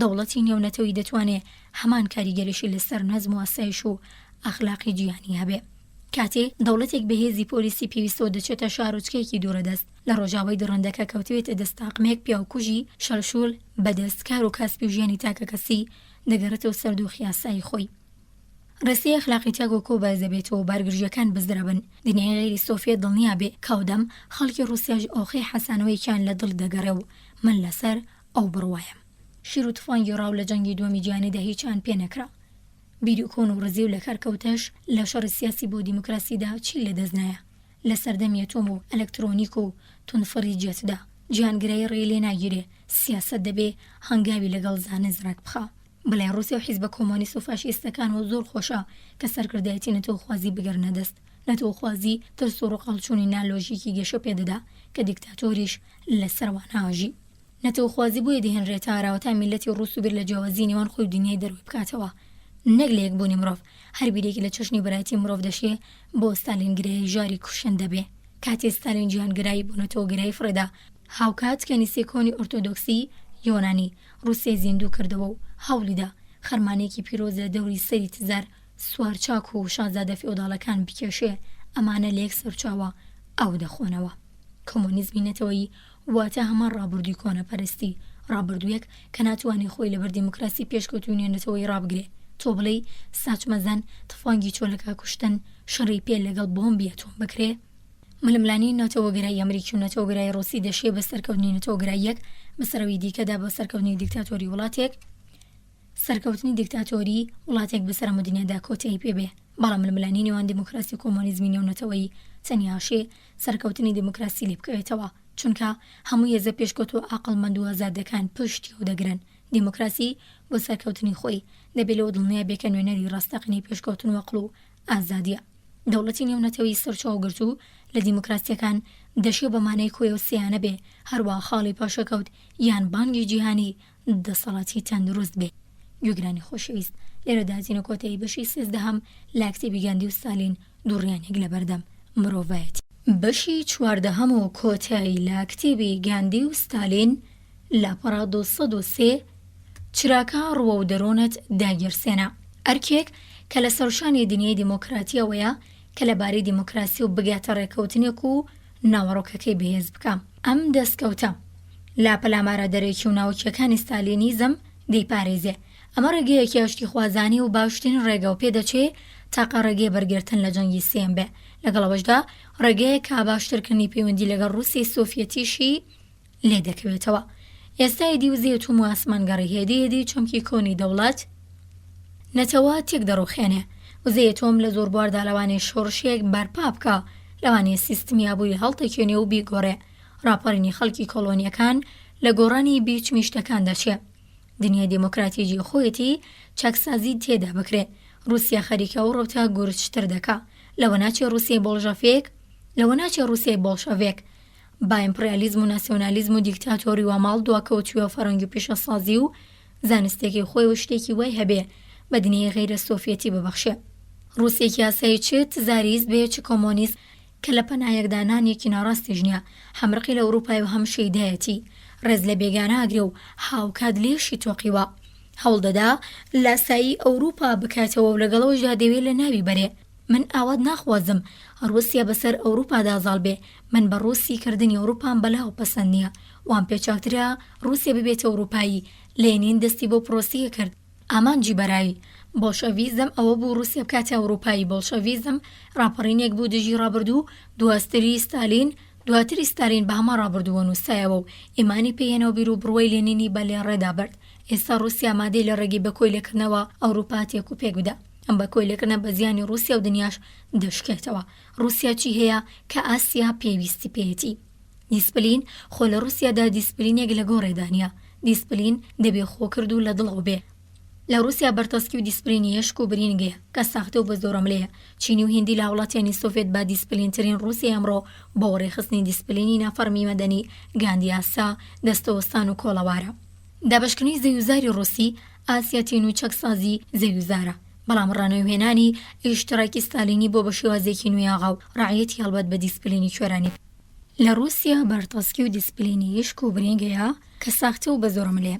چینی و هیندی لە هاوڵاتیانی سۆڤێت بە دیسپلینترن. رووسیا ئەمڕۆ بۆ ڕێخستنی دیسپلینی نافەرمانی مەدەنی گاندیاسا و دەستەوەستان و کۆڵەوارە. دابەشکردنی زەویزاری رووسی ئاسیاتین و چەکسازی زەویزارە. بەڵام ڕانەوهێنانی ئیشتراکی ستالینی بۆ بە شێوازێکی نوێی ئاغا و ڕعەتی هەڵبەت بە دیسپلینی کوێرانی پترەوە. جموجۆڵ و چالاکی. بەڵێ لە رووسیادا جموجۆڵ گرموگۆڕ و توانە هەن لە پایچی بە هەر نیازێک بەبێ بە دڵنیاییەوە بۆ پێگەشتنی تاگنیە. ئەگەر ستالین دەسەڵاتداری ئاسیا بوایەت ئاسیای لە باشترین ڕۆحی خۆی بەبەری دەکرد. ڕۆحێک بە ناوی گاندی ئەو ئاسیایانەی چاویان لە مۆسکۆی و ئەوانە ئیلهام لە ژاپۆنی پاڵنخوازی وەرەگرن. کەمترین ڕادەی گاندیگەراییان تێدای و زۆرترین دژوایەتیان لەگەڵ گاندی هەیە. ئەمانە ئەسکەرتاری کرچ و کاڵ و ناشارەزان کە بە بەرزکردنەوەی دروشم سڵاوی سەربازی دەدەنەوە و پێیان وایە وەک خەڵکانی ئازاد ڕەفتار دەکەن یان وا بیر دەکەنەوە بەم شێوازە دەگەنە ئازادی. بەڵام ئەمانە بەگرتنە بەری شێوازەکانی ستالین تەنیان دەتوانن مەیدانەکە بۆ ستالین یەکچۆڵ بکەن کە ئەمانی پەروەردە کرد و تاکتیکی خافڵگیرانی نفوزی کۆمۆنیستەکانی زۆرتر لەسەر و کەسانە کاریگەرەکە لاوازن یان ئازادی خواز و کرێکاردۆستن و واز دەکەن دەستکەوتی کەمیان بۆ دەبێت بەڕێگەی قەت بەردابڕۆن و شتێک بە شتێک بکەن. ئەو کەسانە جاروبار حەز دەکەن لاسەی شێوازی ڕێکخراوی دیسپلینی پاوەخوازان بکەنەوە واتە کۆبوونەوەی گەورەی پڕفیق و هەرە و پڕۆپاگاندەی زێدەڕۆیانەی جەنجاڵیسان و ڕێژی سەربازی بۆ خزدانان و بەکافرکردنی نێران لەبەر ئەوەیە کە حوکمەتە نوێیەکانی ئاسیا ڕەنگە حوکمەتە ناسەقامگیرەکانی ئەوروپاش وابیر بکەنەوە ئەگەر پاڵەوان بازی وەڕێ بخەن دڕندانە دەست بدەنە توند و تیژی و جوڵە و چالاکی خۆیان بەوە نمایش بکەن کە چۆن بە خێرایی بۆ پەڕێهێز و دەتوانن خۆیان بگەێننەوە بارودۆخی تازە و دەرفەتەکان بقۆزنەوە سەرکەوتوو دەبن. لەژێرە گرفتێکی ئابوور و سیاسی دیموکراسیەکاندا کێشەی بنەڕەتی خۆی حەشارداوە، کێشەی اخلاقی، کێشەی پەیوەندی شێو لە نێو وڵاتان و تاکەکاندا ئالێرەدایە کە رووسیا کورتی دێنەیە لە بنەڕەدا هیچی پێنیە. ستالینیزم دژە اخلاقی و دیموکراسی دەتوانێت لە جیاتی فێربوون لە سەرۆکی فەرماندە ستالین لە ماهاتما گاندی فێریشت بێ. دیموکراسی دەتوانێت پێشدەستی بدۆزێتەوە کە دەبێت زۆرترین ڕازگۆیی ئەمەکداری و یەکڕووی بەرامبەر بە بنەماکانی خۆی هەبێ و ئەگەر دیموکراسی پێڕووی لەسەر مەشقێکی وەک ستالین کا دەبێ واز لە گشتێتی و بنەماکانی خۆی بێنە و خیانەتیان لێ بکە.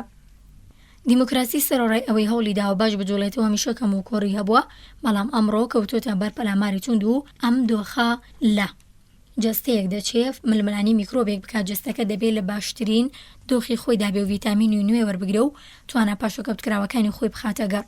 کۆمەڵ ئازادیەک لە دیموکراسیەکاندان کە تەنیا کەسانێک بە کەمیان دادەنێن و گاڵتەیان پێیەکەن کارگیز لە سێ حوکمەتێکی دیکتاتۆری دانەژیاون. نابێ ئازادیە بە نرخانە بەکەم بزانرێن، دەشێ پەرە پێ بدرێن و کەماڵ بکرێن، چونکە قەیران لەگەڵ رووسیا بوونی و ئازادیانی کردوتە مەسەلێکی چارەنووساس. بارودۆخێکی سێرە، یەکێتی سۆڤێت نە دیموکراسیەکی سیاسی و نابووری. بۆڵشەڤیکەکان لە ماڵی شۆشەیەدا دەژین کەچی بەردەفڕکە دەکەن بۆی ژوا دەکەن چونکە ماڵە شۆشەیەکەیان بە دیوارێکی ئاسنی دەپارێزرە و باردی کەسیان ناگاتێ. لەگەڵەوەدا ڕەخنەکانی کۆمۆنیست و رووسیا لە دیموکراسی ڕۆژاو هەروە و ڕەخنانی لەلایەن هیچ کەم لەو دووبەرەیەوە نین خەڵکیان بەرەو ئەوە پاڵپێوناوە بە چاوەیەکی وردبینانەتر لە نێوڕۆکی دیموکراسی و ڕامێنن. جا چونکە لە نزیکەوە تێ ڕادەمێنن داوای چەکسازی زیاتریشی لەکەن، بەڵام لە هەمان کاتەوە لە ڕاستیدا دەبێت شکرانە بژێری هەر ئەو بەهاو ئازادیانەش بین کە هەمانن ئا دیموکراسی دەبێت و لە پێشنیارەکەی گاندی وەربگرێکە دەڵێ چراکە ڕۆ و دەروونت داگەرسێنە. دنیای دیموکراسی وەک یەکەیەکە دەبێت چراکە لە دەرونی خۆی بگیرە و دیموکراسی دەبێت کۆمەڵە پرسیارێکی دوا دۆزانە لە خۆی بکە. ئایا دیموکراسی دەتوانێت بە دژی دیکتاتۆری بجەنگێ و لامان کادا دیکتاتۆری وەک فرانکۆ لە ژێرباڵی خۆی بگرێ؟ ئاخۆمە دۆخێکی دیموکراتیە کە سێ چوار حەزیە چارەنووسی وڵاتە بچووکەکان بە بێوەرگرتنی ڕێی خۆیان دیاری بکەن. تۆ بڵێ ئەمە دیموکراتیت بێکە لە ڕاو کردەوەدە یارمەتی دیکتاتۆرێک بدەیت کە گەرەیەکی نەتەوەیکی سەربەخۆ هەڵوشێ. دەبێت دیموکراتی بوون بۆ مانایە بێ کە زلێزیەکان ئارامی خۆیان لەسەر حسابی نارامی هێزە بچووەکان وەدەستبێنن، مەگەر نازان کە هیچ ئارامیەکی ڕەها لە چوارچێوەی قەڵەمڕەوەکانی وڵاتێک لارادانە. ئاخۆ ڤیتۆی زلێزیەکان لە ڕێکخراوی نەتەوەی گرتووەکان دیموکراتیە؟ ئایا تێگەراتی خەسن لە راپۆڕی نازادی خوازانی کۆلۆنیەکان کارێکی دیموکراتیە؟ باشە، ئەسڵی ماف بە دەسەڵاتدارە بەمانەی دیموکراسیان یاسای دارستان. تۆ بڵێ دیپلۆماتەکان هەوڵ بدەن لە ڕووکەم تەرخەوی نابەرپرساریەتیەوە. تۆ بڵێ دیپلۆماتەکان هەوڵ بدەن لە ڕووکەم تەرخەمی و نابەرپرساریەتی و واژی ئاشتی خوازی بۆ وڵاتانە بەکارهێنن کە لە کاتی شەڕی و پەیماناندا بە دژیەوان شەڕیان دەکرد و لە باتی ئەوە ئەم وشەیە بۆ نەتوانە بەکاربێنن کە بەڕاستی ئامادەن بەشێک لە سەروەری نەتەوەی خۆیان بە دەوڵەتی نێونەتەوەی ببەخشن. دنیای دیموکراتی ناتوانێت سەرکەوێ مەگەر دەوڵەتی حیزبی کرێکاری بەریتانیا سەر بکەوێ و ئەگەر هاوکاری نزیک و یەکسانی ئینگلیز لە ئەوروپا هەروە هێند لە ئاسیانە بێ. هەموو زێر ڕۆسامانی ئەمریکا ناتوانێت بەر بە کۆمۆنیزم لە نیوەگوی ڕۆژهەڵات بگرێ و کۆمۆنیزم لە ئەوروپا و ئاسیا شکست ناهێنێ مەگەر ڕەفتارێکی دۆستانەیان هیچ نەبێ لێبوردەیی بەرامبەر بە ڕژێمە سۆسیالیستەکان یان ئابوووریەتی کەڵاوەکان بگرێتە بەر.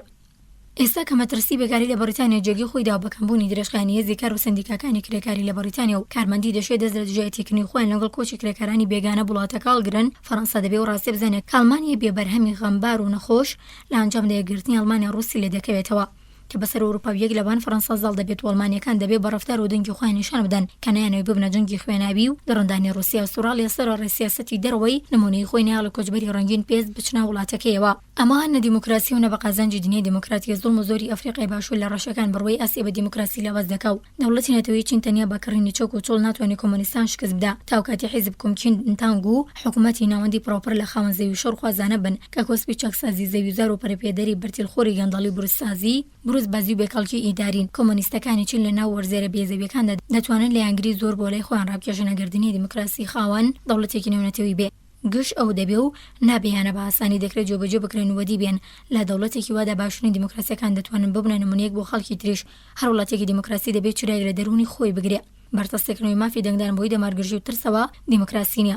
کاتێک کاتۆلیکیان جوولەکەیەک ڕێگەی پێنەدرێت لەسەر سونوقی دەنگدان بێ، کاتێکە تەنیا دەوڵەمەند و نەجیبزادە بۆ یانە پۆستی دیپلۆماتی یان پایەکانی تر وەربگرن، کاتێکە دەوڵەمەند و سیاسەتوانی گەندەڵی ناپاک و بێویژدان حیزبی سیاسی بەڕۆ دەبن و کاتێک کەسانی هەڵبژێرە و بۆ نوێنەرایەتی خەڵک تا و گۆراڵی فەرمان و داواکارەکانی کەسانی دەستڕۆشت و گروپی گوشار دەبن. دیموکراسی دەبێتە گاڵدۆژاری. ئەگەر دەوڵەتێک دەبینین کاکەمە نەتوەیەکی دانیشتووە دەردەنێ ئەگەر دەوڵەتێک دەبینن کە مافی پەنابەرەتی بەستەمدیدە و کەسانی ژێر مەترسی ڕەوانابینێ دەبێت دڵنیا بین کە ئەو دەوڵەتە بنەمایەکی دیموکراتی پێشەل کردووە ئەوە کە ئازادی بدەین لەلایەنگران ماشتێکی یاسانە مەرج و بنەڕەتی دیموکراسی و کەنایەران لە دژایەتیکردنی خۆیاندا ئازاد بن دیموکراسی و لە ڕاستی ئازادی کەمینە لە دژایەتیکردن و ئازادی کەمینە مانەوەیە ئەگەر کەسانیان گروپکە لە سەبارەت بە بیرروباوەڕیان ئازاد دەدرێن و هەڵدەپێچرێن و وەگەر ناتوانیان بەلایانەوە سەختە کە بیرروباوەڕی خۆیان لە خەڵکی تر دەربڕن ئەمە ستالینیزمە ئەمە هەمانەوە کارێکی هیتلەر و موسۆلینی و ژاپۆنیەکان کردیان فرانکۆش خەریکە دەیکا پاولۆ ڕۆبیسۆن با هەرچی پێی خۆشە بیڵێ یان بیچڕێت تۆ بەدانی ئازادی دیموکراتی بۆ هونەرمەندە دەتوانێت ڕخنەکانی لە دیموکراسی کەم بکەیەوە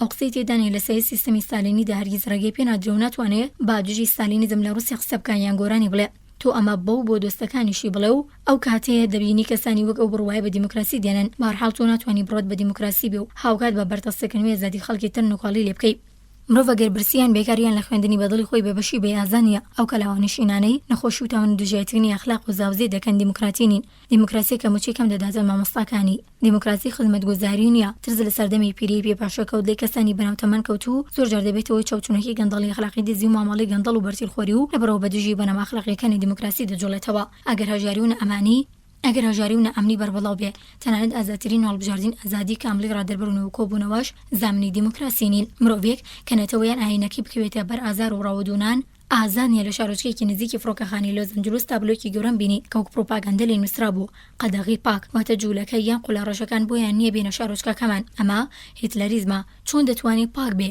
نامەسیحاییە چۆن دەتوانێت دیموکراتی بێ مەگەر ئەو شتانەی مای پامەخوازی لە دیموکراسی دەربهاوێژرێ ئەو دەمبەڕات لە ژێر پێی دووژمنە ناوەکی و دەرەکیەکانی دیموکراسی ڕاکێشاوە بە پێچەوانەوە ئەگەر هیچ کارێک نەکەی و لە جیاتیەوە بەردەوام بەسەر کۆمۆنیست و خەڵکی تر داوار بکەی سوورە ئەو کاتی کە ژماری کۆمۆنیستان زیاتر دەکەی وەک هیتلەر بەجوڵەوە و تا نازی و فاشیست و کۆمۆنیستان بەرهەم بێنی ئەگەر هەر دیموکراسی ڕخنەگران و بێبەزیانە بەخۆی دەچووبایەوە و لاوەزێنە دیموکراتیەکانی خۆی دۆزیبانەوە و لای بردبان ئیدی ئێستا لەگەڵ هەم قۆیرانە جیانێدا بەرەوڕوونە دەبووین و کە هەن لە دیموکراسیەکدا هەموو ژنوپیا و منداڵێک دەبێت پەیڕەوی لە بنەماکی گاندی بکەوت تشک هاوێژەکە لە دەرونی خۆی بگرێ ڕادی وەدیاتنی میستا پەیوەندی بە ڕادی خۆست و هیرادی کەسەکەوە هەیە هەرتاکێک تا چوو ڕادێک وەدیاتنیم ئامانجی بوێ دیموکراسی بە هەمە ڕادە لەو داوەدیدێ ئێوارەخوانێک لە لانگ بیچی کالیفۆرنیا ساز کرابوو من لەوێ باسی خەباتی سیاسی بە دژی ڕووسیا ستالینم کرد و بۆ چوونی گاندیم درخستنەوە کە دەڵێ دنیای مۆدێرن لە ڕادەبەدەر لەسەر پیداکردن و دەستخستن و چیم هەیە و زۆر کەمە لەسەر خۆم چیم چۆڕباتەوە بەڵام خۆراگر بۆ خۆت بە فەلسەفەی مەهاتمایە دوای تەروێژیەکانی دانیشتنەکە پێوەگاتە لە مخۆی وەک پزیشکێک پێناسان مولەی پرسییم خەڵکی سەرشەقام و مرۆڤ یاسایی لەو نێوەدا چیان لەدەست دێ گوتم تۆ ڕۆژانە چاوت بە 55 تا 80 نەخۆش دەکەوێ گوتی بەڵێ نیازم وایە حەقی ڤیزیت بکەمەوە دکتۆر باش لە خەباتی سیاسی بۆ دیموکراسی گەیشتی بوو لە نزیک گەڕەکی ڕۆژاوی پارکی نیاوەندی نیوەرەک شەوێک دوو کوڕێژگام تەماشا دەکردن کە بافری پێش دوکانێکیان دەماڵی چاخۆیان ماندوو دەکرد کاتێک یەکیان پشتی ڕاستکردەوە تەوەکو پشوێک بدا هەڵم بۆ هەڵکەوت لێ بپرسم کەس پێی گوتنی هێرە بە ماڵن گوتی کەس پێی نەگوتین ئێمە لەبەر هیچ شتێکم کارە ناکەین ویستم پارێکیان بدەمێ گوتیان ناسوازیمەی پێشەنگین ئاخۆ و دووە کە گەورەش بوون هەروە ئامادە دەبن و خزمەت بە کۆمەڵگەی خۆیان بکەن یان ژیان بەمانەی هەڵپۆ خۆکتانی شێتانە بۆ چەند خستن و پیداکردن دەیانگۆڕێ و خرایان دەکا ئاخۆ مەڕازنی کە منداڵی باش لە گەوری باش بترن سەرۆتای ڕۆژنامەکان مامۆستایان بەهۆی پێگەێنان یەکێتی و دەستدانەمان گرتن محکوم دەکەن بەڵێ مامۆستا خزمەتکارێکی کۆمەڵایەتی نەکاسبکار بەڵام خۆ ڕۆژنامە گۆڤا ڕادیو دەستگایەکی بڵاوکردنەوەی کتێبیش و هەندێکی تر بە ئەمە ڕادایەکی کۆمەڵایەتی گرنگیان بەرامبەر گەورەکان لەسەر شانە ئاخۆ خاوەنی ڕۆژنامە خۆی بە خزمەتکاری کۆمەلگا نازانێ یان وە بیرەکاتەوە ئەرکی ئەوە کە خەڵک فێر بکە زانیاریەمان بدات و پەروەردەیان بکە و ئاستیان بەرزکاتەوە بەڵکو دەبێ خوێنەرانی سەرقاڵ و دڵخۆش بکات تا ڕۆژنامەکەی بۆ بفرۆشرێ زۆربەی خەڵک خۆیان لە بەرپرسیارەتی کۆمەڵایەتیەکان دەدەچنەوە هاوڵاتیانی دیموکراسیەک زۆر جار پێیان وایە کە دەنگی خۆیان خستە سندوقەوە ئیدی ئەرکیان تەواو دەبێ و ئەگەر نامێک بوو نێنوێری پەرلەمان بنووسنیان چاو بۆ بڕنا کردەوەی حوکمەت و بە دژی هەڵەکانی ناڕەزایەتی دەرببڕن بۆی شەرافەتی هاوڵاتیان ڕەنگە پیرۆزباییش لە یەکتری بکەن کا و کارە گەورانیان ئەنجام دەون و بەڵام دیموکراسی شتێکە زۆر زیاتر لە هەڵبژاردننی ئازاد و حوکمەتی باش و ئەم جۆرە ناڕەزایەتی دەربڕینە بێکەڵکانە مهاتما گاندی دەڵێ کەسانێک ڕاستەخۆ دەرگیری کارێکن بەر لەوەی کێشەکەیان داڵۆز بێ کە پێویستە بکە حکومەت دەستی تێوە بدات دەبێت بۆ خۆیان کێشەکە چارەسەر بکەن بە وتەیەکی تر ئەو زیاتر بڕوای باهاوکاریگەن و هەوڵی خۆکردەیە نەک بەسەندکردنی یاسا تیۆرەکەی وی و ڕادیکاڵ و بنەڕەتیە یاساکان هەندێک جار یارمەتی دەرن بەڵام تۆ ناتوانی خۆشەویستی برانەیان حەقیقەتیان خێرخوازیان لێبوردەییان وجدان لە دەرفری یاسا بکەی و پەسەندی بکەی چونکە ئەو دیموکراسی لە کتێبی یاساییەکاندا هۆکاری پێویست زیندووبوونی نییە تەنیا بوونەوەر زیندوەکان کە بە ڕەفتاری لەحزا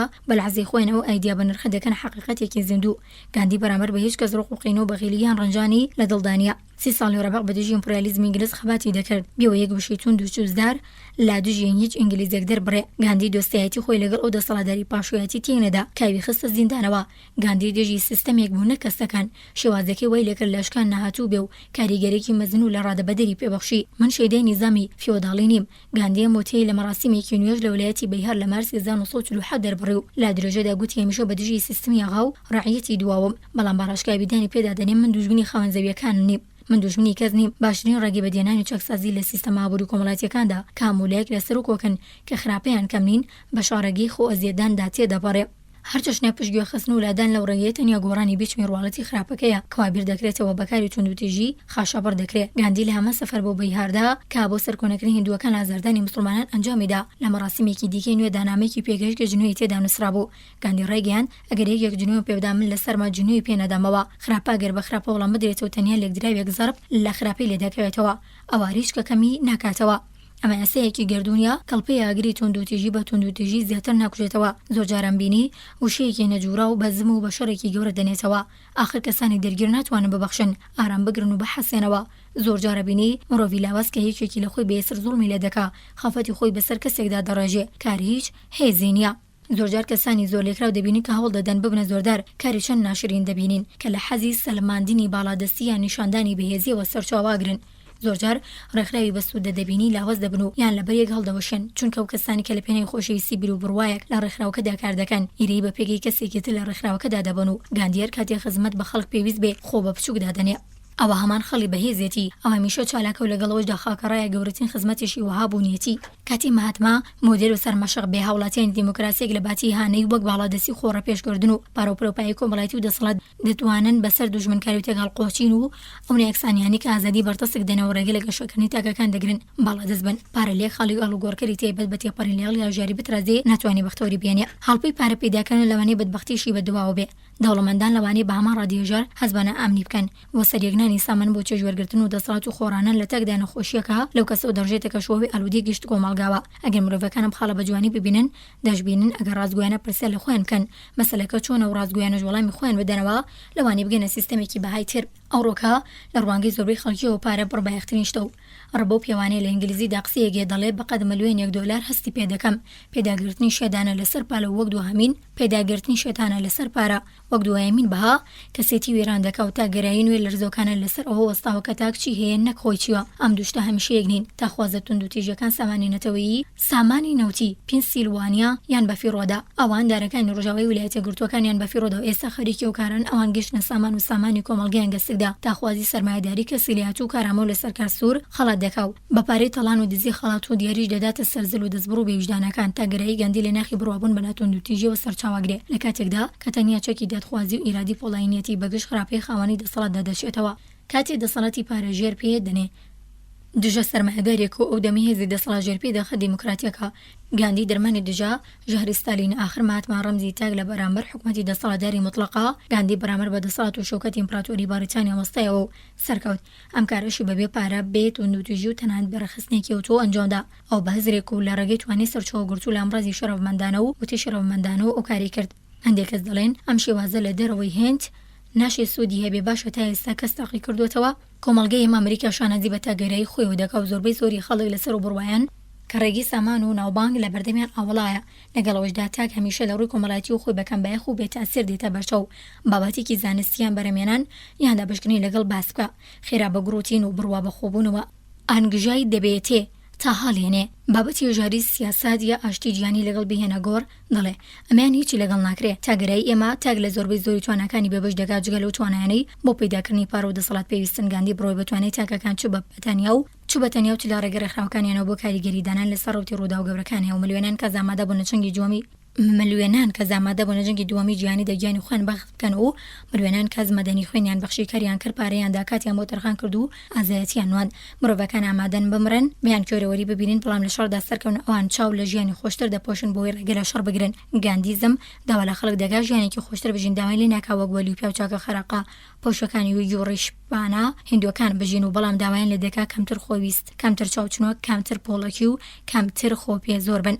داوایان لێ دەکات لەگەڵ کەسانێک دەکە جیاوازن لەگەڵ جیابیر و ئەوانەی تردا دلۆڤانتە ڕازگۆرتر و دۆستانەتر هەڵسوکۆت بکەن و خێرخواستر بن کەسانێک وەڵام دەدەنەوە نا ئەمانە زۆر تەمومەژاوین بەڵێ تەمومەژاوین بەڵام تاو کاتێک کە پاش لە خەوەستانی بەیانی تووشی یەکەم مرۆڤ دەبێ لە حاڵێکدا هێشتا خەواڵووی ئەدی دوای ئەوە دەبێ هەر ئەم بنەمایانە ڕاستە خۆڕۆژکامانە لەگەڵ و کەسەدا لە کار بکە یانێکی هەرچۆنێک بێ دەبێت دەست بدەی کردارێکی ڕاستە خۆواشکرا مامۆستای قوتابخانە خوێندکار و قوتابی کار بەدەستی دەوڵەت خاوەن کارگا خاوەنزەوی سەرۆکی کۆمپانیا هونەرمەند سەرنووسەر بلیت فرۆشی تراما پاسەوان بەقال کڕگار و کرێکار و بەیرادی خۆی دەتوانێت لە هەر خولێکێکدا یارمەتێکی کردەی بە شادمانی خۆی و خەڵکی تر بکە ئەوانەی سامان و دەسەڵاتیانەیە لە چوارچێوە یابووری ئیستایاندا یان بە چەکسازیکردن دەتوانن دۆخی ژیانێکی خۆشتر بەرەخسێنن گەلێک کەزان زۆر لەوەی کە یاسایان ڕێسای پیشەکەیان چاوەڕوانی لیانەیە باشتر لەگەڵ هاوڕەگەزی خۆیان هەسوکەوت دەکەن ئەمانە لە ڕووی دەروون پاکی سروشتیانەوە هەڕەفتار دەکەن کام و کەس دەتوانێت لەوەی کە هەیە باشە ڕەفتار بکە ئەگەر ئێمە دەست بەکار بین و هەموو دەرفەتێک بۆ باشکردنی خۆمان و کۆمەڵگاکەمان بقۆزینەوە ڕۆحیەتی ناومێدانی ئێستا دەشێت لە ناو کچێ و خەڵکی دی ناتوانن بڵێن ئێمە هیچمان لە دەست نایە